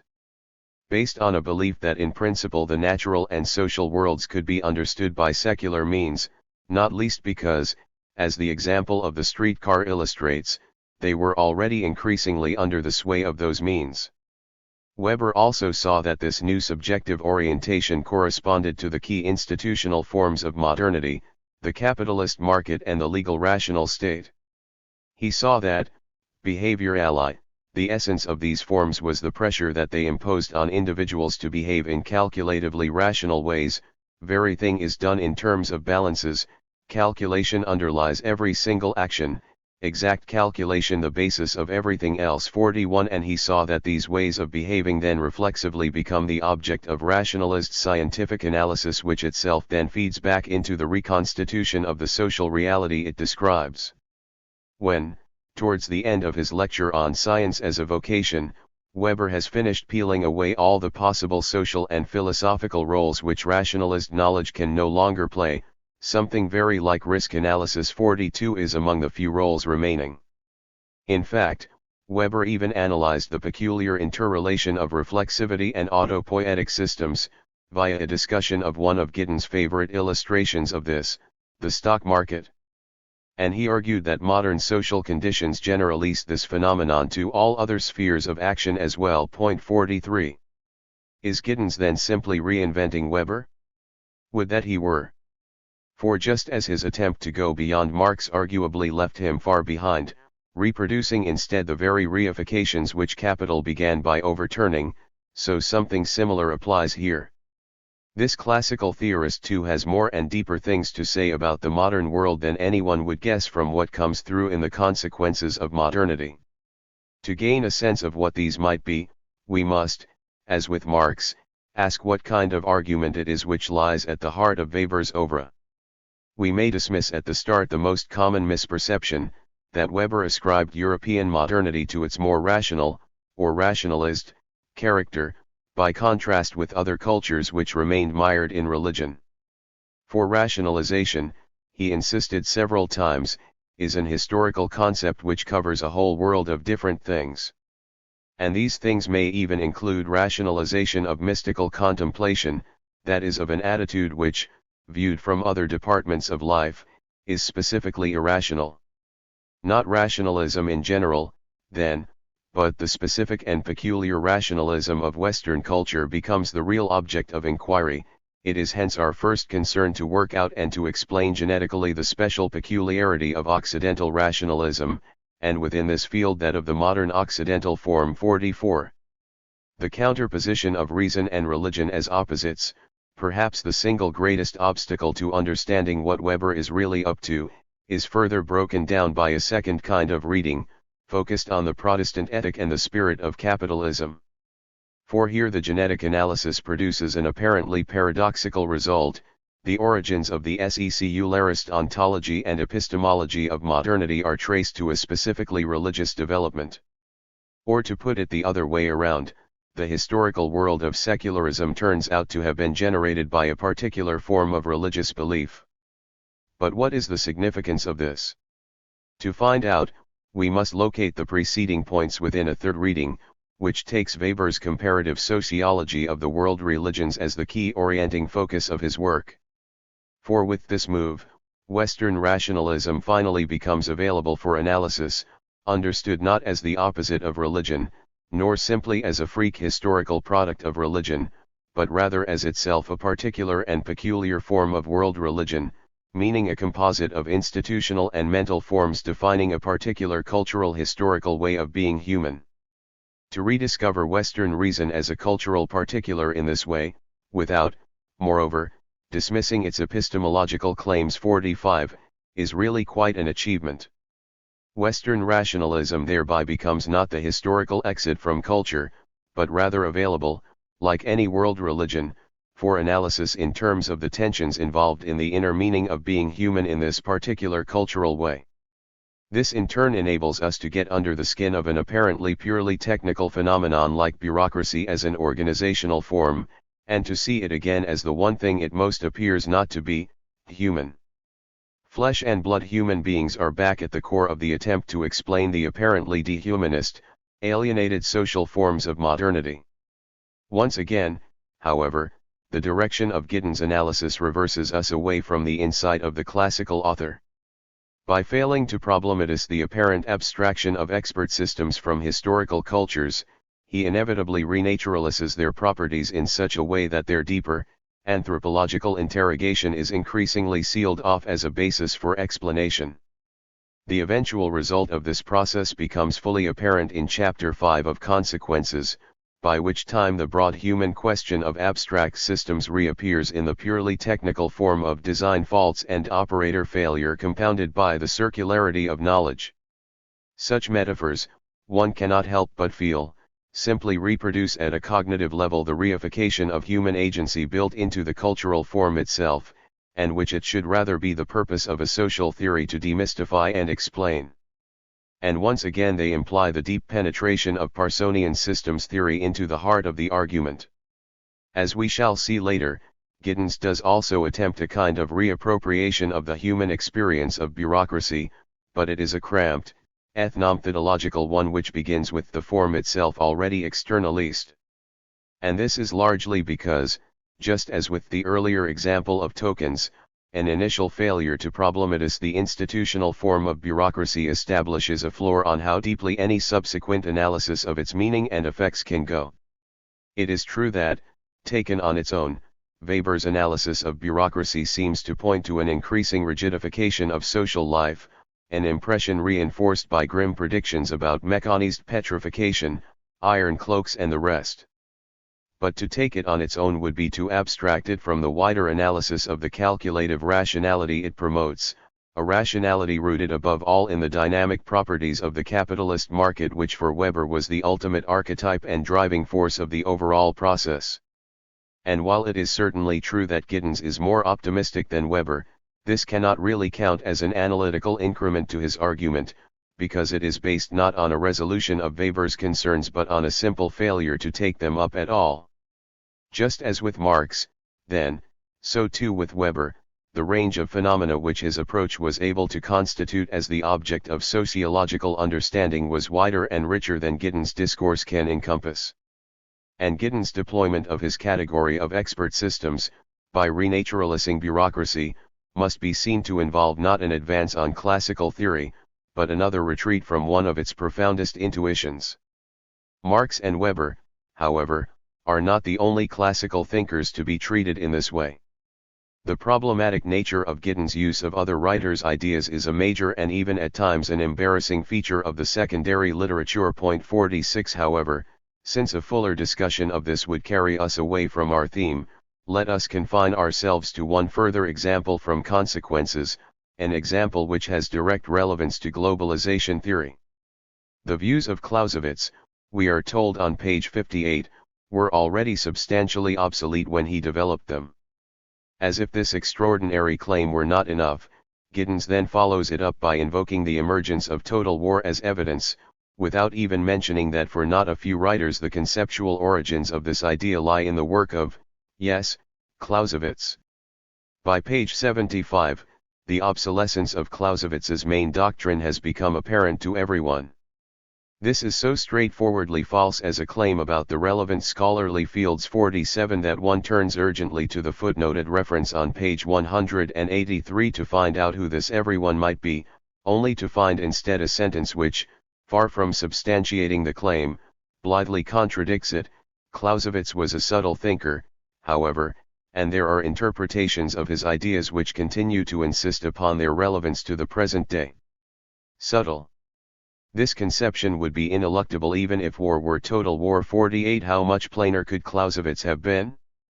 The evasiveness here is so extreme that one can't help feeling that even Giddens himself might experience some relief if only someone would pin him down and sort out the muddle he has ended up in. It cannot, after all, be very satisfying for someone of Giddens' real intelligence to rest with a vulgar reading of Clausewitz which renders the latter's greatest insight inaccessible. Something should be said about this emerging pattern of misrepresentation. The social sciences, as Giddens is keen to point out, themselves comprise an abstract system, in which trust is routinely placed in the reliability of experts to report knowledgeably about bodies of thought whose content and justification lie beyond the reach of non-specialists. Among the specialists themselves, this need for trust is displaced by a critical mutual interrogation among equals, facilitated by the scholarly apparatus of detailed referencing. The Consequences of modernity lacks such an apparatus, perhaps legitimately, because although it is addressed to other intellectuals, the vast majority of these will be, from the point of view of the specialist studies of individual classical thinkers, lay participants in the system. This means, however, that the pronouncements of this book are largely ex cathedra, and therefore demand an unusually high degree of trust. If Giddens wants to write as if Marx had never addressed the disembedding of social relations, the depersonalist form of the market as an abstract system, or even the resultant subjective issue of trust, then of course he should be free to do so. 49 But insofar as his readers trust him to report expertly on the tradition he criticizes, it must be said that he renders them a disservice.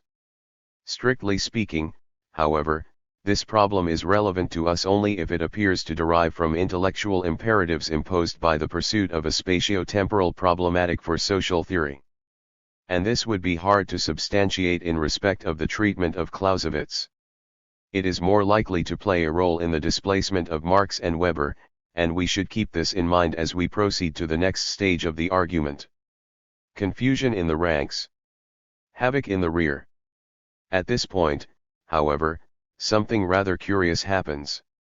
We predicted at the start of this chapter that any attempt to consolidate a spatio-temporal problematic for social theory would be prone to an unavoidable implosion at both ends, with its concrete explanations collapsing at the front and its theoretical premises continually being invaded by extraneous concepts at the rear.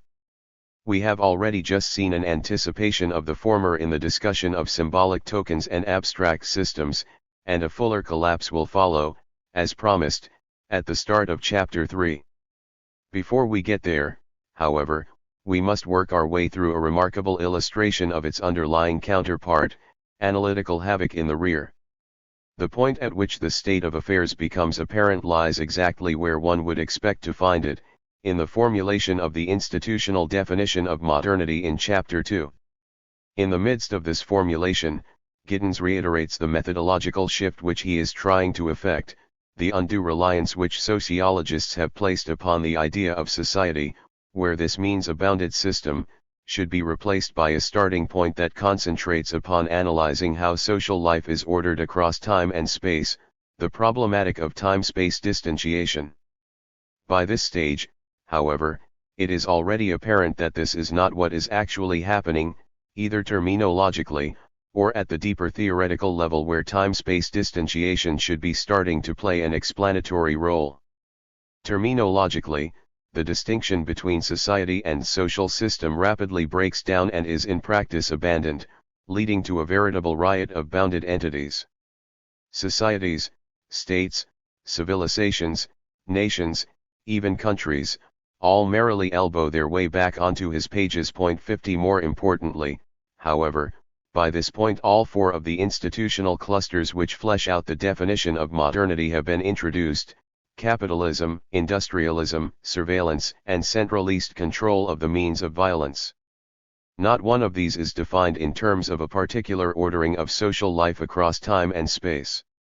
On the contrary, several of them, and one in particular, are identified as possessing social attributes which in fact generate the spatio-temporal phenomena which Giddens wishes to foreground as primary. That one, perhaps not surprisingly, is capitalism. Giddens' definition of capitalism, a class system of commodity production, based on private property and wage labor, and regulated by market mechanisms, is not framed in terms of the binding of space and time. It certainly is shown to have enormous spatio-temporal consequences.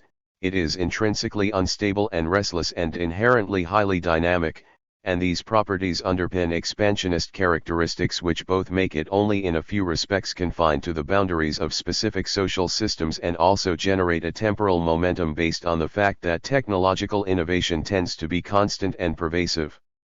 But time-space distantiation is clearly not the starting point here. On the contrary, it is what is being explained by a methodologically prior, materialist theory of capitalism. Capitalism in fact turns out in these pages to be so significant that it even undermines the causal pluralism which Giddens wishes to install at the center of his substantive definition of modernity. He sees the latter as a conjunction of the four mutually irreducible institutional clusterings mentioned above. Consolidating this pluralism, he believes, is necessary in order to avoid the reductionism involved in looking for a single dominant institutional nexus. And yet by the end of the first section of Chapter 2, the reader has learned that capitalism preceded and largely generated industrialism, that the monopoly of violence commanded by the modern state is connected with the extrusion of force from the labor process due to the changed nature of class domination brought about by capitalism, and that the insulation of politics and economics which produces the modern sovereign form of state is one of the specific institutional features of capitalist societies. Given that the four institutional clusters are supposed to enjoy some intellectual equivalence, the enormous role played by one in the others is remarkable. What is even more remarkable is that even where it supposedly meets its limits, the additional phenomena invoked by Giddens are still not ones to which he gives a definition or explanation in terms of the binding of space and time. The intake of extraneous concepts is rather accelerated. States, he insists, in the most significant instance of this, derive their power from their sovereign capabilities. Now, few would doubt that modern sovereignty does indeed involve a particular binding of space and time. But such a claim could be made descriptively about any aspect of human existence. And the argument has still to be made as to why the binding of space and time, rather than the social characteristics of sovereignty which reconfigure space and time in this way, should provide the starting point for analysis. Giddens does his best intermittently to reverse the stream of implications here. Behind these institutional clusterings, he reasserts at the conclusion of this section, lie the three sources of the dynamism of modernity distinguished earlier: time-space distanciation, disembedding, and reflexivity. But it is to no avail. The entire force of his own exposition implies that matters stand the other way about. At this crucial level of the institutional definition of modernity, the basic methodological shift required to ground globalization as an explanatory category has simply not been carried out. Now, it might be argued in Giddens' defense that the emergence of the four institutional clusters themselves depended on earlier historical transformations involving reconfigurations of space and time. But unless one is going to derive the institutional clusters of modernity causally from these, such a claim remains of indeterminate explanatory significance for the contemporary world. After all, in a similar way, Marx averred that thousands of centuries of development were involved in the emergence of even the most primitive systems of commodity exchange, but he did not for that reason abandon the significance of the specifically capitalist form for explaining the modern world. Thus, to revert to the metaphor employed by Anke Högvelt, for all we know at this stage, globalization as an historical process may well have lifted off. And the readout on Giddens' screen may even tell him that his own social theory has set off in pursuit. On the launchpad itself, however, the intellectual engines of time-space distanciation have not yet been started. We seem to have witnessed a special kind of theoretical malfunction, the phantom lift-off. Definition by trampoline. We should therefore watch very carefully as Giddens now works his way up to formulating what has become one of the most influential definitions of globalization in the literature on the subject. The process occurs in 4 steps, which draw together some of the key elements of the discussion so far.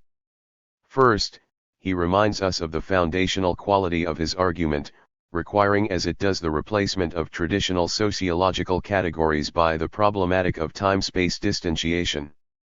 Second, he spells out the methodological implication of this shift, which is to refocus our attention on the spatial configuration of human agency, enabling us to analyze the social world specifically in terms of the interrelations of presence and absence, locality and distance involved in its reproduction. Next, the phrase time-space distanciation is re-invoked. This time, however, its meaning has shifted. It has been narrowed down from a general intellectual problematic into something like a quantitative measure of the spatial and temporal distance across which social relations can be sustained in different historical worlds. In the modern era, he tells us, the level of time-space distanciation is much higher than in any previous period. The double consequence of this higher level is a geographical stretching of social relations, together with the resultant proliferation of phantasmagoric spaces, local sites of social reproduction which are increasingly interpenetrated with remote sources of causality. And this, finally, provides the bridge to the eventual definition, Globalization can thus be defined as the intensification of worldwide social relations which link distant localities in such a way that local happenings are shaped by events occurring many miles away and vice versa. The movement of the argument here is so smoothly executed that it will take a minute to find the surface wrinkles which can lead us to the conceptual Ellis-ions taking place inside.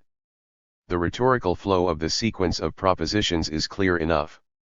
It looks like time-space distantiation is explaining globalization, either in the sense that globalization is a product of time-space distantiation, or in the sense that globalization is quintessentially a spatial phenomenon, which the specialized categories of time-space distantiation uniquely enable us to analyze. And we can also see why this definition has proven so influential. For if either of these implicit claims could be made to stick, then the term globalization would indeed become more than just a descriptive geographical category. It would then reappear as the master category which uniquely captures both the expansive dynamic of modernity and the transformations in the very social texture of space itself. Time-space distantiation, wobbling back and forth between a theory and a problematic, therefore seems to provide the crucial link which grounds the concept of globalization in a broader account of the social world. The problem, however, is that each of the implicit claims referred to above rests on a prior assumption that spatio-temporal definitions of social phenomena are the key to explaining the historical character of modernity. And it is exactly this which neither Giddens nor anyone else has yet been able to establish. On the contrary, as we have already seen, in Giddens' own analysis spatio-temporal phenomena turn out again and again to be derivative of other institutional features of modernity which are not themselves defined in these terms. And because these other features, the explanans which should hold globalization firmly in place as an explanandum, are excluded from the eventual construction of the definition, the latter's steps must end up tracing a circular path. First, the reification of space which lurks within the concept of globalization is read back into a reconstitution of the basic elements of social theory. There it seems to legitimate an intellectual inversion in which analysis of the social construction of space gives way to analysis of the spatial construction of societies. One might think that these two are not separable from each other. Yet, compounding the reification, the second step apparently proceeds as if they were, elaborating what it asserts to be an alternative set of analytical categories. Since what has prompted this spatializing of social theory is the peculiarly modern experience of time-space compression, we should not be surprised when Step 3 identifies an historically unprecedented level of time-space distantiation as characteristic of modernity. Finally, from the resultant claim that modernity is inherently globalising, it is but a short step to the view that globalization is a master concept not just because it identifies an historical outcome in spatial terms, but because, being empty of any referent except a spatial one, it is the ideal carrier for both a substantive definition of modernity in spatio-temporal terms, and an abstract reformulation of theoretical categories in spatial terms. It thereby is made to appear both as the climax of a theory of modernity and as the bearer of a new intellectual paradigm. What has really happened, however, is that an apparent grounding of globalization in a broader social theory has in fact detached the concept from any deeper explanation than that contained in its own definition. And the idea of time-space distantiation plays a crucial role here, expanding the reach of spatial categories by colonizing the deeper levels of substantive and abstract theory. It is this which finally closes the loop, and prevents the re-entry of non-spatio-temporal concepts which would otherwise retransform the term globalization back into a purely descriptive one. By thus silencing in theory what has already proved impossible to exclude in practice, Giddens can make it appear as if globalization rests securely on an underlying social theory.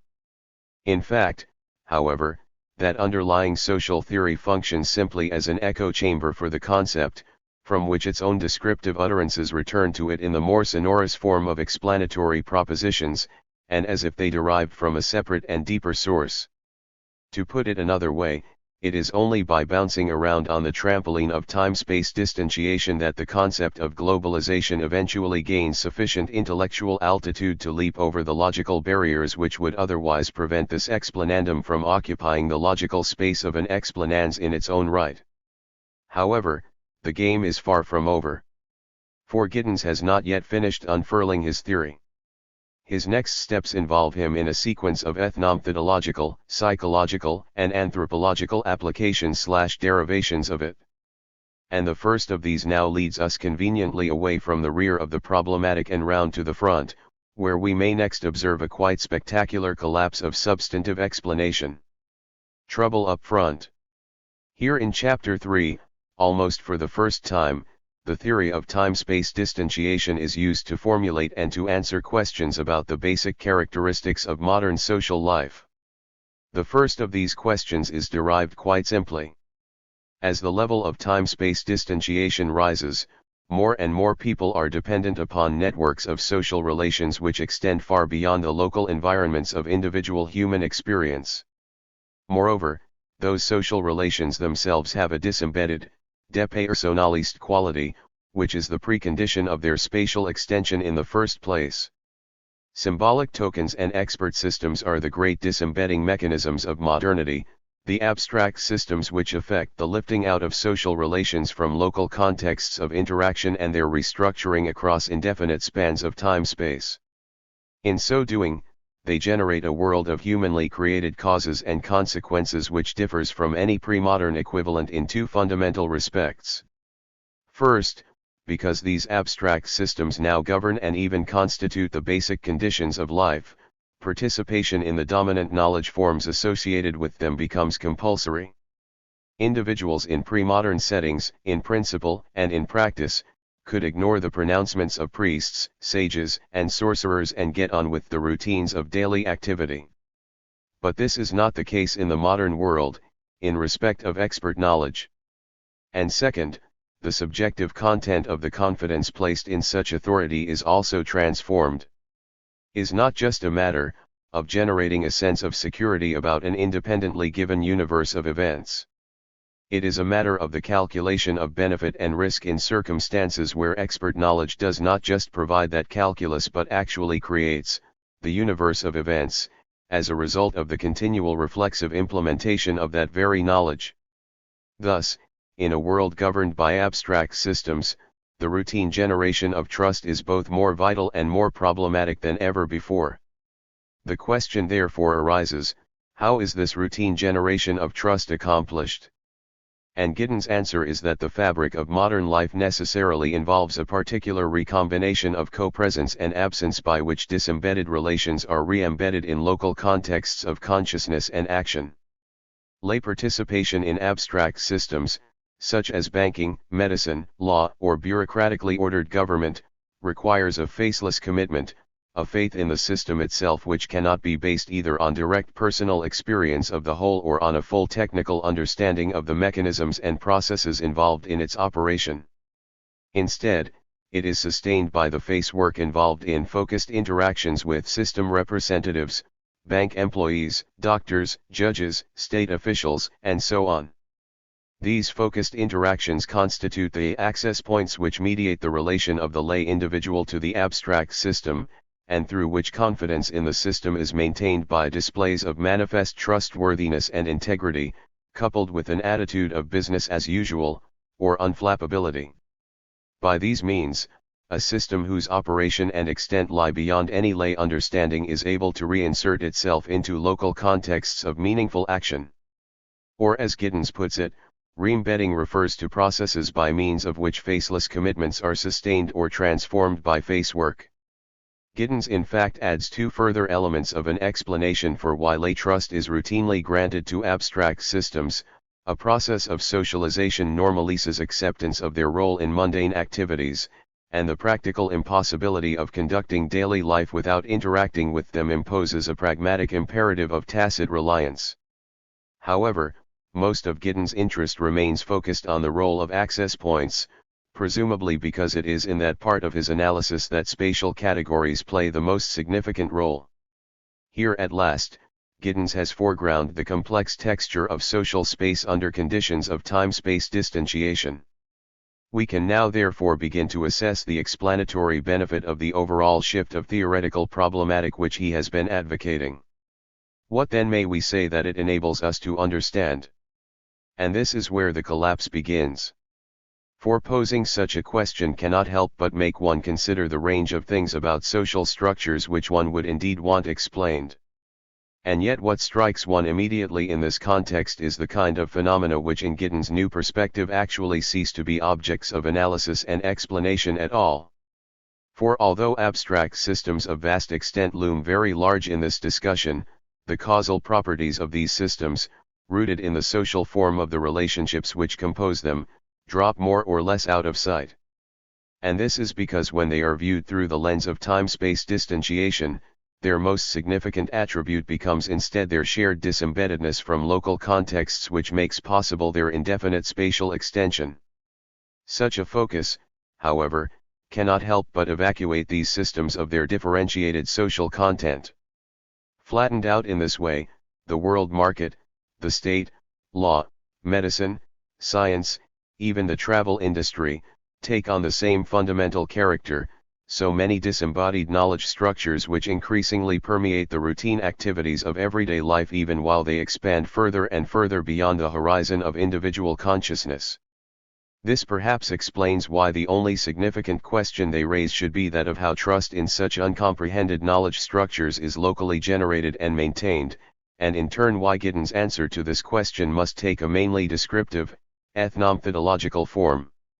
For to elucidate the objective causal properties of the systems themselves, that is, to explain how and why they operate to distribute wealth and knowledge and power in particular ways, it would be necessary to go beyond an analysis of their spatio-temporal articulation. And since this would carry him outside the problematic of time-space distantiation, it is perhaps understandable that Giddens does not attempt it. The consequence, however, is that his own account is restricted to a series of descriptive banalities, dressed up in a pseudo-technical language, access points, faceless commitments, face work, focused interactions, system representatives, etc. By an author who earlier prefaced the construction of his argument with the warning that it is not sufficient merely to invent new terms. Well then, do we really need a fresh characterization of the nature of modernity in order to see that we are routinely involved in big systems which we do not generally understand, that this involvement is mediated by bureaucratic organizations in which the impersonal rules of the system are re-embodied in the behavioral codes of the employees, and that our confidence in the systems can be undermined by incompetent or unprofessional behavior? It is not that one finds anything here to disagree with. But one cannot help being struck by what a drastic reduction of the explanatory claims of social theory has occurred. And the reason is not far to seek. If time-space distantiation is taken seriously as an alternative problematic, the price that is paid is effectively the externalizing of the social dynamics of the systems themselves. The argument regroups. Still, if the theory of time-space distantiation appears to lack ambition in the opening sections of Chapter 3, this is more than compensated for in the next section, where the scope of its claims is suddenly and dramatically extended, and that in a quite unexpected direction. We noted in the introduction to this chapter, when setting out the 4 steps of the overall argument, that a curious phenomenon occurs, in which step 3 of the argument suddenly reaches back into step 2 in order to re-inject in a new form the explanatory human content whose progressive evacuation from the structures of social life has been such a marked and disabling feature of the theory so far. The most striking of these retrospective adjustments is now about to happen.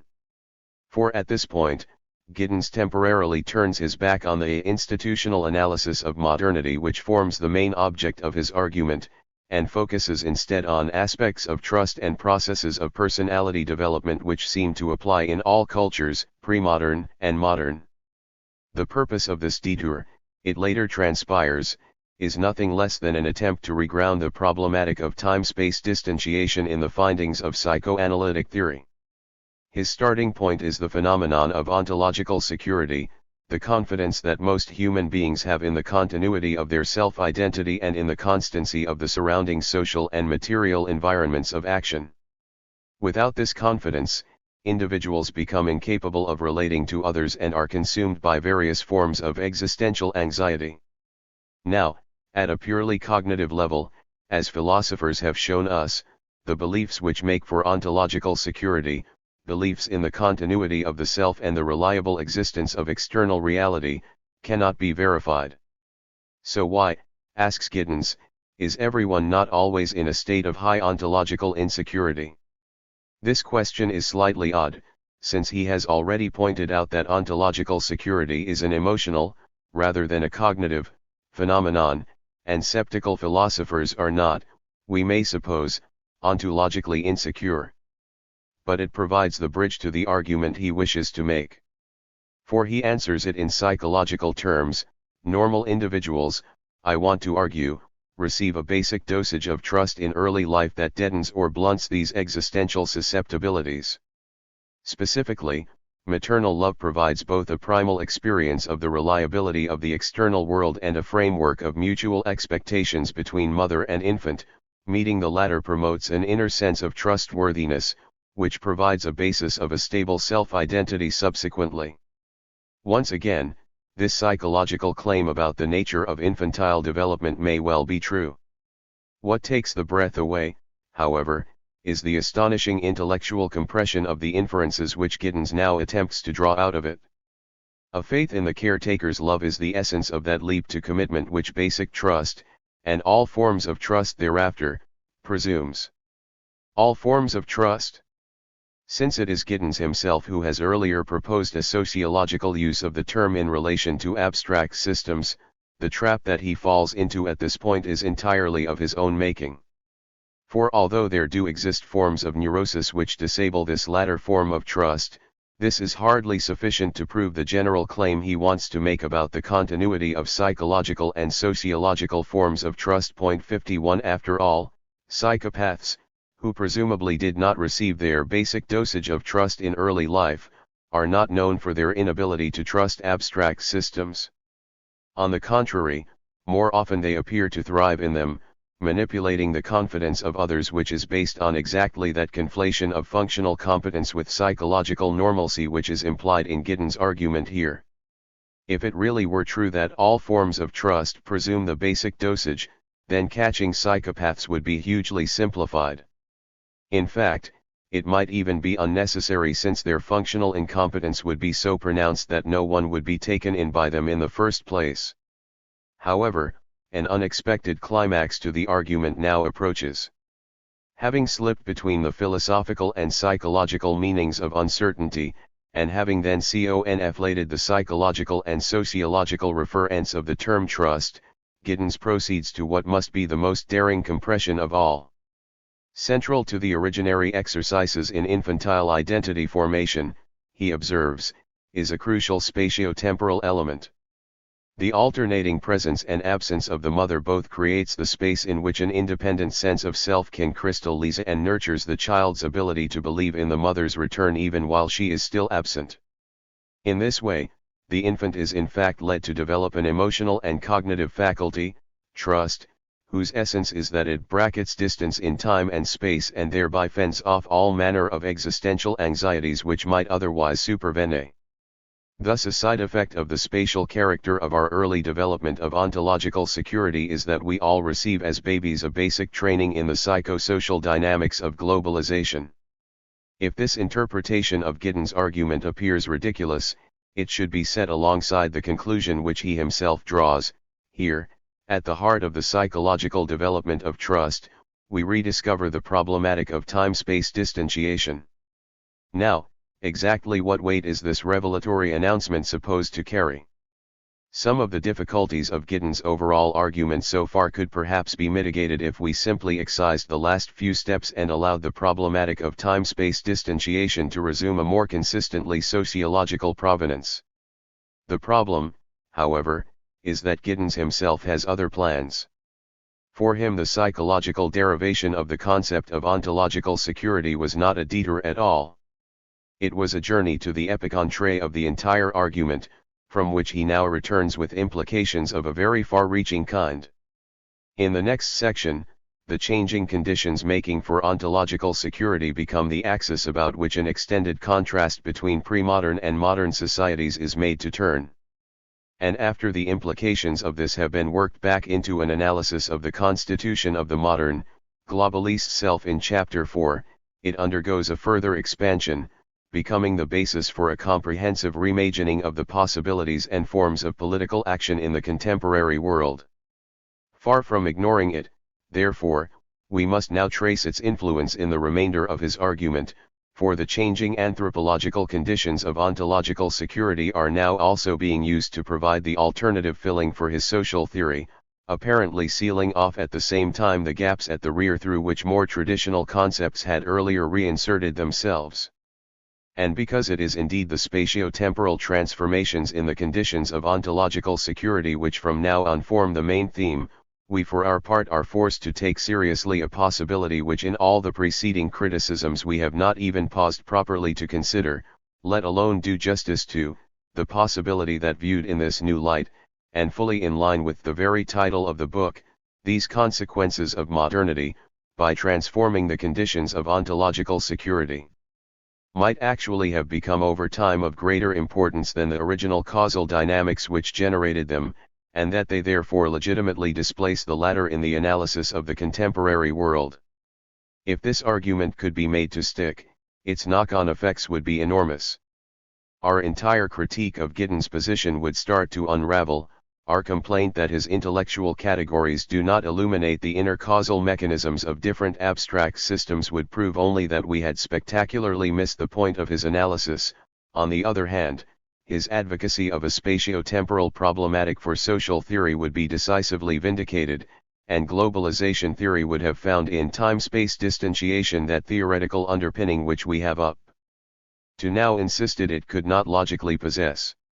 At the same time, however, if the movement of the argument has unexpectedly forced us onto the back foot at this point, it has also quite dramatically raised the stakes on the other side. A hypothetical possibility now has to be substantiated. In order for the argument to stick, it must be shown that changes in the spatio-temporal conditions of ontological security are the most causally significant feature of high modernity. What, then, is the essence of the shift in the conditions of ontological security or trust which distinguishes the modern from the pre-modern world? In answering this question, Giddens for the first time constructs his wider argument in unambiguously spatio-temporal terms. The shift concerns the institutional means by which these types of society differently organize themselves in space and time, their contrasted modes of organizing reliable interactions across time-space. Of these, he singles out four as characteristic of the pre-modern world. First, kinship systems can bracket time and space, by providing a principle of mutual obligation among family members which is generally recognized irrespective of whether particular individuals are emotionally close to, or even personally acquainted with, each other.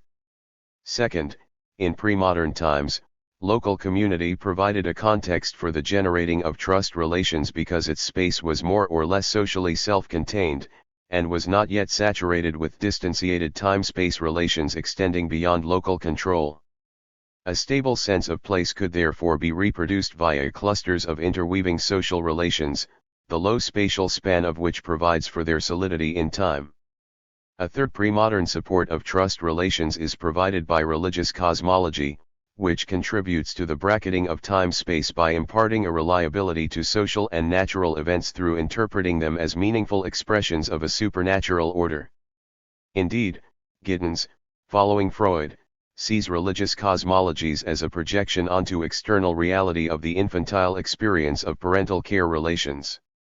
Finally, there is the role of tradition, that mode of choreographing social practices in space and time which connects past, present and future as mutually reinforcing parts of a reliable temporal whole. Bracketed in this way, the passage of time is transformed from a journey into the unknown, into a self-confirming cycle of dependable events across which trust relations can be extended, and from which support for ontological security can be derived. Giddens' purpose here is of course not to imply that pre-modern societies were necessarily more comfortable than modern ones. They had their own risk profile associated with natural hazards, endemic localized violence and the fear of personal damnation. His point is rather that each of these ways of organizing time-space as a medium of those trust relations through which social orders are reproduced has now been fatally eroded by the rise of modern social forms. Kinship has been largely displaced by abstract systems, locality by phantasmagoric space, religious cosmology by secular science, and tradition by the reflexivity of modern social life. And correspondingly, a new and different risk profile now stalks the psychosociological horizon, dominated by the instability and side effects of abstract systems, the heightened destructiveness of state-centralist, industrialist warfare, and the intrinsic meaninglessness of the human and natural worlds unavoidably propounded by the discourse of modern science. On the basis of this contrast, we can now formulate more explicitly than before exactly what the problematic of time-space distantiation comprises. Its fundamental premise is not simply the observation that different societies organize themselves differently in space and time, and may fruitfully be studied in this aspect. After all, the comparative analysis of territorialities and temporalities across a range of human cultures has long formed a part of the stock in trade of anthropological and other research, without being advanced as the core problematic for social theory as a whole. What brings it center stage in Giddens' work is an anterior theoretical claim, that relations of trust, without which neither the ontological security of the individual nor the reproduction of social orders can be sustained, are fundamentally constituted through the bracketing of space and time. And for this reason, to analyze the institutional forms in which this bracketing is accomplished in any given case is to dissect the very substance of society itself. Point 52.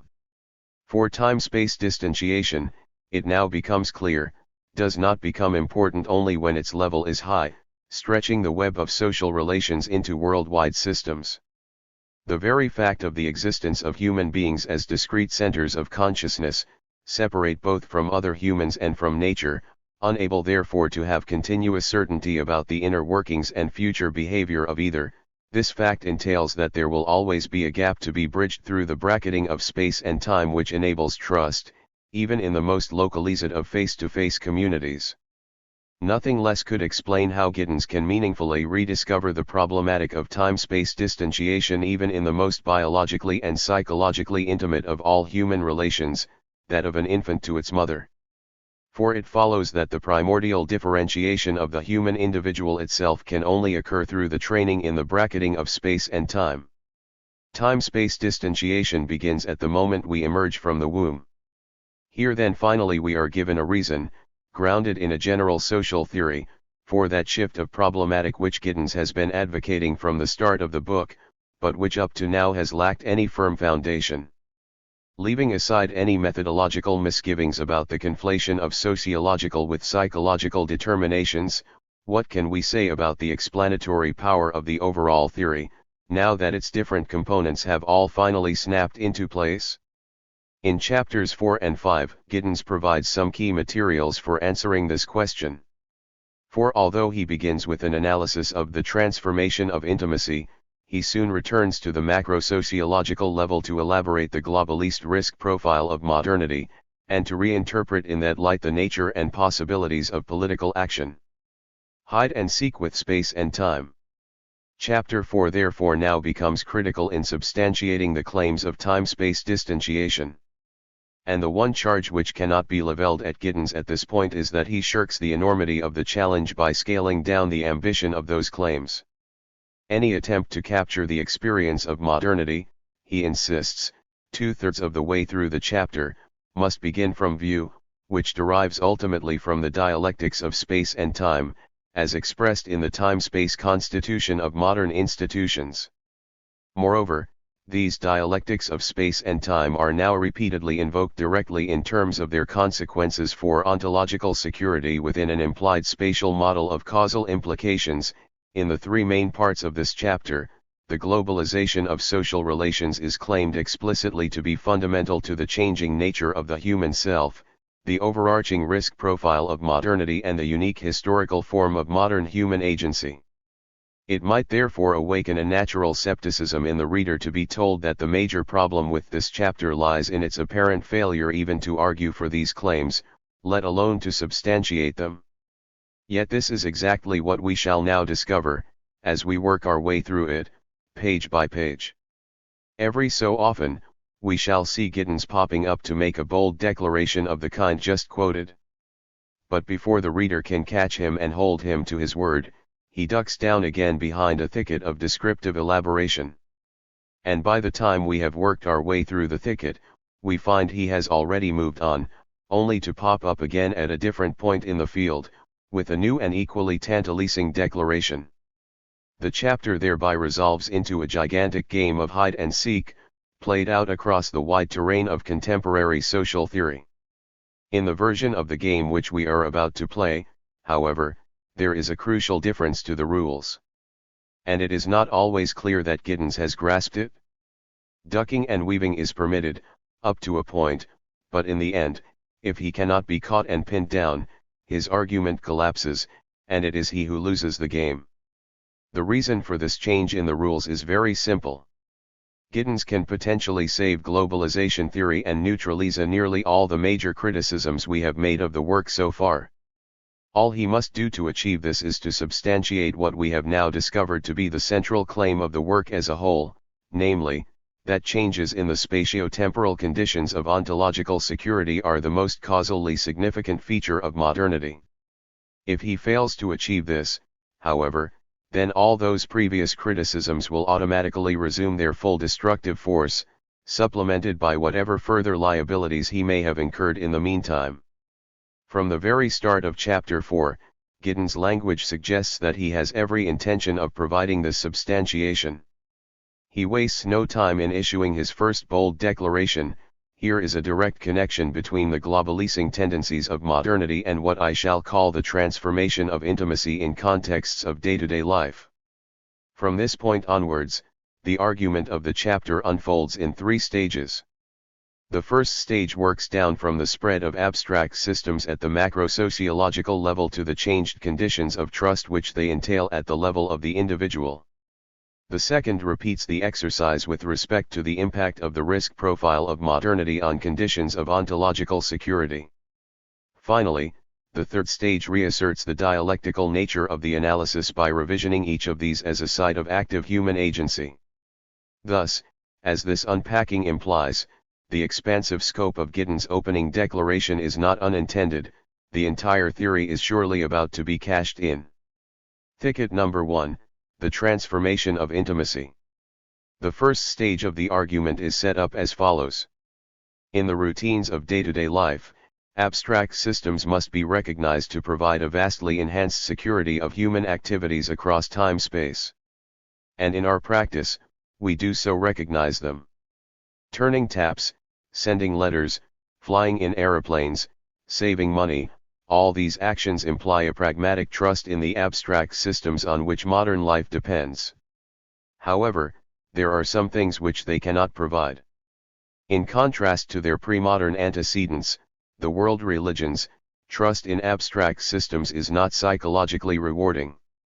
Indeed, in a nuance which stands in some tension with his earlier statements, Giddens now tells us that unpersonalized trust is discrepant from basic trust, and that this discontinuity underlies the significance of access points since the latter provide the link between personal and system trust. How, then, does the nomenclature of trust enable us to reconceptualize the rise of modernity with respect to the interrelation of individual and community? Giddens begins by rejecting three established sociological accounts: the conservative lament at the collapse of communal values and the turning inward of individuals to refocus on selfish interests, the Habermasian picture of a life world increasingly invaded and colonized by the instrumentally rational determinations of depersonalist social forms and institutions, and the counterclaim made by some urban sociologists that community in the traditional sense re-establishes itself in the apparently inhospitable settings of modern city life. All these positions, says Giddens, share a common flaw, an undifferentiated conception of community, deriving ultimately from an uncritical acceptance of Ferdinand Tani's classical contrast of Gemeinschaft and Gesellschaft. And it is this essentialist notion of community which can be broken down by distinguishing the contrasting combinations of trust mechanisms which compose and recompose it in different historical circumstances. At the heart of traditional forms of community, Giddens identifies four such mechanisms: communal relations per se, kinship relations, ties of friendship and sexual relations.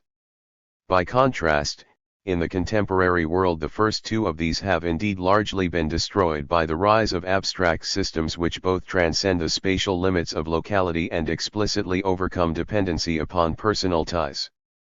The other two, however, far from being holed up in some shrinking institutional redoubt called the private/personal sphere, have themselves been transformed in ways that cannot be registered using crude dichotomies such as public/private, impersonal/personal, or Gesellschaft/Gemeinschaft. A better understanding of the overall shift, part dissolution, part transformation, will be provided by observing the linkage between the globalizing tendencies and novel subjectivities of modernity. In pre-modern societies, friendship was not just a contingent association of individuals. It was a directly communal institution. Sanctioned by publicly recognized codes of honor, it provided a mechanism by which personalized trust could be parlayed into social relations of a distanced sort, which stretch into enemy territories. By contrast, in modernity, where time-space distantiation is articulated via depersonalist, abstract systems, the nature and role of friendship are correspondingly transformed.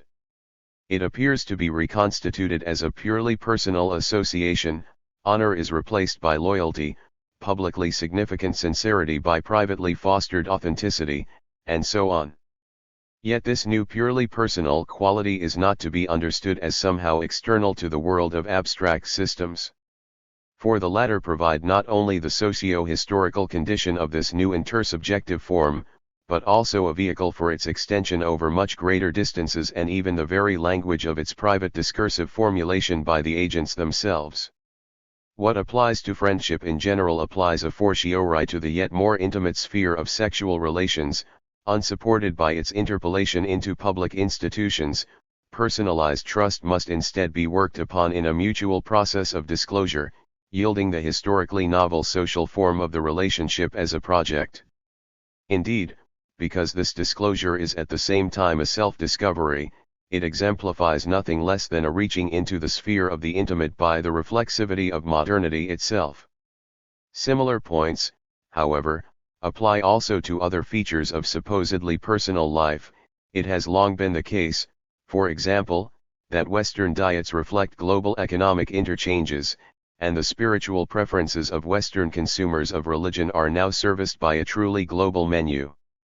All this, says Giddens, is not simply a diminishment of personal life in favor of impersonally organized systems, it is a genuine transformation of the nature of the personal itself. There can thus be no retreat from the globalist abstract systems into a protected personal sphere, for the latter has no separate existence. Well, there is the first thicket. Before we go inside, and without wishing to tax the patience of the reader with all too familiar lines of argument, there is something which can already be said about it, even from this distance. Despite the mantle of novelty which Giddens tries to draw round the discussion, friendship has rarely been studied by sociologists. The actual object of the analysis here is, once again, one of the most prominent themes of classical social theory, namely, the historicity of the individual as a social form. Marx, Weber, Durkheim, they all meditated at some length on the particular reconfiguration of inner and outer worlds within which this new and paradoxical form of human subject was constituted. Not for them, not for any of them, those essentialist, dehistoricized categories of community and selfhood which serve as the springboard for this portion of Giddens' fresh characterization of modernity. In fact, the superficial similarities of Giddens' alternative to Marx's account are so striking that it would be altogether churlish to deny the original some voice in the proceedings at this point. For it was of course Marx who argued that in modernity individuals are now ruled by abstractions 53, forms of interrelation which are abstracted from the personal particularities of those individuals, and, moreover, that in a society organized via these abstractions, rather than via relations of personal dependence, the nature of selfhood is itself transformed. The non-differentiation of personal and social identity which Giddens registers in his discussion of pre-modern friendship conforms to Marx's observation that in societies based on relations of personal dependence, people enter into connection with one another only as individuals imprisoned within a certain definition. Point 54. By contrast, says Marx, the members of modern society have become abstract individuals, who are, however, by this very fact put in a position to enter into relation with one another as individuals. Point 55. Here, adds Derek Sayer, in a perceptive discussion of these points, personal relations appear, for the first time, as purely personal, as distinct from social. The individual is now conceivable, as a subject, independently of social contexts. 56. Needless to say, the last thing this entailed for Marx was the intellectual windmill which Giddens spends his pages tilting at, namely, that the emergent monadic quality of the individual as subject warranted its analytical counterposition to the social. On the contrary, he insisted that the epoch which produces the standpoint, that of the isolated individual, is precisely the epoch of the hitherto most developed relations. 57. However, we should not be distracted by these points from the main issue. Giddens is supposed to be demonstrating that changes in the spatio-temporal conditions of ontological security are the most causally significant feature of high modernity. And his first step has been to assert the connection between globalization and the transformation of intimacy. How far, then, does this contribute to such a demonstration? The answer must hinge on the nature of the connection he is able to establish. If, as the discussion of community seems at first to imply, it is the demise of spatial enclosure which causes the transformation of intimacy, then this would mark a large step indeed. A closer inspection of the argument, however, reveals that matters do not quite stand that way. There is a loose thread which needs weaving back in if the fabric of such an argument is not to come apart. In Giddens' account, spatial enclosure is not the only support of traditional community which has been dissolved by the consequences of modernity. There is a second, kinship relations. Why has this role of kinship relations dissolved? Because abstract systems explicitly overcome dependency on personal ties. Is it their globalising spatial extent which enables them to overcome this dependency? No. Again, on Giddens' account, it is rather their depersonalist character which allows for their indefinite socio-spatial extension. But if that is the case, if there are other causes operating in the destruction of kinship as a principle of social organization, then why should we hold that it is the specifically spatial tendencies of modernity which lie at the root of the transformation of intimacy? Now, it might be thought that this is hardly a problem. Giddens has explicitly embraced a causal pluralism. How therefore can acceptance of additional causes damage his central argument? The answer is that even Giddens' pluralism is, intellectually speaking, a bounded entity, as it would have to be to avoid complete analytic indeterminacy. It is important, therefore, that any additional causes he invokes should at least fall within the intellectual borders of his argument. And the particular causes involved here are ones which he himself has expelled from that argument at an earlier point. To appreciate the truly strategic nature of the problem here, we must go back to the first chapter, where Giddens lays out the definitional groundwork of his explanatory categories, and we must look in particular at his discussion of disembedding. This term derives from the work of the economic anthropologist Karl Polanyi, who used it to describe the institutional differentiation of market relationships into a self-regulating sphere of the economy. In pre-capitalist societies, Polanyi argued, markets were by contrast embedded in social relations 58 and thereby subordinated to non-economic constraints of various kinds. In its original meaning, therefore, disembedding referred to one aspect of that wider institutional differentiation of spheres which so many social theorists have seen as characteristic of the emergence of modern societies. This, however, is not what Giddens means by the term. By disembedding I mean the lifting out of social relations from local contexts of interaction and their restructuring across indefinite spans of time-space.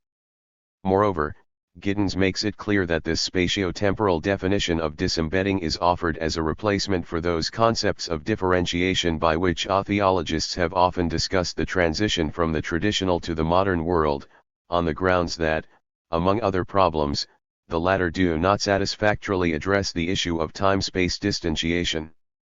Thus, in Giddens' hands, disembedding becomes a term to be deployed in explanatory opposition to its original meaning. Point 59. This is the kind of intellectual procedure which has made Giddens so famously difficult to pin down. For once, however, the implication is crystal clear. Giddens has explicitly made the success of his overall argument dependent on the ability of disembedding fully to displace differentiation as a basis for explaining the emergence and character of modern social forms. And indeed, from the point of view of globalization theory, this is a necessary step. Anything less would concede an ontologically derivative status to spatial and temporal phenomena, and would thereby undermine the claim of time-space distanciation to constitute an alternative problematic for social theory. Yet it is this same foundational move which now returns to haunt the argument in this opening stage of Chapter 4.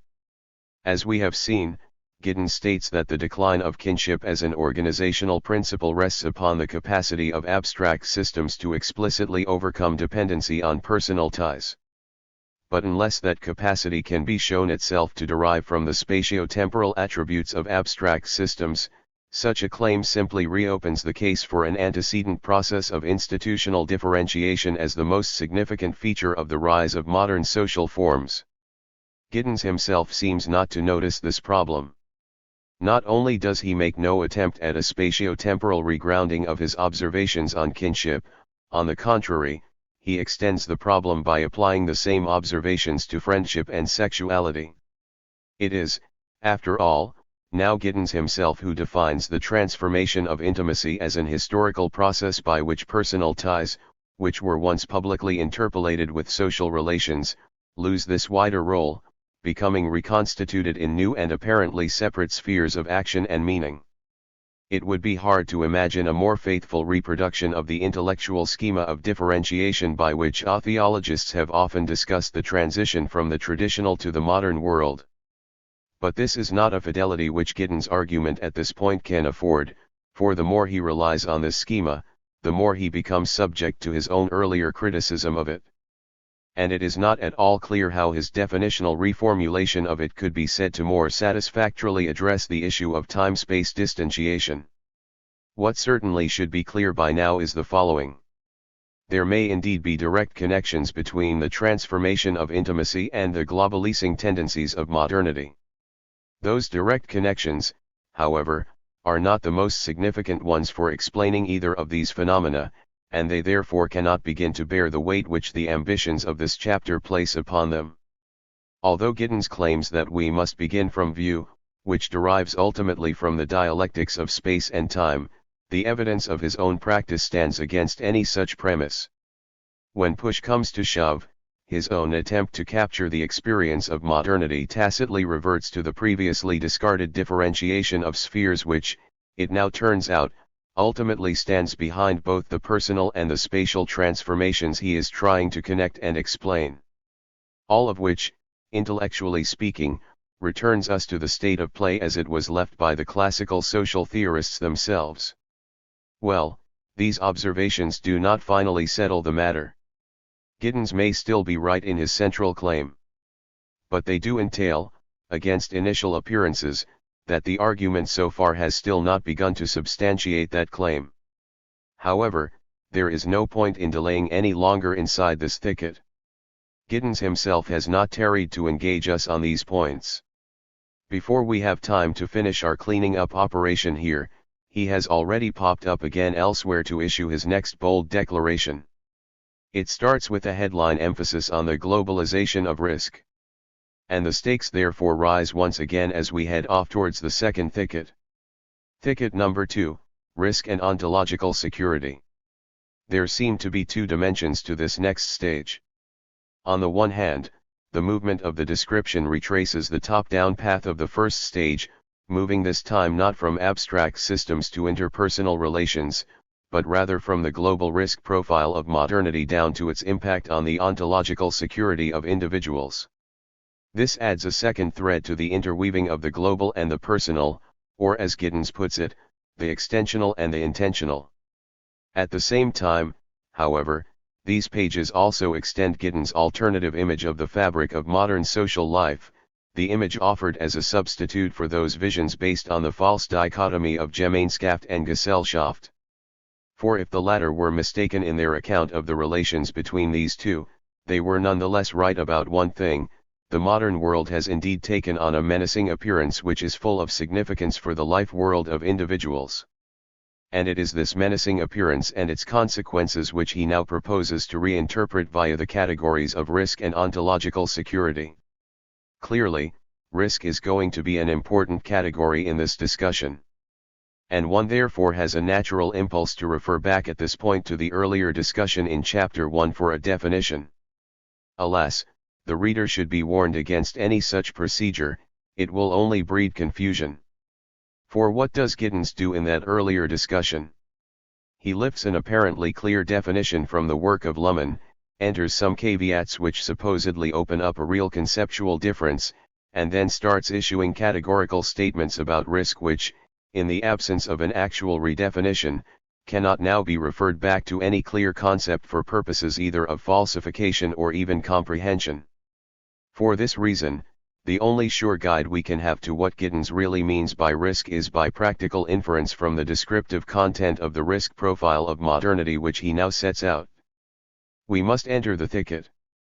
The overall shape of this profile is traced by the interacting conjunction of two types of factors, those relating to the objective scope and character of the contingencies generated by modern societies, and those deriving from the subjective form in which those contingencies are experienced by the populations involved. So far as the first type of factors is concerned, Giddens lists four. There is the apocalyptic nature of certain socially produced contingencies, the possibility, for example, of nuclear war, ecological calamity, uncontainable population explosion, the collapse of global economic exchange, and so on. Each of these transcends all social and economic differentials. Second, there is that quality of modern contingency which derives from the global spatial extension of abstract systems, namely, the objective loss of local control even when the system is functioning normally. This dimension of risk rises with the expanding governance of more and more aspects of everyday life via globalizing abstract systems. Next, the unintended ecological consequences of industrialization add a third, distinctively modern, raft of contingencies rooted in socialized nature, the infusion of human knowledge into the material environment. And finally, there is the uniquely consequential role played in modernity by institutionalist risk environments, in which contingency refers no longer just to outcomes, but rather enters directly into and intensifies the recursive character of social behavior itself. Situations governed in this way range from gambling and sports, through the behavior of markets, and all the way to the nuclear arms race. Meanwhile, the modern subjective experience of risk is characterized by three closely related features. First, the pre-modern assumption that risk of any kind could be assuaged by religious or magical techniques has largely passed away. Second, this awareness of risk as risk is widely distributed among the lay population, where, third, it is compounded by a sense of the limitations of expertise. Now, given Giddens' earlier discussion of the pre-modern environment of risk which included threats and dangers emanating from nature, we cannot say that he defines risk in general as socially generated contingency. Such a definition would, however, apply very well to his description of the specifically modern risk environment.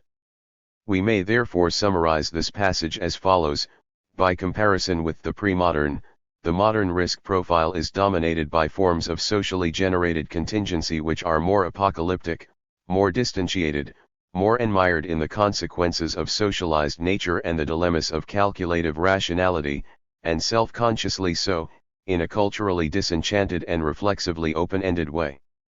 The important question then becomes, what is the impact of all this on the ontological security of individuals, lately advanced as the center of gravity of social reproduction? The answer seems to lie with the peculiar combination here of intensity, impersonality, and intractability. Since it is altogether too traumatic to be thinking continuously of the consequences of nuclear war, a thin but impermeable layer of fatalism must be allowed to reform over the surface of this contingency, a vague and generalist trust in distant events over which one has no control. This is a process assisted by the heavily counterfactual character of the most consequential risks.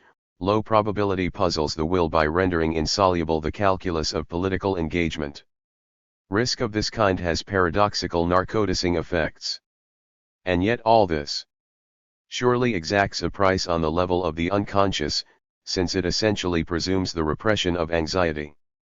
The sense of dread, which is the antithesis of basic trust, is likely to infuse unconscious sentiments about the uncertainties faced by humanity as whole.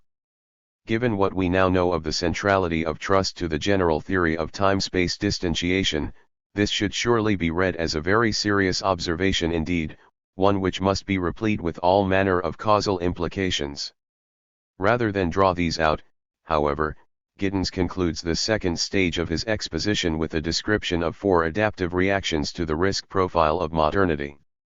Briefly, pragmatic acceptance, sustained optimism, cynical pessimism, radical engagement comprise a spectrum of subjective orientations through which individuals seek to cope with the menacing appearance of modernity. It is significant to note that of these 4, only the last finds a practical outlet for the anxieties of modernity which are otherwise counterproductively repressed. And the social movement which becomes the prime vehicle of radical engagement provides thereby the point of reunification for psychological authenticity and social activism under conditions of modernity. The chapter is building to its climax, in which a summative phenomenology of modernity is about to be presented. Before the wave of accumulated analysis finally breaks over our heads, however, let us remind ourselves one last time exactly what is supposed to be being demonstrated here. We saw in earlier sections that Giddens' claim to present a fresh characterization of modernity was repeatedly vitiated by reliance on the ideas of classical writers which he had supposedly discarded. We also saw that the theory of time-space distantiation could not explain, indeed, rested on an abstraction from, the differentiated social content of the various social structures of modernity. The prospects did not look good. What gave his argument a new lease of life was the sudden rise to prominence within it of a theme which, though present from the start, was now revealed to be its actual, central support, the theme of ontological security. And this was a development which, we acknowledged, had the capacity to pull off a retrospective rescue of the argument so far, by transforming our understanding of its terms. Specifically, if, as indeed the title of the work implied, it was the consequences of modernity for ontological security which now turned out to be of greatest significance for understanding the contemporary world, then there would be no contradiction between drawing selectively on classical accounts of modernity while arguing nonetheless that they needed to be systematically transcended. And if, further, these consequences derived specifically from the shared spatio-temporal properties of abstract systems, then the differentiated social content of the latter, while not by any means unimportant, could safely be left for other theories to specify. Finally, if both the above claims were shown to be validated by the experience of high modernity, then not only would the term globalization be able to carry the theoretical weight we denied it, but also, the problematic of time-space distantiation would gain real credibility, for it would have provided the alternative categories by which the most significant aspects of the overall process could best be grasped. If. The recurrent conditional reminds us that the role assigned to the theme of ontological security itself entailed some basic assumptions which now had to be substantiated if the entire argument were not once again to collapse. And these assumptions all pointed to a single, simple requirement: it must be shown, we said, that changes in the spatio-temporal conditions of ontological security are the most causally significant feature of high modernity. In this respect, Chapter 4 got off to a poor start. In a further eruption of analytical havoc in the rear, the original meaning of disembedding burst through the defensive wall of redefinition with which Giddens had earlier sought to exclude it, displacing within his own account the spatio-temporal causes of the transformation of intimacy and community. As for the passage just reviewed, we certainly see the heavy emphasis on ontological security being maintained. We even see the focus re-narrowed onto the consequences of a specifically modern risk profile for this ontological security. And yet, out of the 7 listed elements of the profile, only one, the worldwide extension of risk environments, is significant for its specifically spatial or temporal effects.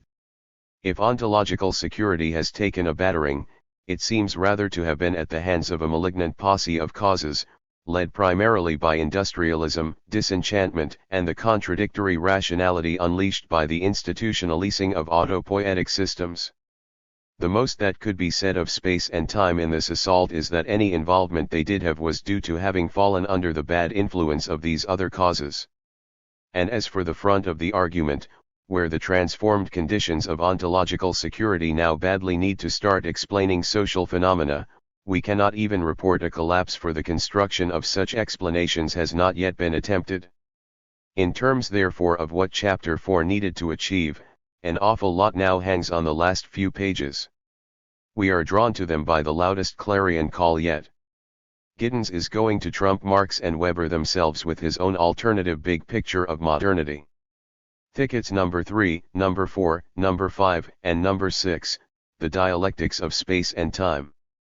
What we have called the summative character of this third part of Chapter 4 is evident from the very first paragraph, where the earlier series of more partial analyses now gives way to a weighing of competing pictures of modernity as a whole.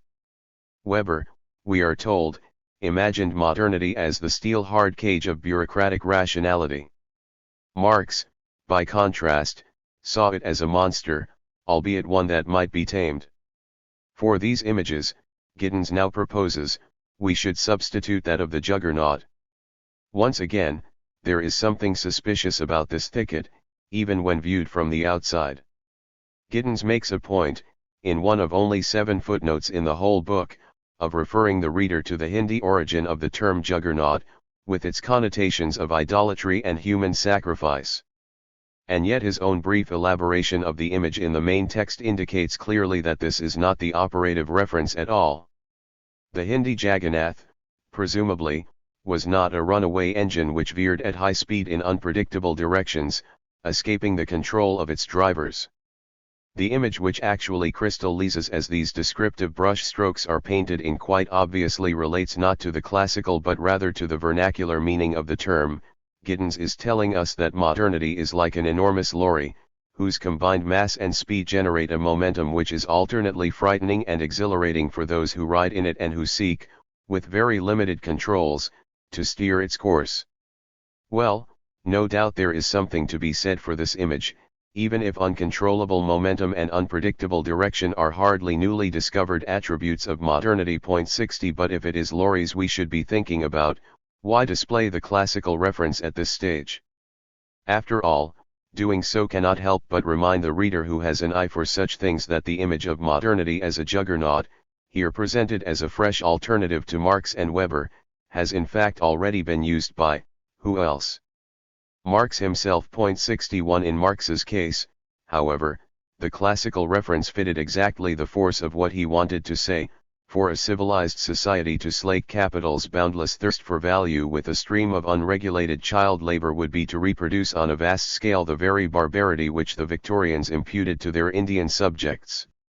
England too had its heathen idol, whose worshippers appeased its appetites with human sacrifice.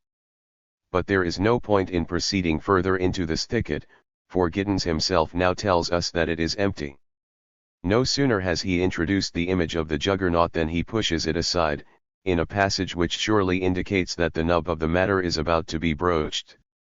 The juggernaut of modernity is not all of one piece, and here the imagery lapses, as does any talk of a single path which it runs. It is not an engine made up of integrated machinery, but one in which there is a tensionful, contradictory, push and pull of different influences. That is to say, in order to capture the experience of modernity, the replacement image must itself be removed to reveal the push and pull of different influences which its unitary appearance conceals. It is at this point that he makes the programmatic statement which we quoted earlier about the ultimate derivation of this view from the dialectics of space and time. So let us now examine his account of those dialectics, which immediately follows. The term dialectics is now used to designate four dimensions of the experience of modern life in which apparently contradictory elements are conjoined in the active, lived experience of individuals. In each case, what theologists often suppose about the experience of modernity is shown to rest on a false dichotomizing of these elements, whose actual dialectical resolution cumulatively provides an alternative picture of the contemporary world. Thus the dissolution of place by the disembedding of social relations does not signal the end of community. The same distantiation which renders place phantasmagoric provides simultaneously for the re-embedding of social relations via their reinsertion into the new time-space contexts which it unprecedentedly generates. The global may appear to abolish the local; in fact, it now itself becomes the site for the construction of new forms of locality mediated by distantiation. Second, what applies to the collective experience of community applies equally to the individual experience of intimacy. The impersonality of the mechanisms of abstract systems does not define the forms of human interaction which can be mediated by those mechanisms. Telephone systems allow for intimate relationships to be carried on over huge distances. Even the propensity of abstract systems to proliferate technical interactions between unacquainted individuals is not simply the generalizing of impersonal behavior into an anonymous world of strangers. It must also be recognized to involve a vast expansion of the range of possibilities for meeting people and forging personal ties. Intimacy and impersonality therefore are also dialectically related. Even expertise, that most irresistible invader of the life world and the public sphere alike, is dialectically compounded with its opposites in the lived world of modernity. Lay individuals, as a simple condition of interaction with abstract systems, develop a practical consciousness of their workings which can become a basis for challenging their operation in various ways. The institutionalist uncertainty at the apex of all reflexive knowledge systems combines with their necessarily fragile dependence on access points on the ground to render technocratic power in principle unstable. The iron cage cannot be locked. Finally, low probability high consequence risks may indeed have narcoticing effects which promote privatism in one form or another. Yet, the psychological cost which this entails brings its own necessary qualification to the outcome. Not only does it accumulate a burden of existential dread on the level of the unconscious, but also these high consequence risks which routinely circle the perimeter of lived experience intermittently lunge into the heart of it, in the form of health scares, industrial accidents or political crises. At such points, the scattered elements of personal and social existence are dramatically reconnected, and the psychological repressions of privatism themselves contribute to the force of the activist engagement which follows. In conclusion, then, we should not imagine ourselves as trapped in an iron cage, or consumed in the belly of a monster, or even perched on a careering juggernaut. The tissue of our existence does not finally lend itself to any unitary image of this kind. Rather we must see how the touch of human agency, exercised even in the most mundane and unreflective activities of daily life, transforms every disembodied determination into a medium of human purpose, reflexively overdetermining it in ways that keep the future forever open. This is a generous, hopeful, and sophisticated argument. We need query it on one issue alone, the issue of what it is explicitly claimed to be demonstrating. In what sense can the four dimensions of this vision be said to comprise, or even to be ultimately derived from, dialectics of space and time? The first of them, displacement and re-embedding, looks at first sight secure enough. Even here, however, there is a problem. The original definition of disembedding, which Giddens was at such pains to distinguish from other possible meanings, was the lifting out of social relations from local contexts of interaction and their restructuring across indefinite spans of time-space. Strictly speaking, therefore, there cannot be a category of re-embedding which does not entail a reversal of the process of time-space distantiation. And Giddens' whole argument at this point is that while new forms of locality are not unreal, they certainly are phantasmagoric, saturated, that is, with distantiated relations. The actual meaning of embedded has therefore shifted away from its original reference to local spatial enclosure of social causality. It now apparently refers to the insertion of social relations into any spatio-temporal matrix, however extensive, which seems to contradict the earlier importance of locality to the definition of embedded. Perhaps the way out of this confusion is to say that the category of locality has been dialectically sublated into a new meaning such that it now, paradoxically but legitimately, subsumes distantiation as the mediating condition of modern community. But if so, this can hardly contribute to an argument for the centrality of space and time. If anything, it is their reduced significance as barriers to the reconfiguration of social relations which is here underlined.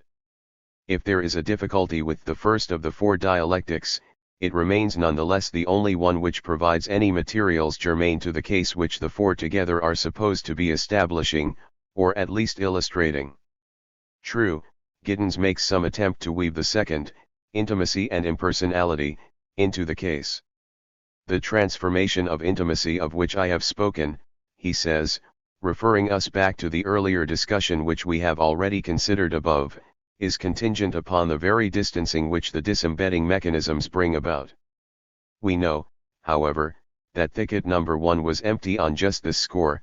The earlier discussion precisely failed to establish, or even to argue coherently for, any such thing. The offer to construct a spatio-temporal explanation of the transformation of intimacy reverted instead to reliance on a category of institutional differentiation which had itself, even earlier, been rejected as a barrier to appreciating the significance of time-space distantiation. No attempt is made now to provide further evidence. The reader is simply invited to assume that the claim now being made is the next part of a smoothly developing exposition, and rests securely on steps previously established. But we have no grounds for this assumption. On the contrary, having stayed with the argument in the hope that early gaps will be filled by later developments, we are hardly likely to be satisfied when the later developments now refer us back to the earlier sections for substantiation. Still, if the space-time component of the dialectics of space and time is confused in the first of them, and unsubstantiated in the second, it is barely even mentioned in the third and fourth. With the exception of a late, unsupported suggestion that the contradictory features of modernity should be seen as once more reflecting an extraordinary interpolation of the local and the global, there is simply no discussion of space and time even as dimensions within which the last two dialectics are configured, let alone as explanatory elements in understanding how they operate. As we move into the penultimate chapter, the steady drift of the discussion away from what have supposedly been its central themes picks up speed. Of this chapter, we need only note that it contains a quite remarkable mélange of systems theory with vague desiderata for an alternative future. 62 It contains no attempt to provide the long-awaited explanation of those key phenomena whose historical emergence had so pressingly required the supersession of classical social theory.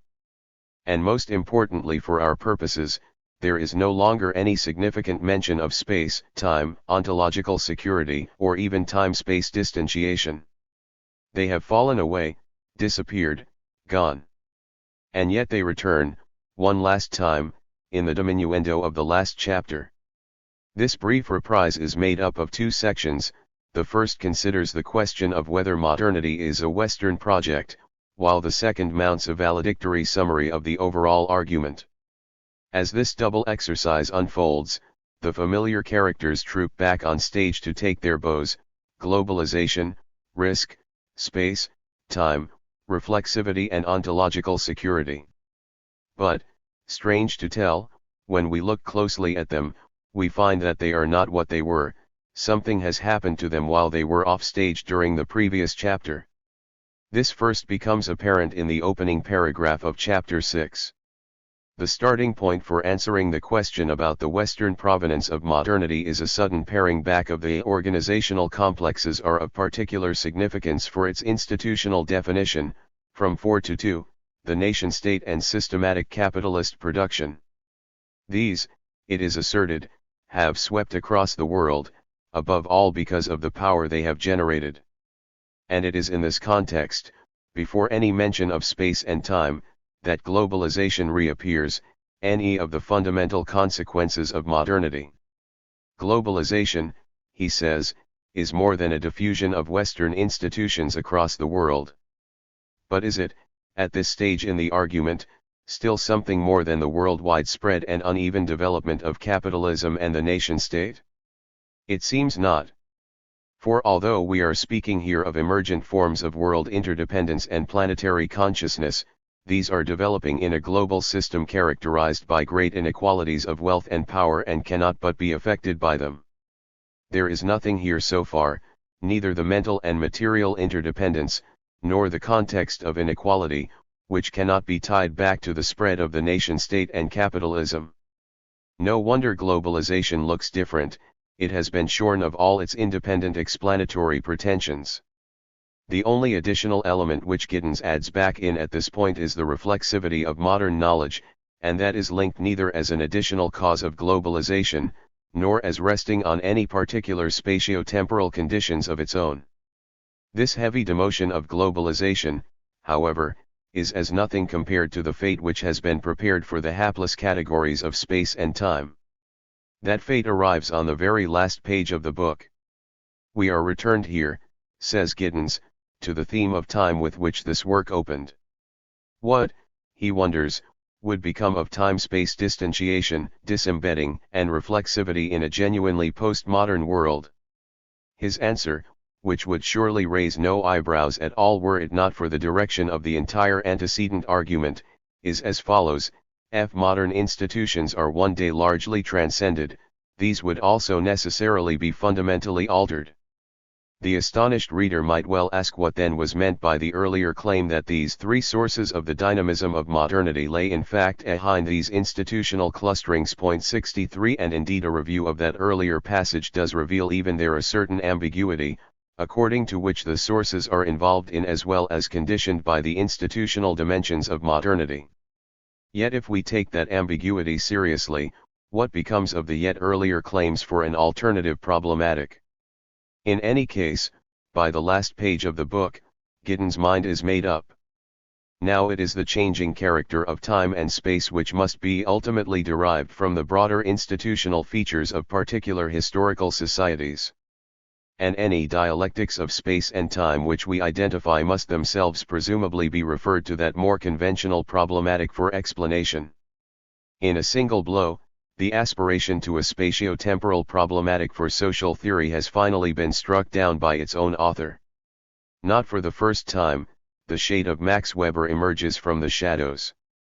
No one knows, he wrote in the concluding paragraphs of his most famous work, who will live in this cage in the future, or whether at the end of this tremendous development entirely new prophets will arise, or there will be a great rebirth of old ideas and ideals, or, if neither, mechanized petrification. 64 Weber allowed himself a brief gasp of horror at this last possibility, before pulling himself up short, but this brings us to the world of judgments of value and of faith, with which this purely historical discussion need not be burdened.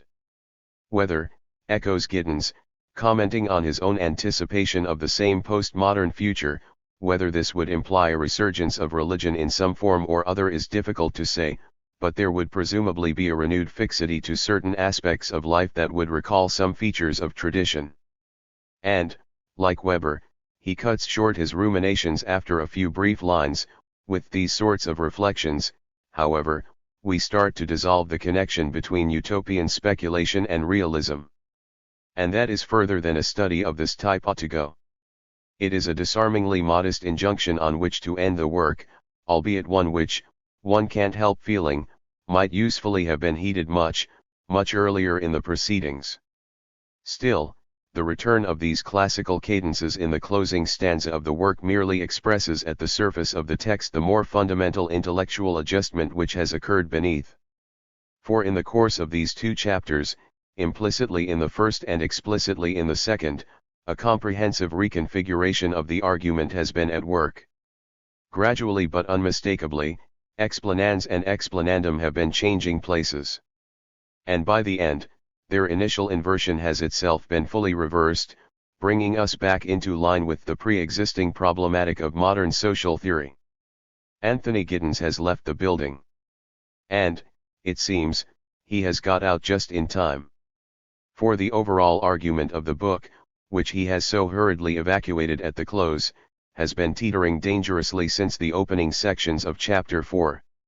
And we must now observe the concluding spectacle of its comprehensive collapse. 5. Conclusion: the collapsing temple of globalization theory. Time and again, in our progress through the early steps of Giddens' argument in the consequences of modernity, we identified problems of sufficient seriousness as to call into question the logical integrity of anything which followed.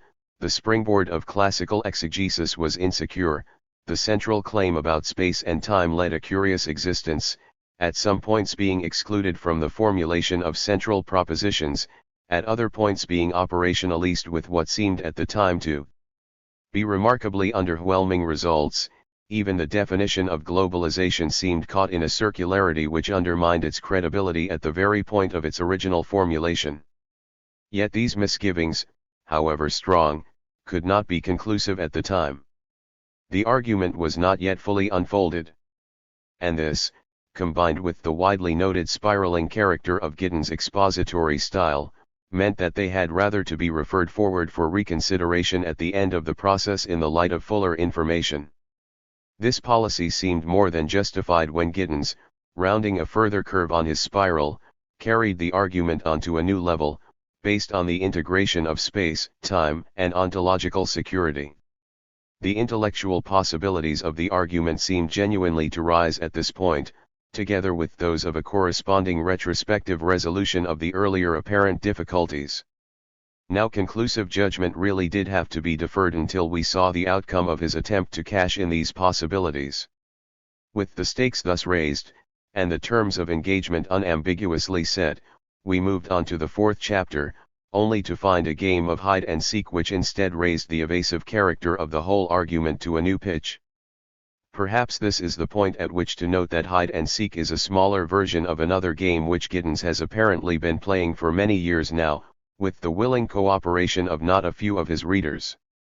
The larger game is called Staying One Step Ahead of the Critics, and is apparently played across successive publications rather than within any one of them. 1. In that game, the demerits of any one volume may be struck out of the account so long as either they are addressed in the next one, or this next one introduces new ideas which shift the ground sufficiently to change the subject. This rule applies even if the second volume is full of new defects, for the latter are in turn referred to the third volume in the sequence. In this way, the game can be played for many years, avoiding the need for either definitive statements from the author or conclusive judgments by the readers. Giddens' virtuosity at this game is widely acknowledged to be world-class. And as a move in that wider game, the consequences of modernity must count as a veritable coup de main. For our purpose in this book, however, a different set of rules was required. We wanted to answer the specific question: can the logical foundations of globalization theory be consolidated at the level of social theory? To help answer this question, we turn to the book most widely assumed to provide that consolidation. And since, ultimately, our engagement was driven by that externally defined question, and not by a negative or positive interest in Giddens qua Giddens, the rules we applied were indeed different. They were the normal rules of scholarly engagement. Does the argument achieve what it sets out to achieve? Is it internally consistent? Is the use of sources reliable? Perhaps one day Giddens will provide a final work which ties up all the loose ends, and reveals how his many earlier publications formed parts of an accumulating and ultimately consistent whole. Then indeed it might be argued that earlier volumes could not be understood, and should not be judged, without reference to the final synthesis. But the globalization theorists have not waited for that day in order to build their arguments, and neither therefore can we. We must assess the foundations which they have already used, as they actually exist. A retroactive clarification is thus indeed now in order. But it is clearly not of the kind where we watch the earlier problems disappear as they are reinterpreted in the light of a successful conclusion. On the contrary, we must rather observe the opposite: the self-destructive implications of the final evasion now cascade uncontrollably backwards through the antecedent steps of the argument, knocking their way down through the underlying premises of the theory of time-space distantiation, and passing ultimately beyond Giddens himself to unhinge the shared foundations of globalization theory as a whole.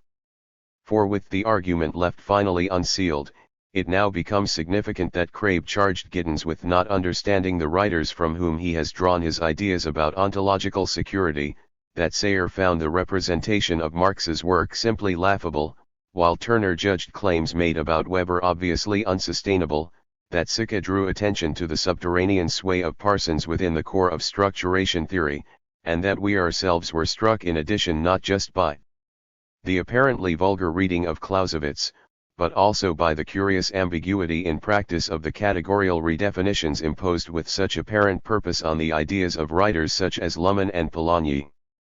What we met along the way as a series of uncoordinated, local criticisms now come together to play a different role. In the absence of any alternative explanation, they start to make retrospective sense of why Giddens' overall problematic was finally unable either to mount successful explanations in the front or to escape the repeated return of the repressed in the rear. Ian Crabb's dissection of Giddens' redefinition of ontological security now counts as an explanation of what before it could only counterfactually predict, that the inbuilt conflation of the social and psychological meanings of trust generates notions of ontological security and routine are not sufficient to carry the theoretical weight that he places on them. They must lead instead to explanations which rapidly collapse due to the rather fundamentally oversimplified notion of the individual with which they are forced to operate. Point 2. In a similar way, the critique of classical social theory, which might have been vindicated had the constructive alternative led anywhere, is now instead confirmed as a misinterpretation which explains why that alternative was unable to escape repeated outbreaks of analytical havoc in the rear. Indeed, at this stage, even the critics' cries of Parsons, which might have been dismissed on the way up as mere heckling, now, on the way down, need answering. For it is in fact remarkable how much more can be explained about the consequences of modernity by seeing them as a continuation of Parsons, than as representing a break with the latter. Thus, one by one, the links which earlier allowed the forward movement of the argument are shattered, as the retrospective confirmation of their unreliability reaches back to connect with the pre-existing local criticism to render any intervening steps conclusively unsound. Still, if this is the mechanism of the collapse, the question nonetheless remains, just how far does it go? Our hypothesis all along has been that, given the use by others of the materials employed in the construction of Giddens' argument, the eventual collapse of that argument would take far more down with it than Giddens himself. Specifically, we claimed that the focus on space and time marked the common point of vulnerability which made Giddens a valid test case for the wider issue of globalization theory. Can we now substantiate this claim? This is such an important question that it is worth breaking it down into its component elements so as to be sure of the maximum clarity in our answer. We can do this by working our way through 3 sub-questions. First, does the general mechanism of backward collapse which we have identified apply specifically to the spatio-temporal theme in consequences? Second, if so, can it be shown that Giddens' problems in this book really do derive from the central role accorded to space and time? And finally, even if it can, how far can this result be generalized from the failings of one author to the liabilities of an entire intellectual discourse, namely globalization theory? As to the first question, the answer is straightforward enough. Working our way backwards, it is the concluding failure of the dialectics of space and time even to be dialectics of space and time which brings to an end the attempt to reground the overall argument in a spatio-temporal definition of ontological security. And the rescue having now miscarried, the yet earlier claims made for abstract systems have no defense against the criticisms lodged at the time, that is to say, the flattening out of different abstract systems around their shared spatio-temporal extensiveness can no longer be defended by the hope those common spatio-temporal features will at some future point be shown to be more causally significant for modernity than are the differentiated social contents of the systems which have been effaced. This in turn undermines the virtue of providing a spatio-temporal analysis of modern institutions.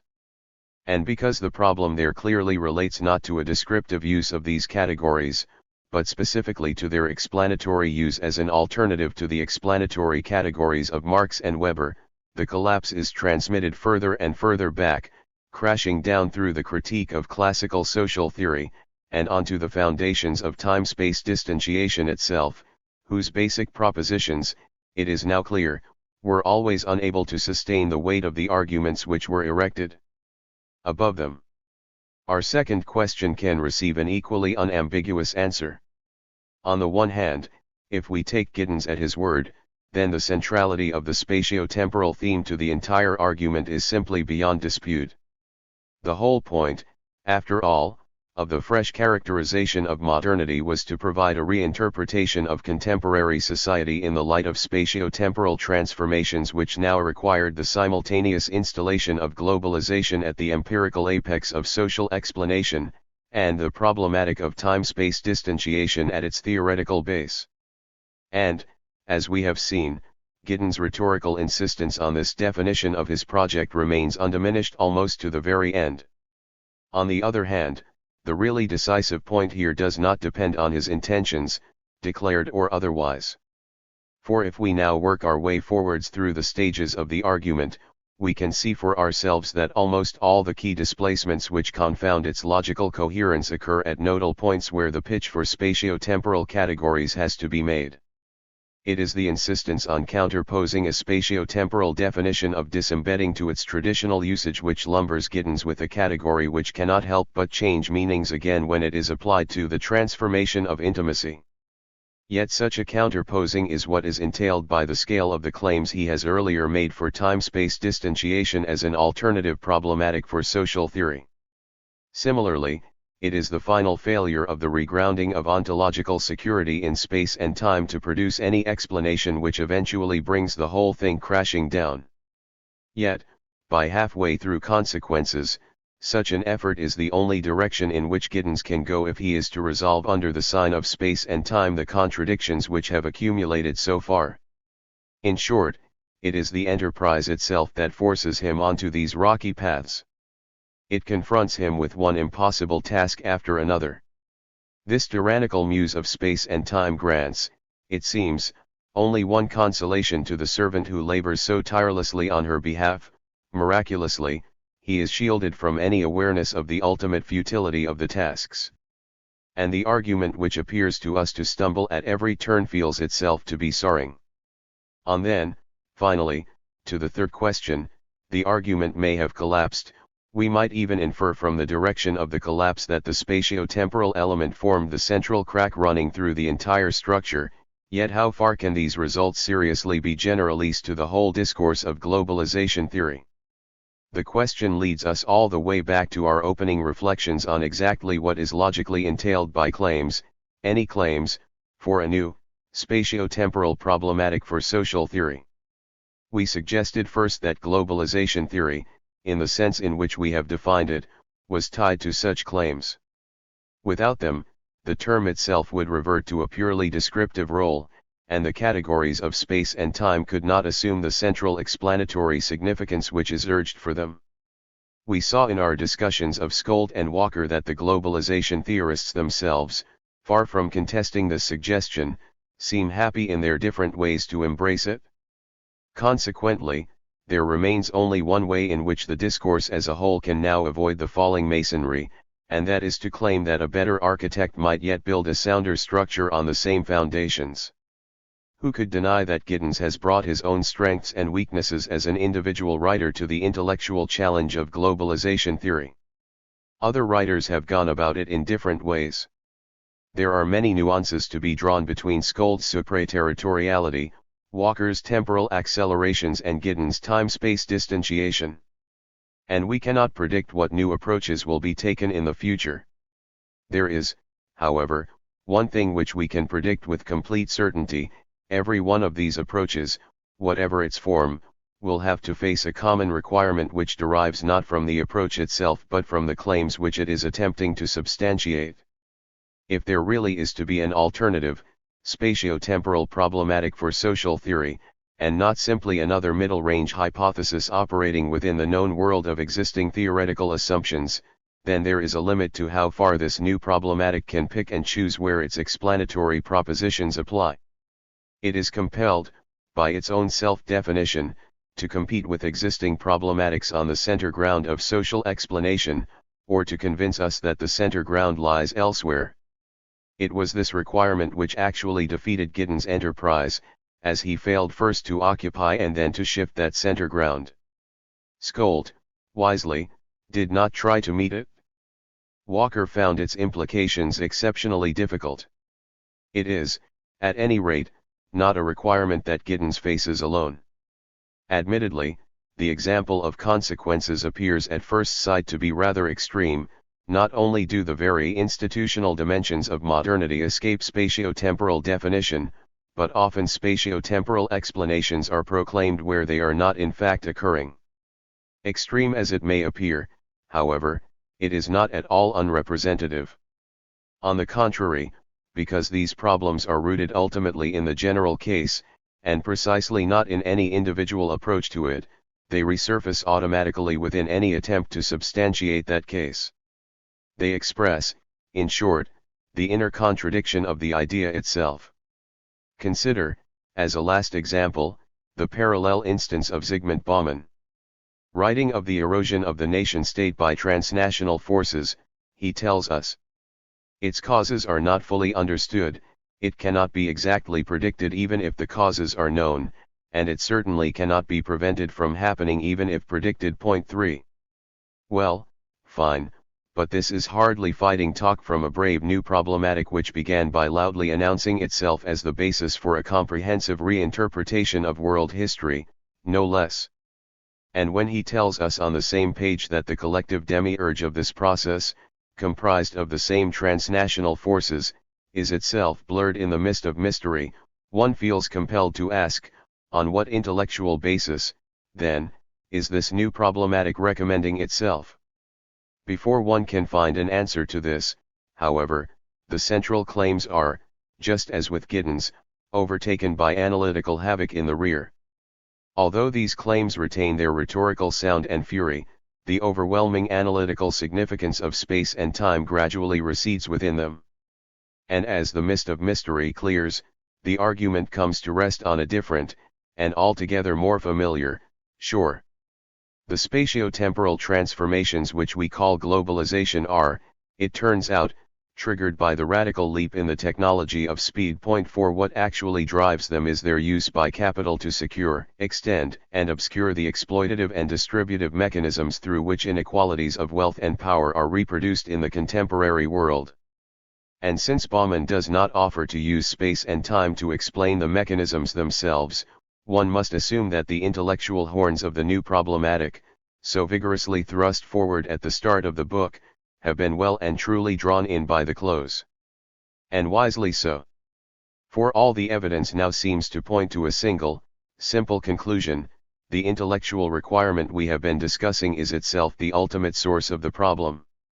It unavoidably pushes the categories of space and time into a role which they cannot be imagined to fulfill.